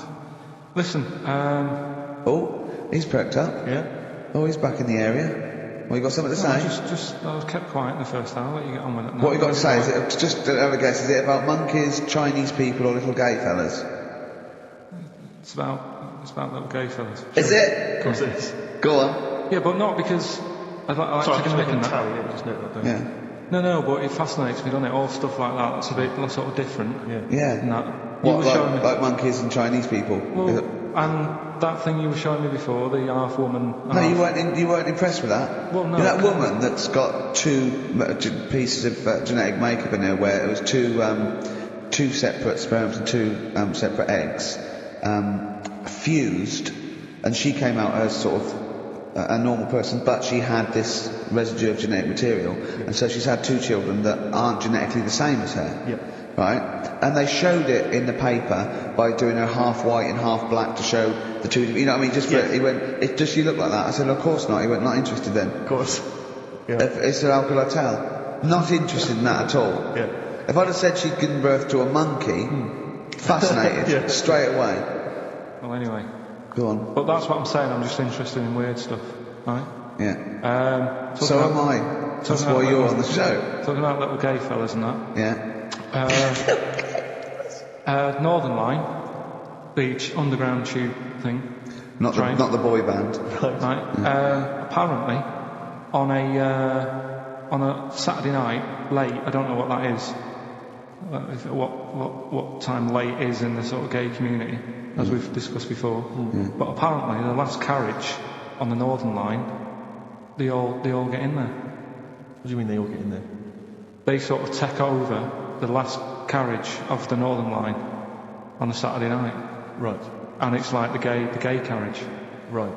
And what exactly do they do? They just travel about on the Northern Line? No, just have a chat and that, and like, just stick on the communards. How do you know? Someone told me. See, this, I mean, I'm glad you've informed me, because it wouldn't bother me, but I feel I should be told about these things, because I'm likely to stumble onto that carriage by mistake. And it's not that it'd be a problem, it's just I might feel a little uncomfortable if there's a lot of people in, you know, the black leather gear and the moustaches, the hats. I mean, to be quite honest, they'd be annoyed. Of course. Because they'd be expecting something a little bit, you know. What do you mean? Well... They're good looking, most of them. Sure. No, they are good looking fellas though, aren't they? What do you mean? What do you mean? Just a lot of the gay, you know, they look after themselves and that and look good. Keep themselves... Some of them work out, yeah. You see, this is the problem I have, because there's a lot of areas in London and elsewhere in the country where there's a sort of, you know, it's a gay thing, you know, it's a gay public toilet, or I don't mean it's gay, but it's not like legal thing. It means a cottage. But it's a cottage, whatever. I mean, I remember being in Bristol once doing something... If you're confused when I said it's a cottage, that's a term for where gay people go in toilets to sort of meet and greet each other. But shake hands. I was at the public library in Bristol once doing some studies from the sixth form, and I think the toilet was closed in the library. I was dying of time, and I popped out and there was a public toilet behind the library. I thought, I can't believe my luck. Dashed down there, it was about 6ish in the evening, I was working late, I was studying hard. I went in there, and I swear to God, I saw two fellas. With the... Is that unusual? Well, no, they were up to some hijinks. What they sort of like... Do you know the thing that struck me? What? One of them had bright red underpants. What do you mean? They were actually doing, they were having some kind of, you know, they were having relations. They weren't even in a cubicle, they were out in the... Where were the underpants? Well, around his ankles. No! Yes, I swear to God, I'm not going to make this up. What old were you? I don't know, like, how old you are in the sixth form? 16 or whatever? 17? Yeah, and what did you do? Well, I actually you just joined in? What else did you do? You might as well. I actually swore, I said, oh, F me. And then I went, oh, no. No, I did, I swear to God. I did. I went, oh, it's me. No, don't. Because I was panicked. And I ran out. And as I was walking out, a guy was coming in. I went, oh, hang on, mate. And then I thought, I better not tell him. I'll let him find out for himself. He might be going in to join in. He might have got a call. Come down. We're going crazy on each other's ass. It's conspiracy. Bristol conspiracy. What annoyed me, my lover. What a bit of car. What angered me, Rick, was the fact that I wasn't notified, that there was not... I didn't know... There was no sign. And afterwards, I spoke to other people about it, and they said, oh, it's a famous gay haunt. But what annoys me is I feel that they should put an ad in the local press, a big paper, like once a week, like, you know, when they recall cars if they're damaged or there's a fault, or couriers might bring back stuff if there's sort of faulty goods, they say recall them and give your money back. They should put an ad, the gay community should put an ad in that just says, these are the hot spots, this is where you're likely to find us doing some stuff. if you're not gay and you might feel uncomfortable, avoid them and just list them, or little pictures, or a map or something, anything. Because like the gay tube thing, I don't know. Fun. 1, 2, 3. Railway cuttings. Well, not that. It's more of a sort of social awareness thing. Yeah. So people, don't feel uncomfortable and. But they don't want it exactly to be like sort of walking under a neon sign. Why? It's legal. yeah, big arrows. Oh, as if. What do you mean? What's wrong with that? Because, well, it's actually a public place. I don't think Cotton is strictly legal. But even if you specify what they're going to do. But some people, they're not. Some of them aren't. I don't think it's probably seen gays, is it? Yeah, but it's not. Yeah, but it's not the people that go out and they say I'm gay and I like Barbara Streisand. It's presumably the sort of people that do that are people that either aren't quite out yet, or do you know what I mean? Or they're doing having a quick run away to their wife and kids. Yeah. I don't know. I don't know completely how it works, but I'm sure there probably isn't a place like free bumming here tonight. No, there is kind of. What? Because I was walking home one night through Soho, right? Just because that's the way I have to go, not because of tube. Do you know what I mean? I wasn't going there on that, right? So I'm walking through, right? And I was handed like a card, which was like a gay event, right? Now that's a bit weird, isn't it? That straight away is presuming that because I'm there that time of night. Well, and you've got a shaved head, and you sort of like, quite look after yourself, and you've got some nice clothes. Yeah, but it's still. And you look like a little bit rough, don't you, from Manchester? You look like a northern rent boy who comes down to stand outside McDonald's. But the card was rubbish, right? What do you mean? Had this fella on it, right? All sort of greased up and that. What did you look? Just having a look what he'd handed me and that. Right. Just having a look. Picture of him sort of sailor's hat on, tan body, like just his arse out like that. And rubbish slogan, right? The best bum in W1. Is bum there a noun or like a verb? What do you mean? Well, to bum. Is it like get the best bum you've ever had, or he had the best bum? I think it's I don't suppose you asked. I don't suppose you called the number to check. What do you mean exactly by this? Does it mean you've got a great arse? Do you mean I would be well bummed, or do you mean you've just got a good... Come on now, let's... Well, just a final point about... Because I asked my friend how it all works up on the Heath, because I live in Hampstead Heath, near Hampstead, and I was where I didn't want to go walking and get involved, get myself involved in anything. How can you get involved? No, again, I didn't want to walk. Oh, yeah, believe it. I couldn't say no. Oh, my wrist, it's knackered. What do you mean? Well, I was there for about 2 hours. I must have gone about 43 of them. But, I didn't like to say no, because they were so pleased to see me. Oh, well, it's God. not so much the fear of that. It's not good skiing practice. I was doing 2 at a time for a little while. It's not the fear of that so much as the fact that, again, you don't want to gate crash someone else's party. Do you know what I mean? No. If there was a straight couple having sex, you'd want, oh, I'm sorry, and you'd want to avoid that area. Yeah, of course. But I find, so someone told me how it works, and apparently you just go and sit on a bench or something, and then a guy just sits on the bench and they just look at each other. There's not really anything said, it's just a kind of nice evening or whatever. I guess it's like 2 in the morning or whatever. And then they go off in the bushes and ding dong. But it's like, I don't know how that culture's developed. I love this programme. But why can't that be the case with women? That would be amazing. You just go out to the park and like 1 in the morning you just sit on a bench. Be like a scene from Gigi. Exactly.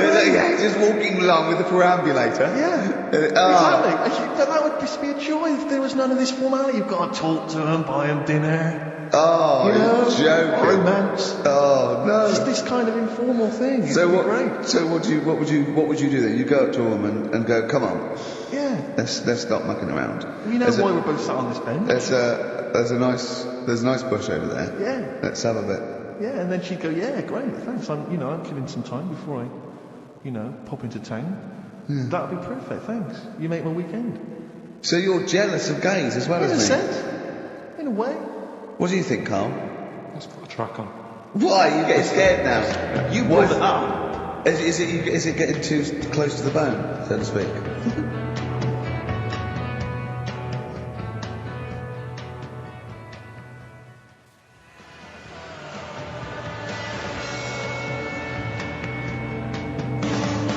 Radiohead and They're There on XFM. I'm Ricky Gervais, with me Steve Merchant and Karl Pilkington. I was talking to my dad the other day. He was saying he lived in Bristol, my family lived in Bristol, and so they can't really listen to the show. And he said, I was thinking of buying your grandparents a digital radio for Christmas so they could listen to your show. Imagine them listening to that last link. And then me saying to them at Christmas, Steve, you never told us you sold 2 blokes bunning. Yeah, and then what's that about you jacking off 30 men? Exactly. You've got to say no, lad. I know you're a nice fella, but just because they want relief, you're not the man for it. Oh dear. You must be so proud. Yeah. Rockbusters? Yeah, they'd be loving this, right? 3 clues were, first one, if you go to Chepstow you will, right? The initial was S, that was seahorses. Alright, that was the answer there. I'll give you that. That's the third one. I'll give you that. E.T.'s upset. What's wrong with E.T.? What's wrong with him? Yeah, right. The initials M.E. Yeah. What's up with him? He was Missy Elliott. Alright, Elliott. Doesn't count at all. What? Doesn't count at all. Missy Elliott. You know what I mean? What's wrong with E.T.? What is that? No, just let him explain it. Sorry, Carl, do it again. Well, I wasn't listening. Do it again. Elliott, yeah. Who's in E.T.? Yeah, just do the clue again. Right. E.T.'s upset. He's looking a bit sad and that. What's what, E.T. the extraterrestrial? Yeah. Yeah, go on. Right, and his mate, who's in it's called Elliot. Yeah. Right, he's upset. What's up with him? Well, he's Missy Elliott. Missy Elliott, what's she got to do with it though? I don't understand. No, the way you'd say it, you'd say, "What's up, E.T.?" and it'd go, "Oh, Missy Elliott." Why would you mention her? I don't understand. Was it a thing in the film? Missing. She wasn't even around. Missing? Oh, missing Elliot. Oh no, that makes sense, Carl. She's not called Missing Elliot. It's meant to be about rock That's stars what though, they isn't say. it? Missing Elliot, isn't it? So it's meant to be about rock stars, isn't it? It's just cryptic though, isn't it? Cryptic clues. Oh no, that's not cryptic. That's shit. You. Right, the third one.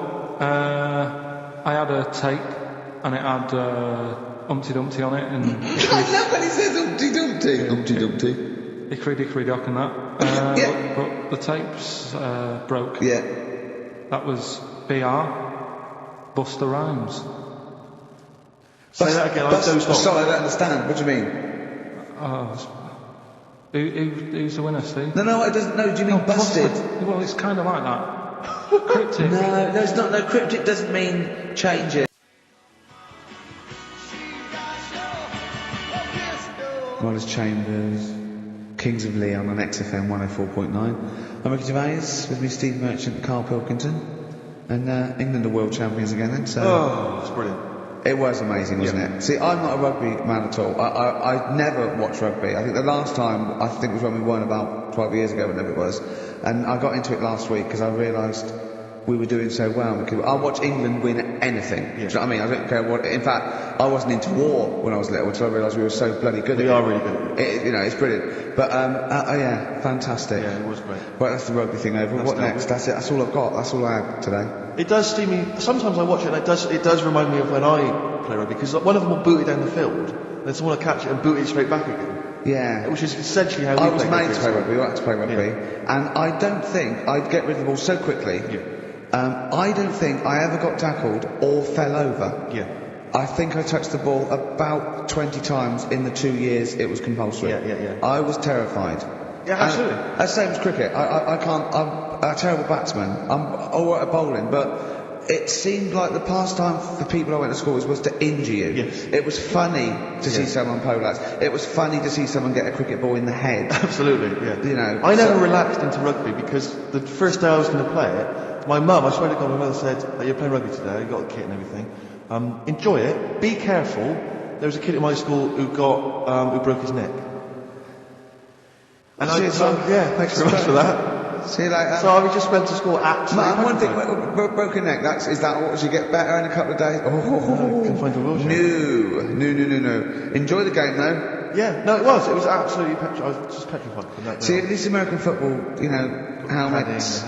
Yeah, but anyway, no injuries, thank God. Thank goodness. Well, I tried to play rugby, but it's awkward when you've got glasses.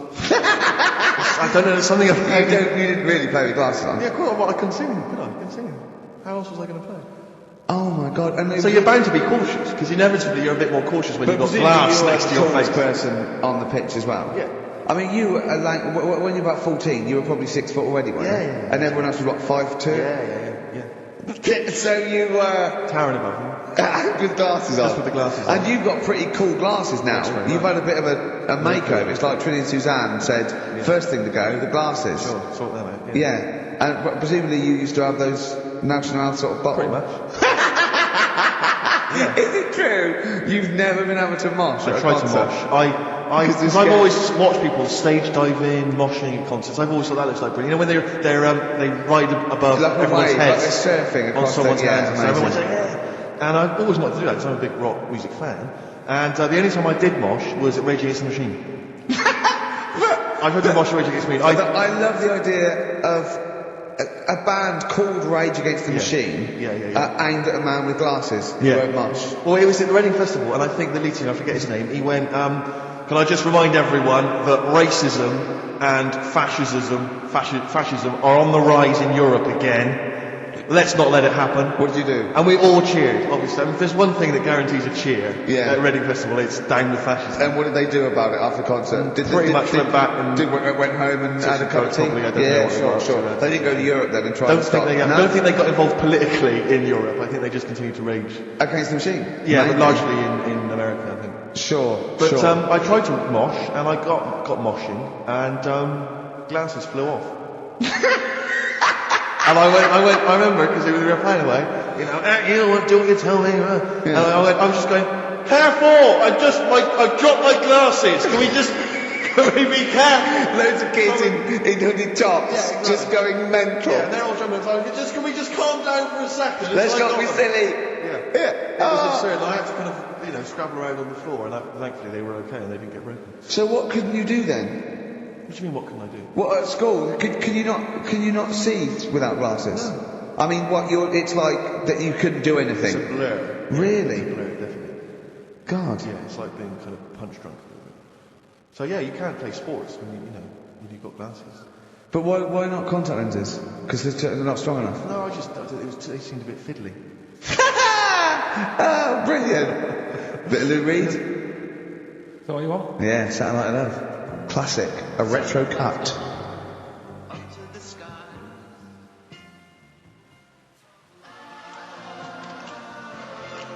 Lou Reed, with a little help from David Bowie there in the background.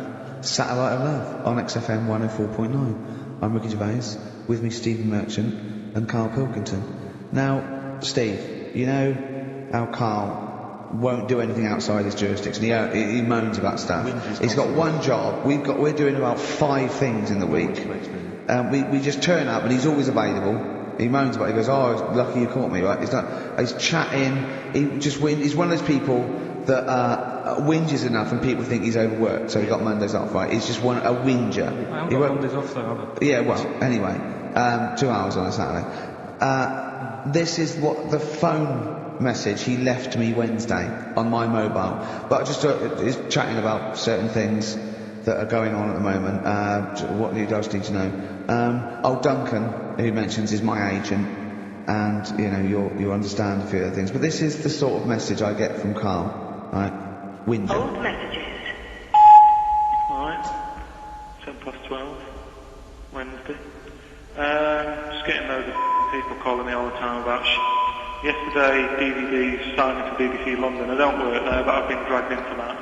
I've got a woman on leaving a message from Talk PR going on about, do you want to go and see Pop Idol again? Right? Saying you and some listeners can go. So I'm sure you'll love that. I've got Jim Benner wanting you to introduce the tin buckets at the Astoria. So can you just let Duncan know that I'm doing his job whilst he's sat on his arse with his thumb firmly up his arse? Can you let him know that I'm running around like a minute sorting shit out for you? Alright, see you later. So, do you know what I mean? I know, but that's the kind of phone message he's leaving. But you remember who he was before you... But he's even annoyed that he gets a phone call. I remember he got a phone call for you to do a voiceover and didn't pass it on. You missed a voiceiver. That was thousands of pounds. No, I didn't pass it on though, I told you. You said someone had phoned. Yeah. That's not good enough. But who's that? Well, she didn't say, and I didn't ask. Of course she said. She didn't say. Rubbish. So you didn't take the number down? Just when she went, "Oh, can you tell Steve to call me?" And you went, "Yeah." Yeah, well, I just thought you'd know her already.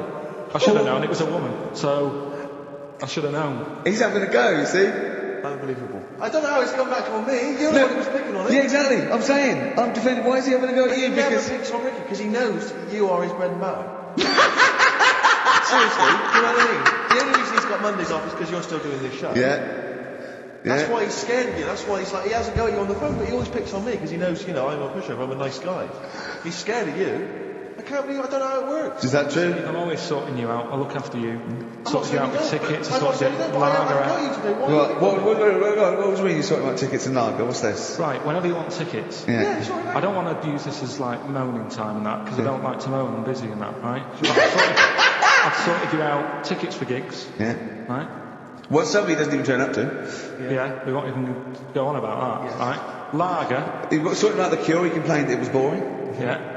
There was that big drum of lager that you had, and you said, oh, put that in your room for me, because I don't want to carry it home. Right? Lazy. So I said, all right, then I'll put it in your room. It goes missing, it gets nicked. Then you have a go at me because it got nicked. Yeah. I get you another one. You make me carry it around town for you for half an hour, then you say, oh, I can't be bothered taking it home. Can you take it back to work for me? Yeah. But interestingly, this is like a year ago, so it's still pressed on you. Oh, hang on, and I forgot the one when we had an argument over 50p. When I went out for coffee. 50p back that you owed me. That was the same day you'd given him about 40 quid worth of lager. But see, this is my point. This was my point at the time. It's not the 50p in terms of money. Is not what's important. The fact that you think you don't have to give me money back because it's only 50p. That was the point at stake. It's me who makes the decision. Oh, don't worry about the 50p. Not you. It's only 50p. I'm not going to give it to you. You know what I mean? There's got to be rules. Otherwise, it's chaos, Carl. Come on, mate. All right? I don't want to fall out about No, it. it's not right. Should we kiss and make up? No, it's all right. Yeah. We should play a little record and come back to this, because... I can't believe it started with you slagging him off, Rick, and I've ended up as the monster. I know. Bit of R.E.M. Yeah.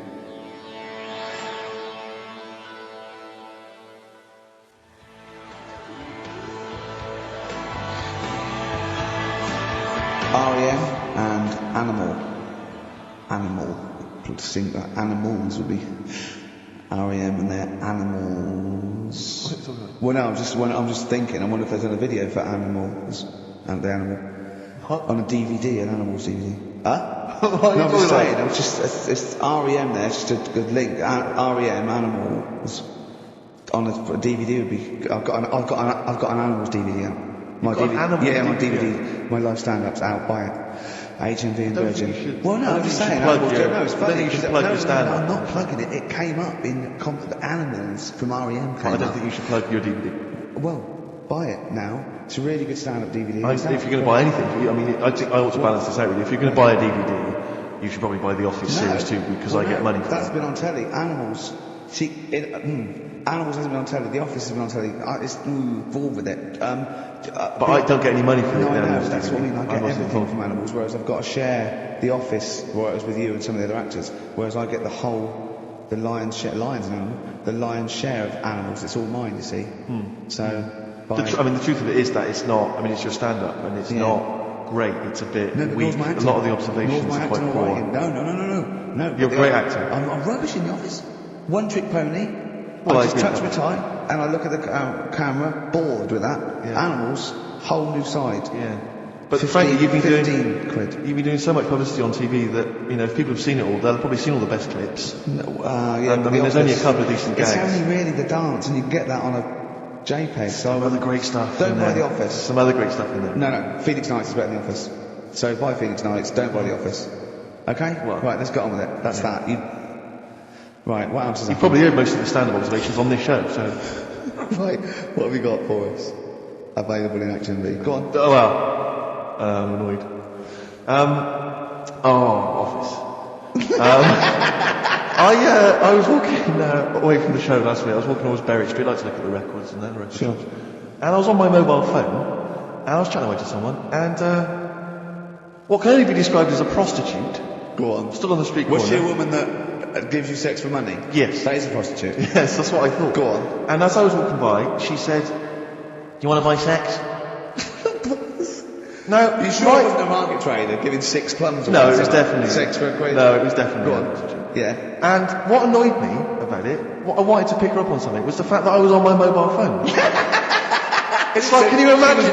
Who would what am I going to hang up? sorry, Mum, can I call you back? You say you want me to meet more women. And you sent me that 30 quid exactly. for my birthday. Yeah. Sorry, Mr. Johnson, I'm really excited about the job. Can I call you back? I'm just going to negotiate with a whore.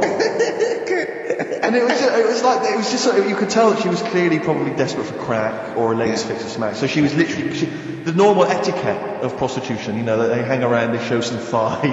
I've seen this in films. Yeah, exactly. Yeah. Take you out for a meal. That had sort of gone out of the window. And she was just there, desperate, running around. Did she go out of the window? Because that's another thing. They sometimes do specialist ones. But I was shocked because I've never been propositioned before like that. Really? In London. It's weird, isn't it? Carl, thoughts? I think you'd be sort of approached a lot because they tend to sort of go for people who look like they haven't got much chance. Sure. And I'm not being mean. No. Sorry, I'll let you go back to it. In what way aren't you being mean? By saying that Steve knows is a little bit odd looking. I don't think. Well, no, he does. Do you know? No, but it's not what he thinks of his looks. It's what he thinks of you talking about his looks on. No, but it's like how you were talking before about, your eyes are bad. It's nature's little way of saying, look, nothing to see here, right? I don't get that. I don't know what you mean. But when you look in the mirror and that, they've gone, look, he hasn't got the looks. Let's make his eyes bad, right? Yeah. Nothing to see here. Yeah. That's what I'm saying. Balancing it out. Right? Yeah. And it's funny, right? Now we're on the topic. Sorry, Johnny Depp. Now listen. My chest is going to burst at this moment. Whenever we go through this conversation, I always think to myself, Carl, do you know what you look like?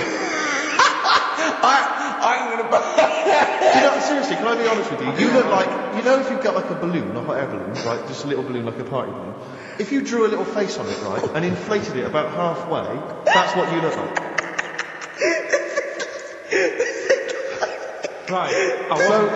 No, play a record. I don't want to get into this. It's too intense. Now you've got onto this. Let's just nip it in the bud now. I'll tell you something that I wasn't going to tell you because I think. I don't want to hear it. Right. It was on the tube. Right. Well, someone told me they were on the tube. Right. And the tube pulled into a station. Right. And one of the women saw the poster that's out at the moment with you and Rick on it. Right. Yeah. So this woman apparently goes, "Oh look, there's Ricky. Ricky's on the radio." Right? And the other woman goes, "Oh yeah, don't you listen to it?" So she goes, "Oh, I didn't know he was on the radio." And she goes, "Oh, look because he didn't sound this bad." She said, "Oh, look at that person he's with." So she goes, "Yeah." She said, "That's Steve." She said, I was sort of aware that he looked odd because Carl mentioned it on the radio. Yeah. So it wasn't as much of a blow to me, but I can see how it was a bit of a shock to you. Yeah. So that's weird, isn't it? Yeah. And that isn't me sort of telling this woman to say anything. That was all happened without anybody else sort of bringing it on. Yeah. Do you know what I mean? Yeah. So was it? Sorry, you seem to be relishing this. Was it because of the little balloon story that made you? Honestly, Steve, I wouldn't have told you, but if you're going to start, having a pop. Yeah. Do you know what I mean? I can't just sit here and take it and that. No. I mean, all mates. Yeah, just. Yeah. Well, I mean, I was just taken for Johnny Vegas. Steve's got a story about that. If you want to have a go at me. No, someone just thought you were fat with a beard, which is true. Well, don't have a go at me because he said you look. No, you started it. No, I didn't. Yeah, I didn't. You were milking it. I was laughing. You were egging him on. I sort of was. Yeah. But let's not, Ooh, it's a good job you've got lots of good mates like Jonathan Ross you can go and hang out with. You don't need other friends, people who've helped you in your career. He's a good looking bloke, isn't he, Jonathan Ross? He's a good looking fella. Play a record.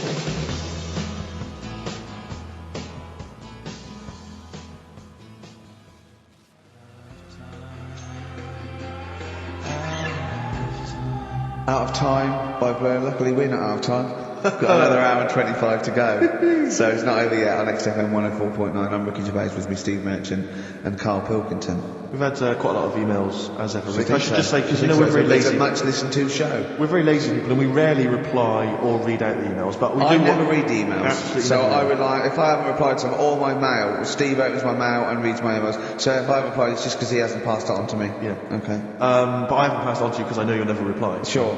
I'm just cutting out that. But I just want to say thanks for the emails. We do read some of them, and we do appreciate the fact people send in jokes. I appreciate it. I love it. But we've not had to do anything towards it. Sure, we had an email from Jack. He just said he missed the last 2 weeks' shows. Has he missed anything? Not really. No, it's the same stuff. Same I think last week Karl was having a go at Chinese people not aging well. He had a go at the gays, and he came up with a ludicrous story about a monkey that was impossible. So I don't think Jack's missed much. No. Go on. We've just had an email from the Pringles people.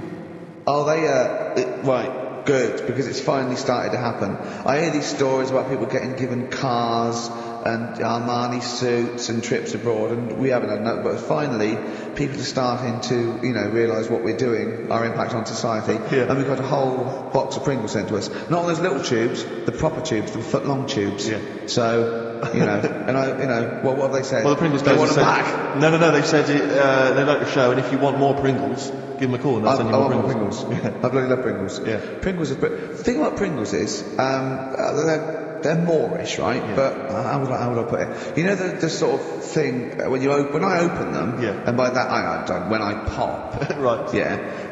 I have to eat them. Well, no. Okay, I'm gonna put this. When I pop, I can't stop. What do you mean? I don't. Well, when I pop them open, I can't stop eating them. Right. When you pop, you can't stop. Yeah. Yeah. I think that's because of the chemicals. I think that might be the reason. But they're good chemicals. They're good chemicals. They're the best chemicals. Pringle chemicals. They're not bad chemicals. Lovely. Like so yes, I want some more Pringles. Yes, what else do they do? It's interesting actually, you were saying that like other people, like Kylie, I imagine, would get given sort of maybe sexy underwear. You've got Robbie Williams where he gets the Armani suits. You get sent the crisps. Yeah. Oh, but it's nice to be sent. Go on. Talking of Pringles, on the Finchley Road tube station, on the way in. There's a lot of Pringles there. Well, I'll tell you a job I don't like. What? I wouldn't want to be doing. The woman, there's a little woman who sits in the little snack stall on Finchley Road station. Yeah. And I don't know how to describe it really. She is surrounded by snacks. She can't move for snacks. It's like American Beauty, but with different. Not dissimilar to that. Yeah. It's a little hut on the station, and it's like if you go to the seaside, you can put your head through one of those cardboard cutouts, and it looks like you're a big fat person, whatever. You can have your photo taken. It's like an equivalent of that, but it's just snacks everywhere. She's got bananas up to her chin. She's got chocolate coming down through her eyes, crisps outside of her. She can't move. She can't do 360 degrees. She's like packed in there. I don't know how she gets in there. I think they put her in at first, and they pour in the bananas. Yeah. Then they go pour in the nuts. She has 2 hours of makeup before. Exactly. Yeah. Dressing her in there. Because I'll ask for something from the fridge, and she cannot turn her head to see. She has to go by feel alone, just to feel the fridge, and get stuff out and pass it. And often I'll say, that's not what I wanted, but she can. You've got to let her off. It's extraordinary, but there's no music playing. Does she have to sell her way out of it? Exactly. If it's a slow day, she's stuck there till the next day. Yeah, it's like a world-breaking attempt. Oh dear. That's Finchley Road, so if you're on Finchley Road or just want to pop down there, have a look at the snack woman, because it is... how does she get refills though? I don't know how it works. I don't know how she goes to the toilet or eats. I don't know what she does. Yeah. But God bless her. That's one of the jobs you wouldn't. That's jobs I would not like. I've always worried about working in one of those big photocopying places. Sure. Because that's constant taste of toner. Yeah. You know what I mean? It's so dry, and I just imagine going to work with a hangover. Yeah. 8 hours in that sort of. I think it's those jobs where what's the best that can happen that day. Do you know what I mean? The photocopying shop. What's the best? Well, they probably have interesting things like people going in photocopying. Porno mags. Can I have 30 copies of my art? Right. Yeah. Yeah. I couldn't make it to the staff party. Yeah. But I wonder if I could do that in here. Yeah. Carl, what job would you want to do? Well, any job. You're lazy. You're joking, aren't you? But I've done loads of stuff. I'm quite happy now doing what I'm doing. Yeah? You look happy. I think you sound happy. Yeah, I mean, calm down. You're on drugs. I'm alright. Are you on E? England have won and that. I'm what? happy for them. Yeah, go on, happy for them. I'm happy in that. Yeah, what do you mean happy for them? We are England. Happy for us. Yeah. I mean, we didn't play. I did very little towards it. It was mainly Johnny Wilkinson. Yeah, I barely contributed. Switching on the TV was about as much as I did. Exactly. And shouting, come on! Yeah. Talking about jobs and that, though, I was reading the other day about, rubbish jobs that people have had and stuff. I haven't got time, man. I just get on with it. I'm not squiddly diddly. Fingers in pies, different jobs. Go on. Do you know Ivor the Terrible? Ivan.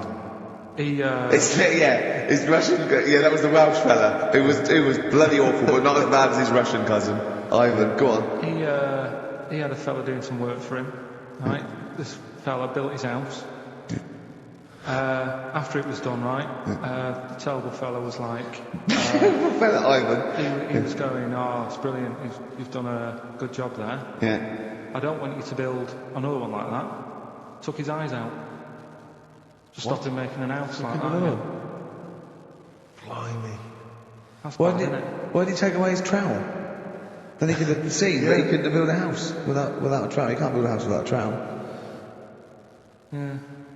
I suppose he probably later thought that once he'd been nicknamed Ivan the Terrible. Yeah. He thought, why? Because you gouge people's eyes out. Yeah, but I didn't want to build another house. I know, but Take his trowel away. What would that have been then?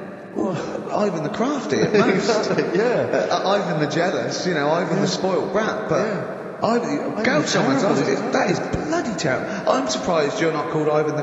Do you know what I mean? You're going to get down in history like with Vlad the Impaler. Yeah. He's mainly remembered for impaling people. Yeah, he did a lot of other stuff. He did a load of great charity work. He did. The impaling is the thing that's really gone down in history.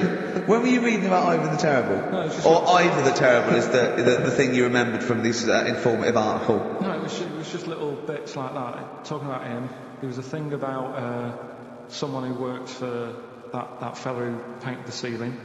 Sistine Chapel? Yeah. Okay. There was a thing, a woman who worked for him in his house. And I love how you assimilate information when it's just bordering on the academic or just the interesting and true. It's wonderful. Ivor the Terrible gouged someone's eyes out, built him an house. That fella who painted that ceiling had a woman work for him. Imagine if you wrote that down in an essay. Imagine if you wrote that in a school essay. Well, you'd probably end up with not getting a grade, or thinking you turned up to more than you had. Exactly. Anyway, the woman who lived with... Yeah, the woman who lived in a shoe, go on. Yeah, there's this woman who lived with him, and she used to, go out and do all this shopping and that. Yeah. But because she couldn't read or write, he used to have to draw everything that he wanted. Why couldn't you just tell her? I don't know. No, wait. That's an excellent point. Could she talk? Yeah, but if it's a big list and that, loads of different coloured paints. But why couldn't she draw on a piece of paper? Why did he have to do it? Because he's a better drawer, isn't he? That's the point. That's it. We were just looking for the logic of the story. You found it. You've done it. Play a record.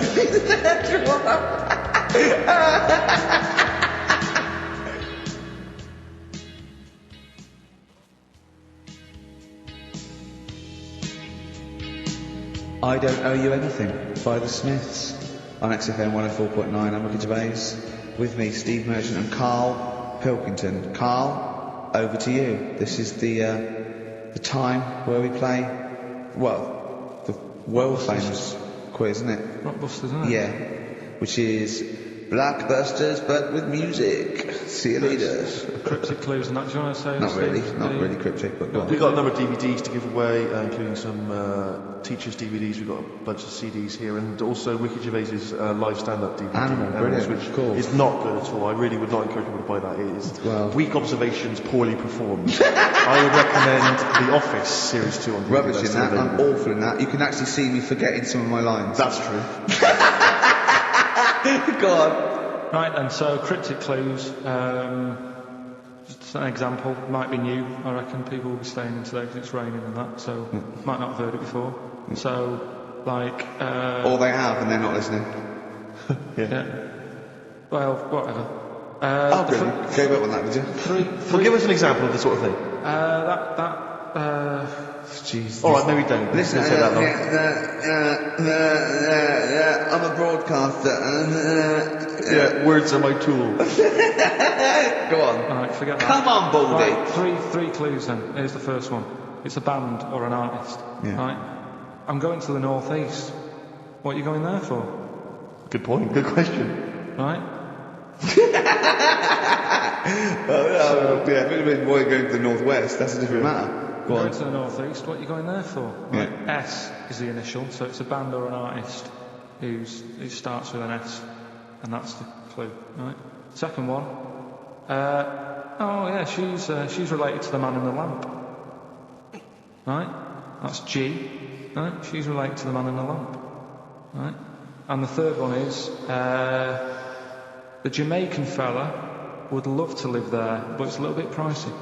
Oh God, I feel an accent coming That's on. one way you're going to have to think about it with the accent. I imagine. DS for that one, right? So the Jamaican fella would love to live there, but, a bit dear and that, a bit pricey. So, So give us some again quickly. Right, the first one, I'm going to the northeast. What are you going there for? That's S. She's related to the man in the lamp, That's G. Changes a and bit. the Jamaican fella would love to live there, but a little bit pricey. And that's DF, so email in or text. And that. Ricky.gervais@xfm.co.uk. What's or the text? 83XFM. What's with those that? surprises. Brilliant. Right. Play some ads? Yeah.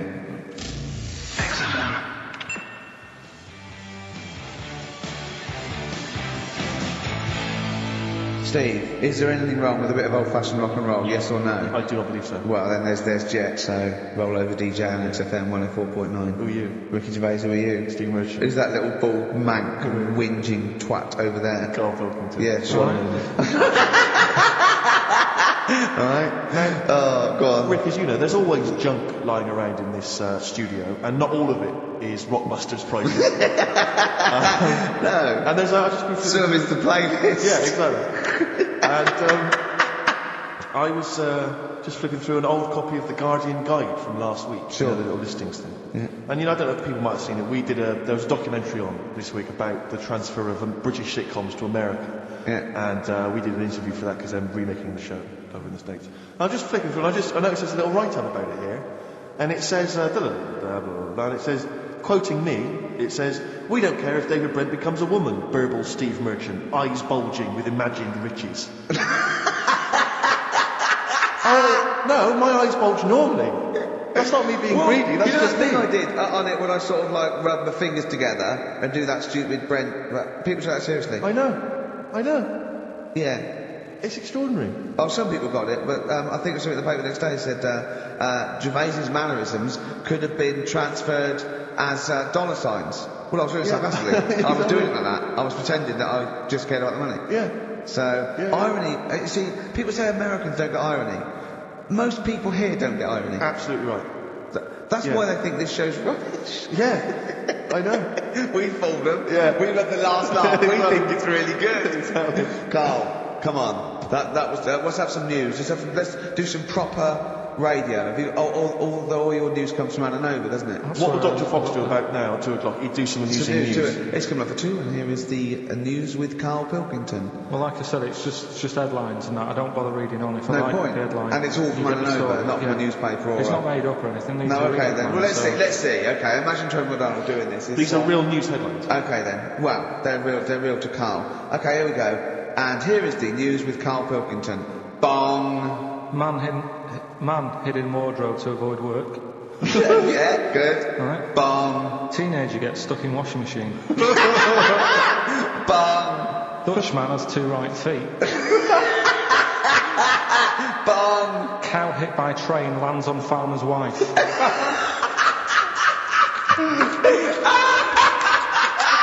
That is the real news to you, isn't it? That's brilliant. I was just thinking the cow flying through the air. Yeah. And the wife going, oh no. Oh dear. Dutchman has 2 white feet. Yeah, he's having some operation or something and... What, they put the wrong foot on him? He's got 2 right feet or something. Well, maybe it was only a right foot that was available. Good dancer. Yeah. Oh dear. What In real news, I followed that thing with...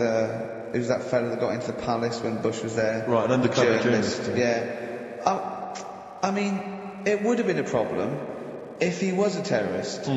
But it's sort of like... And as the palace said, all our tests are to expose terrorists, not journalists. Yeah.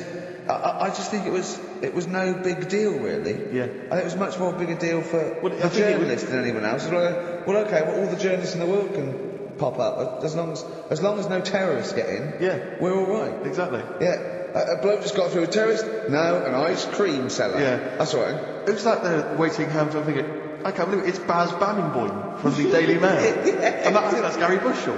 That's fine. That's fine. Don't worry about it. Yeah. But it was just that all he did wrong though was just lied on his CV. Well, I think he did. But everyone lies on their CV. Of course. Everyone Actually, gives I don't think I've ever done a CV. I tried to lie. I did one once when I was at ULU and I was an events manager. I applied for a job at Radio 1 for events manager. Didn't even get an interview. Yeah. So I just stopped the CV lark. Sure. And I just, The one knocked back and that was Exactly. it. No, well, yeah. So You've lied on your CV, have you, Carl? Yeah, loads. Yeah. It's just, it's like some of Little Britain. Yeah, no. Yeah, loads. Yeah, go on. Come on. there was one Radio, when come on. there was a job going at Granada. In fact, this isn't even lying, and I still didn't get the job, right?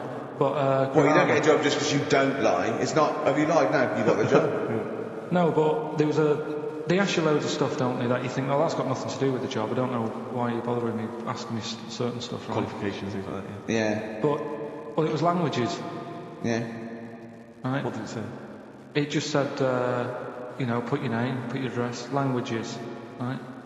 And, What? Oh yeah. And You don't speak any other language, do you? well, I just thought English, quite good. No, you didn't. No, I did. Honestly, asked Suzanne. I think you told me this before. Did you really put English quite good? Yeah, honest to God. Didn't hear back. Well, you know what they meant now. That you know what your error was, don't you? Are you fluent in French, German, Chinese? Yeah, but I didn't want them to think I've got loads of big words and that. Do you know what I mean? Well, I don't use loads of big words and stuff. No, they There's meant, no do you point. speak any other languages? It's any other languages, Carl, not the They ones assume you're that you native can with. speak English because you're filling out a form. Yeah. Oh, well, it's like language is none. They assume you can speak something, and they probably think it was English. And to put quite good when you are English. Yeah. English is your first language, yeah, I'm quite good at it.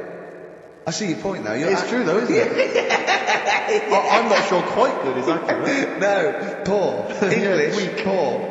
Weak. You didn't get the interview now. What did Suzanne say when you told her you put that? She just laughed. It was Really? too late. It was too late to do anything. How's her hair? Do you want to talk So about it? she's off today, so It's alright, is it? Oh, she's listening, you mean? she's at home today. But it's probably alright now, isn't it? Because a bad hair day, it doesn't Yeah, matter. it'd be nice. It'd be nice, not today. You're scared of her, aren't you? No. I mean, I don't want to... You've learned your lesson that, you can't talk about people like that because it upsets them. Well, plus I can't do it all now because we're doing Pulp Fiction later. And it sort of involves the red. So... Brilliant. So let's... Excellent. There's me thinking that you're being considerate. Yeah. Or worried about... You don't want to use up the material until later. Play a record.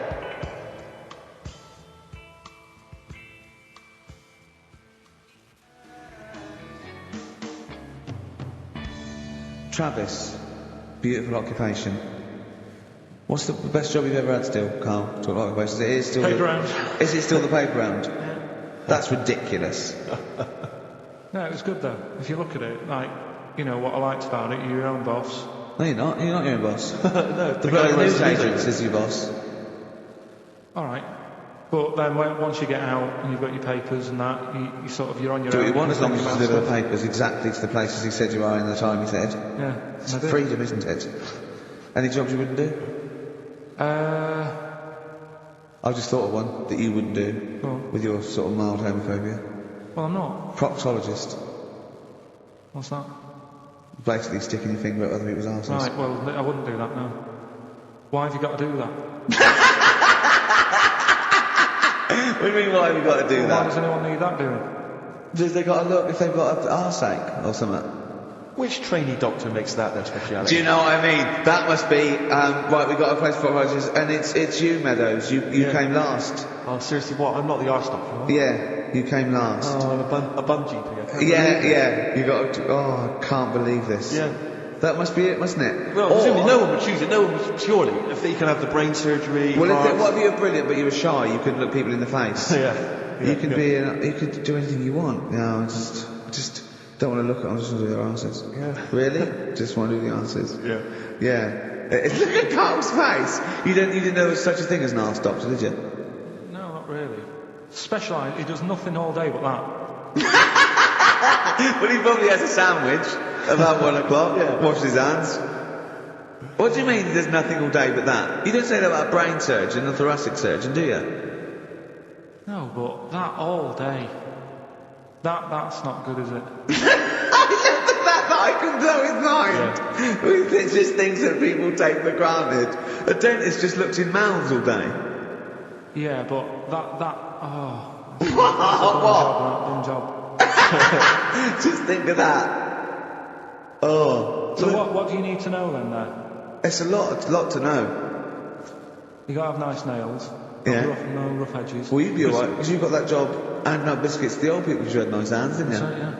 And I know a lot about biscuits. I know my biscuits. Do you? Yeah, I know which ones you like and that. Do you? What do they like? What do old people like? Just bourbons, rich Do they tea. really? Because that's my least favourite. I would never eat a bourbon. I could be starving and I wouldn't eat a bourbon. If you want to let us know what your favourite biscuit is, why not email in if you've got to Yeah. But I'll tell you what, with all them eating biscuits, I bet they get arse problems, don't they? So you could double up, couldn't you? You could be handing out biscuits in the morning and checking out. So why would you go and have that done then? What sort of problems then? What do you mean? Loads of problems. Like what? Prostate. And they've got to go there. They have to like have a little, you know.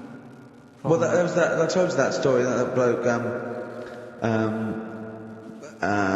It's not an apocryphal tale because it's about an orderly's report, and this is the bloke that filled out the form. And what happened? He went into hospital basically with a sauce bottle up his arse, and on the report, he said obviously, you know, pleasuring himself using a sauce bottle. And on the report, he said that he'd been shopping at Safeways, and he'd come in with his shopping, and he'd forgot his key, so he put his bags down on the step, right? And he started climbing up the drain pipe to get in, right? But as he was climbing up, his trousers and pants fell down. He slipped and fell, and the sauce bottle went up his arse. And the orderly said this story would be somewhat believable if Safeway sold their sauce bottles with condoms already attached. That's like a game of Kaplunk. so he put a condom on it. I wonder if that was so he didn't want to get an infection from it, or he wanted to use it on his chips later. So waste not, want not. Talking of arse, yeah. Blockbusters. We should give those clues again because we're not getting many right responses here. Let's give them once more. Oh, do you know what I think? Because the mentalists out there get his clues and they're rubbish. So I think his clue must be so way off. I know. That it's something wrong. Do you know what a pun is, don't you? You can't change the word. You can't have, he's bald and he rides a bike. Who's that? Bicycle Stipe. That doesn't count. It's got to be Michael Stipe for it to be correct. It's got to be Michael Stipe, yeah? Alright, well, the most we've got 2 right? So let's hear the clues again. Alright, first one was, I'm going to the northeast. What are you going there for? S. It's a band or an artist that starts with S, right? I'm going to the northeast. What are you going there for? Second one, she's related to the man in the lamp, right? That's G. Band or an artist. The last one, the Jamaican fellow would love to live there. It's a bit pricey though, right? DS. Right? DS. DS. Email in or text in. ricky.gervais@xfm.co.uk. Or on the text, 83XFM. Right? Dylan's of course playing in London this week. Yeah. And, good luck to him. Classic.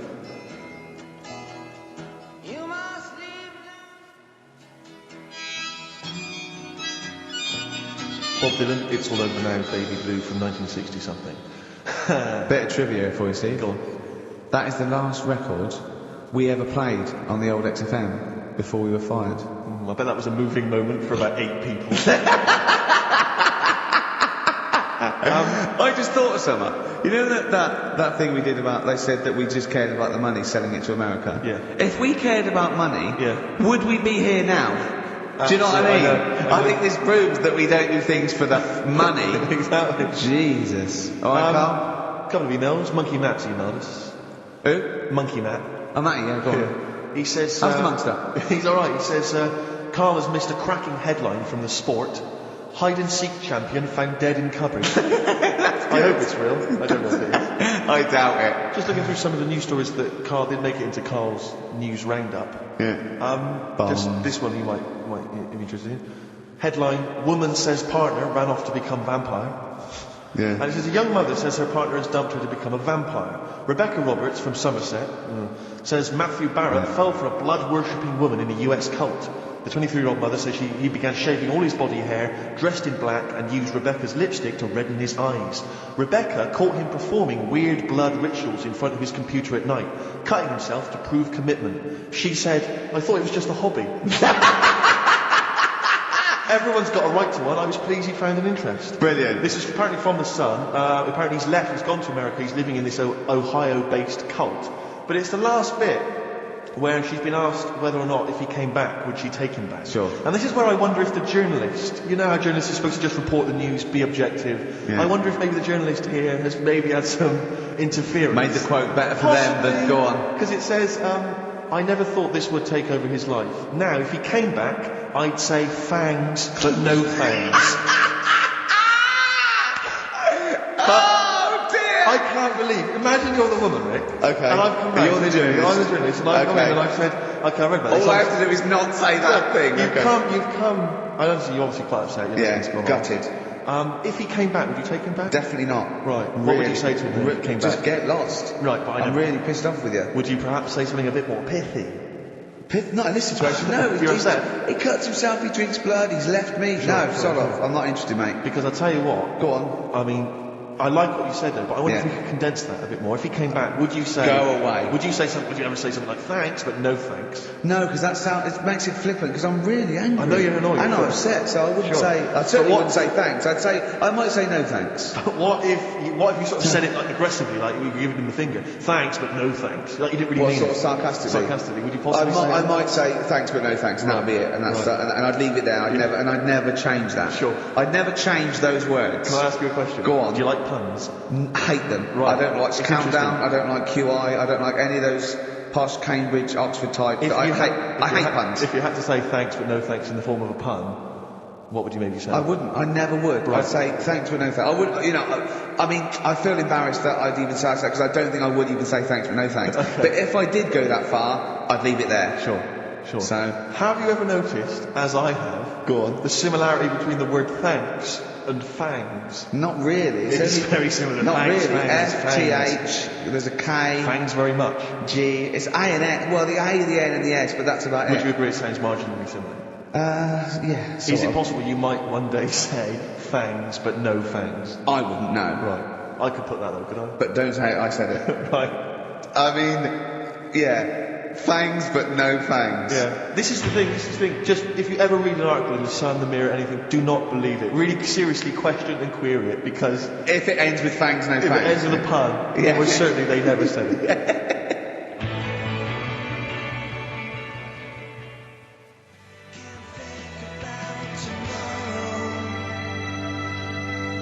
Feeder. Do you know what? I'm annoyed at now, right? We've got another ad break coming up. How many ad breaks have we had in this show? I know. Carl, how many ad breaks have we had in this show? About 3 an hour, 3 or 4 an hour. 3 or 4 an hour, so over 3 minutes. So, 20 minutes. 20 minutes is wasted on shite. I mean, apart from the stuff we talk well, about. it's funny you should say that, because someone said to me last week that they felt that there were more adverts now on the show than there used to be. Are there more adverts on the show? I think just checking some of the emails, I think that's because people are requesting them. They find them more entertaining than what we're giving. But can't we sort this out? Don't go on about it. No, can't we though? Why can't we have less? Why have we got so many? Is it? Oh, well no, you can't listen to the radio after every record. It's bad enough trying to keep listening with the rubbish we come out with. Well, we've got Rockbusters here, let's get them back. Right? Come on then. Right, has anyone got all three? No. No, right, okay, so there's some, I'm going to ban Rockbusters. Okay, go on then, what are the clues again? Tell me the answers. Well, give us the ones that they did get. Alright, well they did get, she's related to the man in the lamp. What's that? That was G. That was Genesis. Alright? Genesis? Like Genesis. So the sister of the genie, Genesis, they got that one. No. What's the band's name? Genesis. No, say the band name. Genesis. Right, okay. Well, I don't get it, because genie is nothing like that. Well, they did, so don't worry about it. Stop worrying about the ads, stop worrying about that. Right? The third one was, the Jamaican fella would love to live there. Go on. But it's a little bit pricey. Go on. Right? That What was the initial? DS. Deer Streets. Right? What? It's a Deer Street to live on. Deer Streets, oh yeah, I haven't heard of them. But what are they, a band? That's Dire Straits. No, it's not Dire Straits! It's not Dire Straits, Deer Streets! The Jamaican fella. Go on, make it sound like that. Deer Streets. Deer Streets. Do it again, no, still not, keep going. I haven't got it yet, go on. Deer Streets. Deer Streets. They got that one as well, so... Alright, well let's hear the one they did. Can I do an impression of a Jamaican fella saying Dire Straits? Right. Dire Straits. It's not the same! The first one they struggled with was, I'm going to the northeast. What are you going there for? Well, when you say struggled with, no one got this. No one got it. Go on then. Didn't even attempt it. Okay, go on, the northeast, what? I'm going to the northeast. What are you going there for? Seal. Seal? What? Hull's up in the northeast. Hull is, yeah, Hull, yeah. Yeah, so... I haven't heard of them either. It's not a seal, right? So that works. Who's Seal? Seal. Seal? Yeah. What's that got to do with the north, though? Seal. That's the way I'd say it, isn't it? Okay, that's the end of Rockbusters. Unbelievable. That's the end of Rockbusters. I can't believe we even brought it back, Rick. Right, I'm serious, that's the end of Rockbusters. Can I be honest with you? Go on. I'd love to hear some adverts now instead of that. Well, so would I. Adverts are better than that. I'm just saying Laura. Doesn't matter. Laura's fine. The one with well done, Laura. Right? She well only done, got Laura. two, but we'll give her that. Yeah, just play the ads. I'm actually looking forward to the ads. Really looking forward to it. I hope there's a...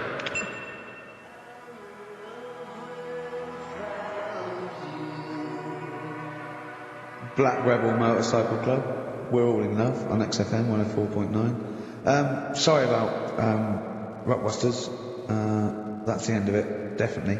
Because it was dreadful. Do you know what I mean? It's not. Do you know what I mean, Steve? Yeah. It's quite funny, but that was awful. I mean, we've apologised for that quiz so many I times. know. We've given it. I think it's 2 comeback. No, they don't like it. They don't like it because it's that's too. That people. No. That's the end of that. Less adverts next week. Sort that out because it's awful. 20 minutes of adverts. Do you know what I mean? It's not what people listen for. So. Right, redeem yourself. Have you got the film thing you're in? Right, yeah, I'm in a film. It's Pulp Fiction this week. Right. Changed it a little bit, tweaked the storyline a little bit. Okay. It's just to make it better, yeah. It's just do you know I've talked about Suzanne's hair and that? Yeah. About when she got it cut, didn't like it and that. Yeah. So it's sort of about that. Listen to it. There'll be a question at the end and win some good stuff. Yeah. Well. Right. So, and this is the scene where they're in the restaurant, do you know, when they're about to do the robbery. Yeah, play. So it's not a restaurant, change that, it's a barber's. Right. Alright? Okay. Alright, here we go then. Is there going to be a question after this? Yeah. Alright, girlfriend came in here earlier, had a haircut, I'm not happy with it, look at the state down. Well, don't laugh. Yeah? I mean, I don't want to cause any fuss, but just want you to sort it out. Afraid I can't do that. Well, you can do that because it looks a mess. Look, my friend, this is just where you and I differ. Well, you've got to do something because look at it. When she came through the front door at home, I thought Dave Hill had Slade had walked in. Funny, I was thinking the same thing. Look, I don't want to cause any problems or anything. She hasn't even seen it properly yet. She sort of had it cut and came straight home and didn't look at it. Suzanne, just look in that mirror. Look what they've done to your head. God damn it, what is it? Suzanne! We're not going to do anything stupid, are we? I'm the manager here. There's no problem. What do you mean it's not a problem? Look at the state of her hair. Be calm, cooperate, and this will all be over in a minute. I want to go home. Well, we're not going anywhere until you've sorted your hair out. I'm not walking home with you with your hair like that. It's embarrassing. So let's just get it. You die. No, forget having it dye. Just get it cut. Colour's not a problem. Just sort it out. Just get rid of. Let's see what we can do. Right. Good. Look at it. Look at the state of it. I'm trying real hard. Suzanne, just keep your head still there so you can... Just hang in there, baby. You're doing great. I'm proud of you. Just sort that bit out there. Just cut that.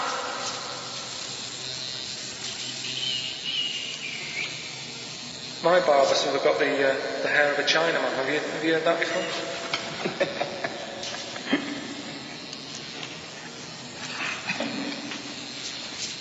What? What's so funny about that? Is it serious or what?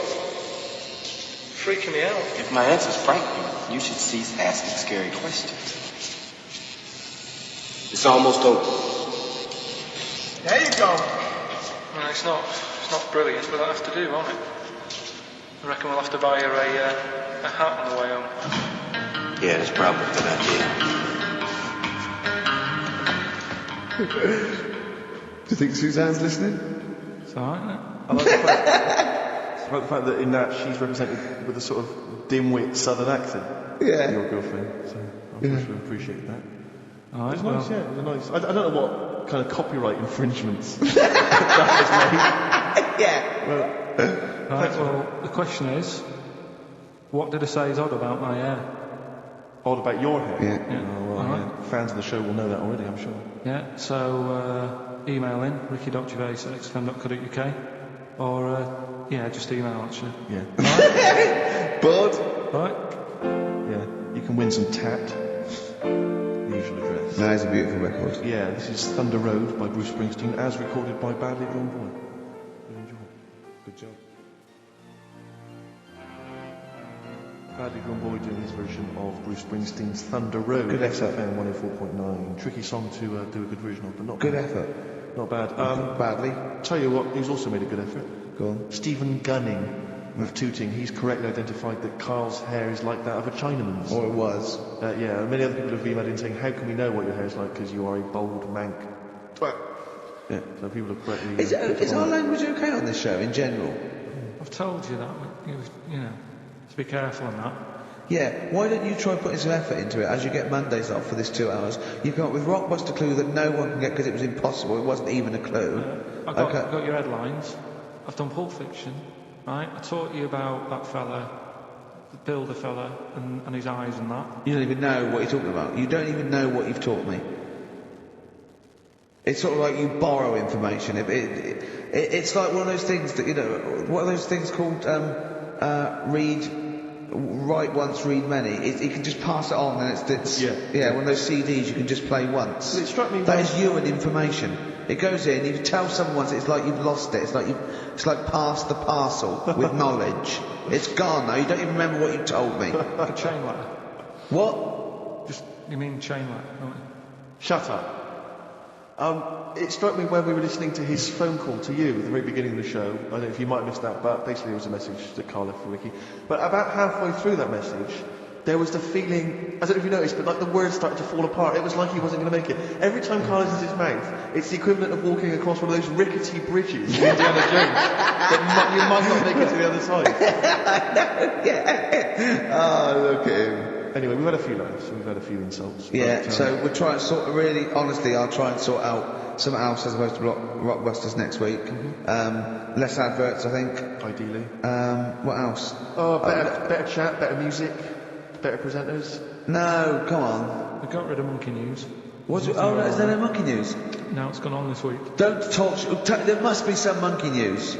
It's not like it's real news. You tell us stories about chimps from the 18th century. Don't give me nothing happened this week. You just didn't look at the internet. Did look.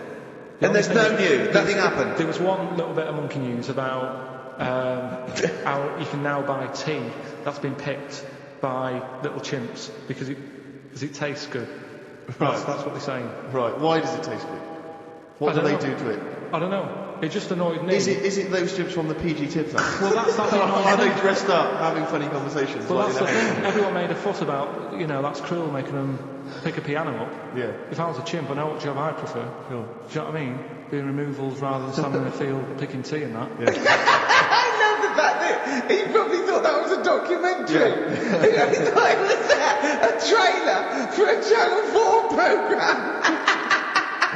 Alright, we'll be back next I've week. got a little treat for them. Right, that winner of the DVD, watch the behind-the-scenes footage because you see Karl's little round head. So they're enjoying that. Who won that, by the way? We're giving that away, haven't we? Yeah, we forget what it was. It's gone. Oh. Don't bother watching the rest of the stand-up though, it's a bit poor. Leave you with 50 Cent's outfit. Fiddy, I called him Fiddy. I called him Fiddy Cent. Back next week. Fiddy.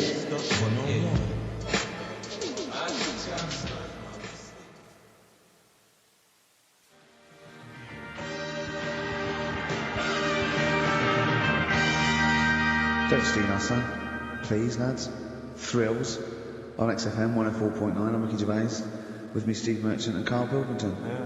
Little Karl Pilkington, little baldy mank whinging little twat. How are you? Yeah, All right? all right, yeah. What are you doing? Happy? Feeling a bit happier today? You look as full of spunk, as they say in America. Yeah, I'm alright. Just a bit of a miserable day though, isn't it? Yeah. Miserable. Walking in today, right? Do you know I walked through like the sort of the gay district of London and that? Right. You don't walk, you mince, don't you? Well, just walking through on the way to work, and I'm always interested in their little shops and stuff that they have, right? Loads of Their little shops. That's no shame. Look, if you want to go in and buy something, go and buy something. I'm just having a look at, looking in the windows and stuff.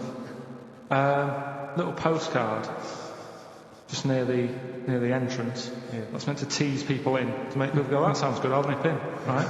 Little postcard, free butt plugs with every sale.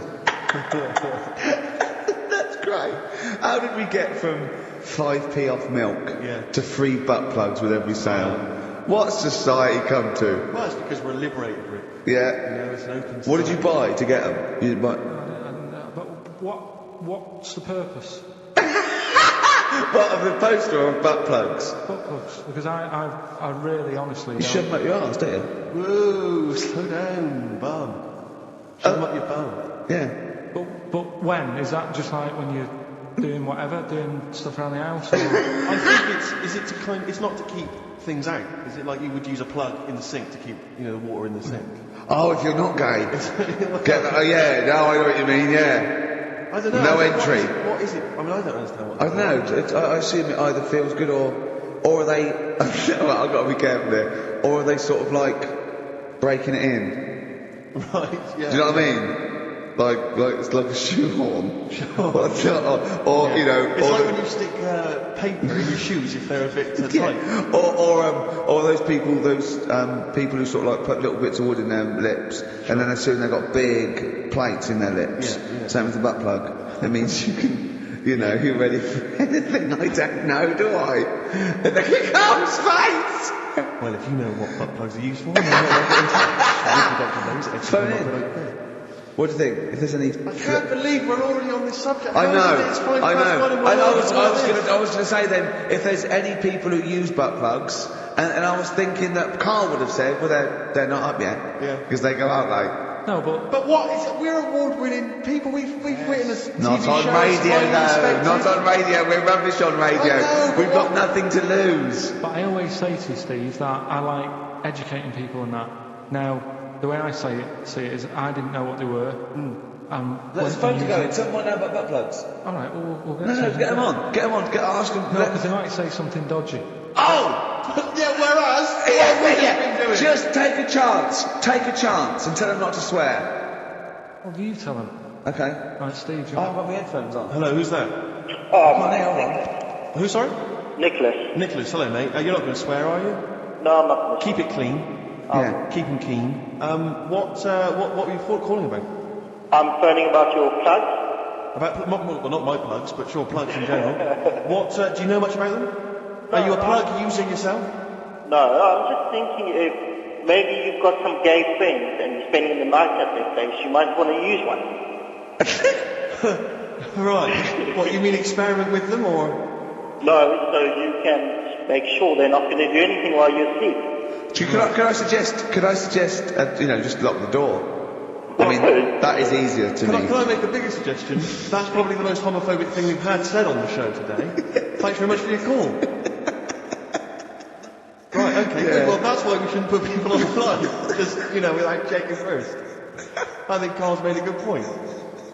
That's the calibre of listener we've got. I'm bloody glad he did, Steve. Thank you, I am.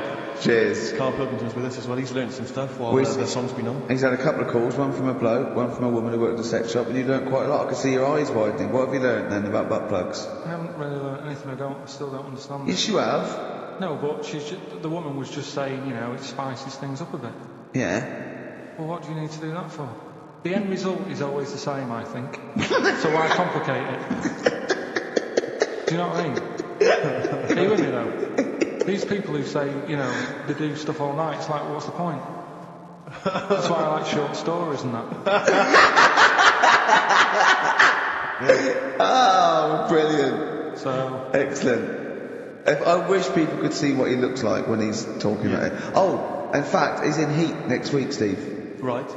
Yeah, they put a picture of him. They could do the grab off the DVD, and he's behind the scenes, and he's got his little picture in Heat, and he hates it, don't you? Well, I'm a bit annoyed because I didn't want it in. Why are you worried? Just don't want people knowing what I look like and that. Why? Were you on the DVD? Yeah, but... It's to public domain. Anyone can take it off there and put it on the paper now. But that's extras on a DVD, and I'm just thinking not that many people. If they watch it, they won't take it in and stuff like that. What are you worried about then? There's like me brother and sister and stuff who I don't see anymore. If they know what I look like now, they might... What do you mean if they know what you look like now? They've just got to imagine little Karl Pilkington with no hair. No, I've changed quite a lot because I work hard, don't I? So I've aged quite badly. And I'm just thinking if they... You still have the hair of Chinaman, But sorry, why is it a problem for your brother and sister to see you? Because I don't see them anymore, do I? And they'll come out of the woodwork now. What? They're after your millions? No, so they're sitting at home, they're looking at Heat, and there goes Karl, goes, oh, Karl's my brother, oh, maybe I'll go and see him. I don't want the hassle. But they could find out where you are in time. What's the hassle then? It's just hassle of having friends and family and that. You mean this, don't you? Yeah, it's, that I'm not into having But dates. if either your brother or your sister came to your door, would you not welcome them in and give them a cup of tea? Do you know what? He bumped into his sister, right, after about 7 years in a car park somewhere, right? And she went, oh, I've got a picture of my new kid, do you want to see it? He went, not really, your kids look the same. And she went off in half. Unbelievable. Yeah, but that's the problem though, isn't it? She hasn't seen me for years and years. That's the way I am. I'm not like being rude or anything, I'm just... says what comes in my head. Oh, don't give me that. Don't do that. I'm not rude. It's what comes in my head. That's a rubbish excuse. Not know rude. me, know my ways. Yeah. Right, am I wrong then? Let's look at it. Let's look at what I said. There's an ounce of Barmer's cakes. Know me, know my ways. Get out, you twiddle flunt. What is that? What sort of philosophy is that? Know me, I'm rude and take it or leave I'm not it. being rude. You are being rude. What, saying that all babies look the same? It's your nephew. You didn't even bother to have a look. You could have been courteous and had a look at the picture. If it was a first, I'd say fair enough, but she's got loads of kids. Oh, fair enough.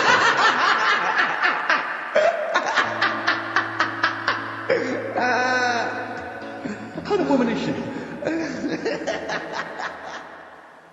I mean, obviously I'm a mental fan, but I think objectively that was one of the best shows I've ever seen. Yeah, he was brilliant. He's got the best band in the world. He played all the hits. It was an amazing show. The sound was incredible. Do you know what I mean? His voice as well. I think people don't incredible. His voice It was absolutely soulful is the word I'd use. brilliant. Yeah, it was absolutely brilliant. You don't care, do you, Karl? We don't care about this. You never really go to gigs, do you, Karl? The live music experience is not something you enjoy. Can be all right. Go on. I heard that someone else who went to the Bowie thing said that he sort of messed with the songs a bit, which would annoy me. No, he didn't. Not really. Hardly at all. He said when they did Life on Mars, instead of saying something about just the tune of it, he messed with it so it wasn't the same. That would annoy me. What would you do? But I mean, we're not talking Bob Dylan or Sinatra, he ad-libbed a little bit, I suppose, and it's his song, but it was, totally faithful. He was singing the songs. What do you mean? Well, it's just, don't mess with stuff. It's like if you went to see Titanic, and then the boat didn't have a crash, you go, what are they doing? It's like, I fancied messing with it. Well, he didn't. Well, I'll tell you, he didn't mess with it. Relatively speaking, he did not mess with the songs. They were brilliant renditions. That would be a hell of a film, though, where Titanic gets to New York absolutely fine. Oh, Carl. But, you're amazing. It's because I work here, though, and there's a lot of gigs going on all the time, and then you get to a point when, you just go, get a bit fed up with that. Well, when was the last time you went to a live experience? Well, I've been to gigs, but the one that springs to mind probably is when I first sort of tried a gig out, and it wasn't a music one. It was Bottom, with Bottom the live thing with Rick Mail and everybody. Yeah, when was that? Years ago. So it was in Manchester in about, I don't know, 87, 88 or something, and I was set up for a blind date. Right, this a mate of mine sort of set me up to see this. What? So you said let's go to Bottom? Well, I didn't tell her. I just said meet us at the Apollo. I bet she was over the moon, wasn't she? Met her there. I said right. Romantic. Going to see some middle-aged men run around in pants. Brilliant. Well, it's good. It's one of the things that afterwards you've got something to talk about, haven't you, and stuff. Yeah. So was it a good gig? Yeah, it was all right. Sort of bought some opal fruits and that at the start of the night. Yeah. I think she liked that. And then we watched Bottom. Then afterwards had a bit of a chat. And then... You didn't see her again, I take it? I would have done, right, because she was all right looking and everything. Yeah. But when we were chatting, she said she had a problem with the marrow. What? She what? She had a problem with the marrow. She had a problem with her marrow? Yeah. You mean her bone marrow? Yeah. Oh. I thought you meant she had one stuck of her fanny. No, just a... Thanks for that, Rick. That's an image I take out of my head. No, I did not. Oh, I see. A marrow. I think it's a marrow. Her marrow. And is that serious, that? Well, I just was put off it because I thought... I think it's more serious than problem with a marrow. Yeah. I mean... With a marrow and that. It's an idea if you're bored with buttons. I love it. I love it. Everything he says is like someone from Kes. It was just that thing that you didn't want to go out with a girl who might be ill in some way. Well, yeah, I thought, what's the point in spending time with her, spending money on her and stuff, and then she's going to die on me? Oh! No, but seriously, no, but I'm just... See, this is what annoys me. You asked me to be honest, but I'm just saying, what's the point in me getting upset and stuff? No, but it's not the... It was the one thing is that what's the point in spending money on her if she's going to die anyway? You can't realise that's not a normal thing to say. No, but what's the point in getting to really like to know, knowing someone and thinking, oh, she's really nice, I want to spend my life with her. It's good that she told me when she did. Oh, what, during Bottom? This is the most amazing thing you've ever said. Steve, don't you understand what I'm saying? But no, because well, firstly, it's the assumption that she's going to drop dead, and you're going to think, I'm well, I not just order some opal fruits. I don't know what it means when you've got a problem with the marrow and that, but she looked pretty serious when she was talking about it. So I was like, oh. Christ almighty! I don't understand what's so bad about it. Play a record! I'll tell you. I'll explain to her during the break. Play a record. Libertines? Yeah. If you're morally objectionable, why not email ricky@xfm.co.uk? It's okay, he's an idiot.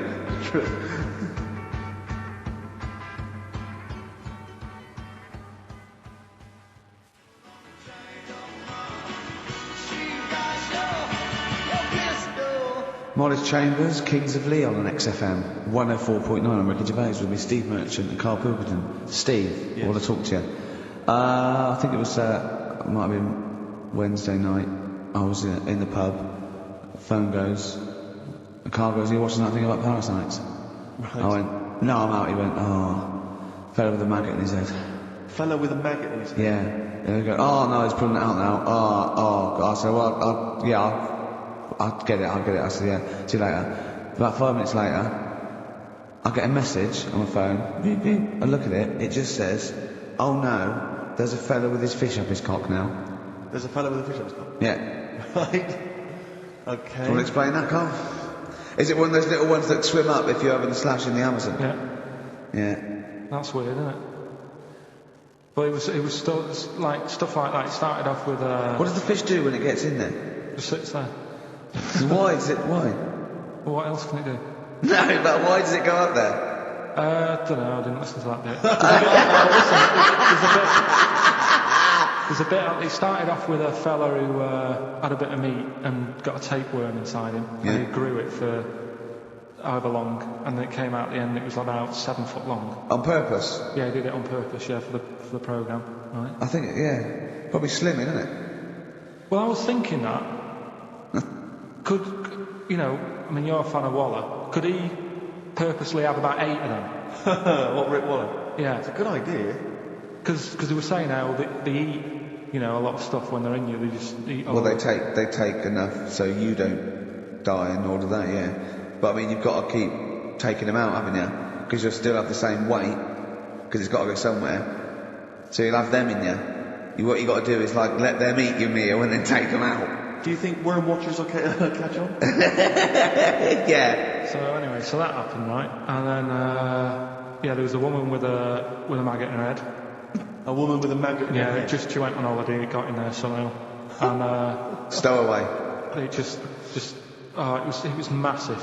And the thing is, she had a hole in her head, and she's there being interviewed with the doctor, like, and you can see it just sort of sticking its head out. Like, do you know when you see a cartoon with a maggot in an apple? Yeah. And it looks out, and looks around like that. Yeah. Why didn't they just take it out there and then? I think they could have done, but the doctor's messing about. It's like, well, it's good for the show, isn't it? And they left it in there. Right, that's libelous. Well, that is libelous. But I found it weird. Why not just grab it? Because there must be a reason. There must be one of those medical reasons that you don't really know about, Carl. And another bit. This was the best one. Right? Grab it. Right. There's this fella, and he was on his bike, right, cycling to work or whatever, and he sort of sees this thing in the corner of his eye. Right? Literally in the corner of his eye. Or you mean he saw just said he saw in his peripheral vision? Okay. Yeah. Thought, what's that? Yeah. So he thought, oh, doesn't matter, whatever. And he stops off at a cafe, right? Get a little scone, a tea, or whatever. And he goes in there, and he's sat down, and the waiter comes over. He says, "Yeah, what do you want?" He says, "I'll have a scone and a tea." He goes, "All right then." So he goes to get it, comes back.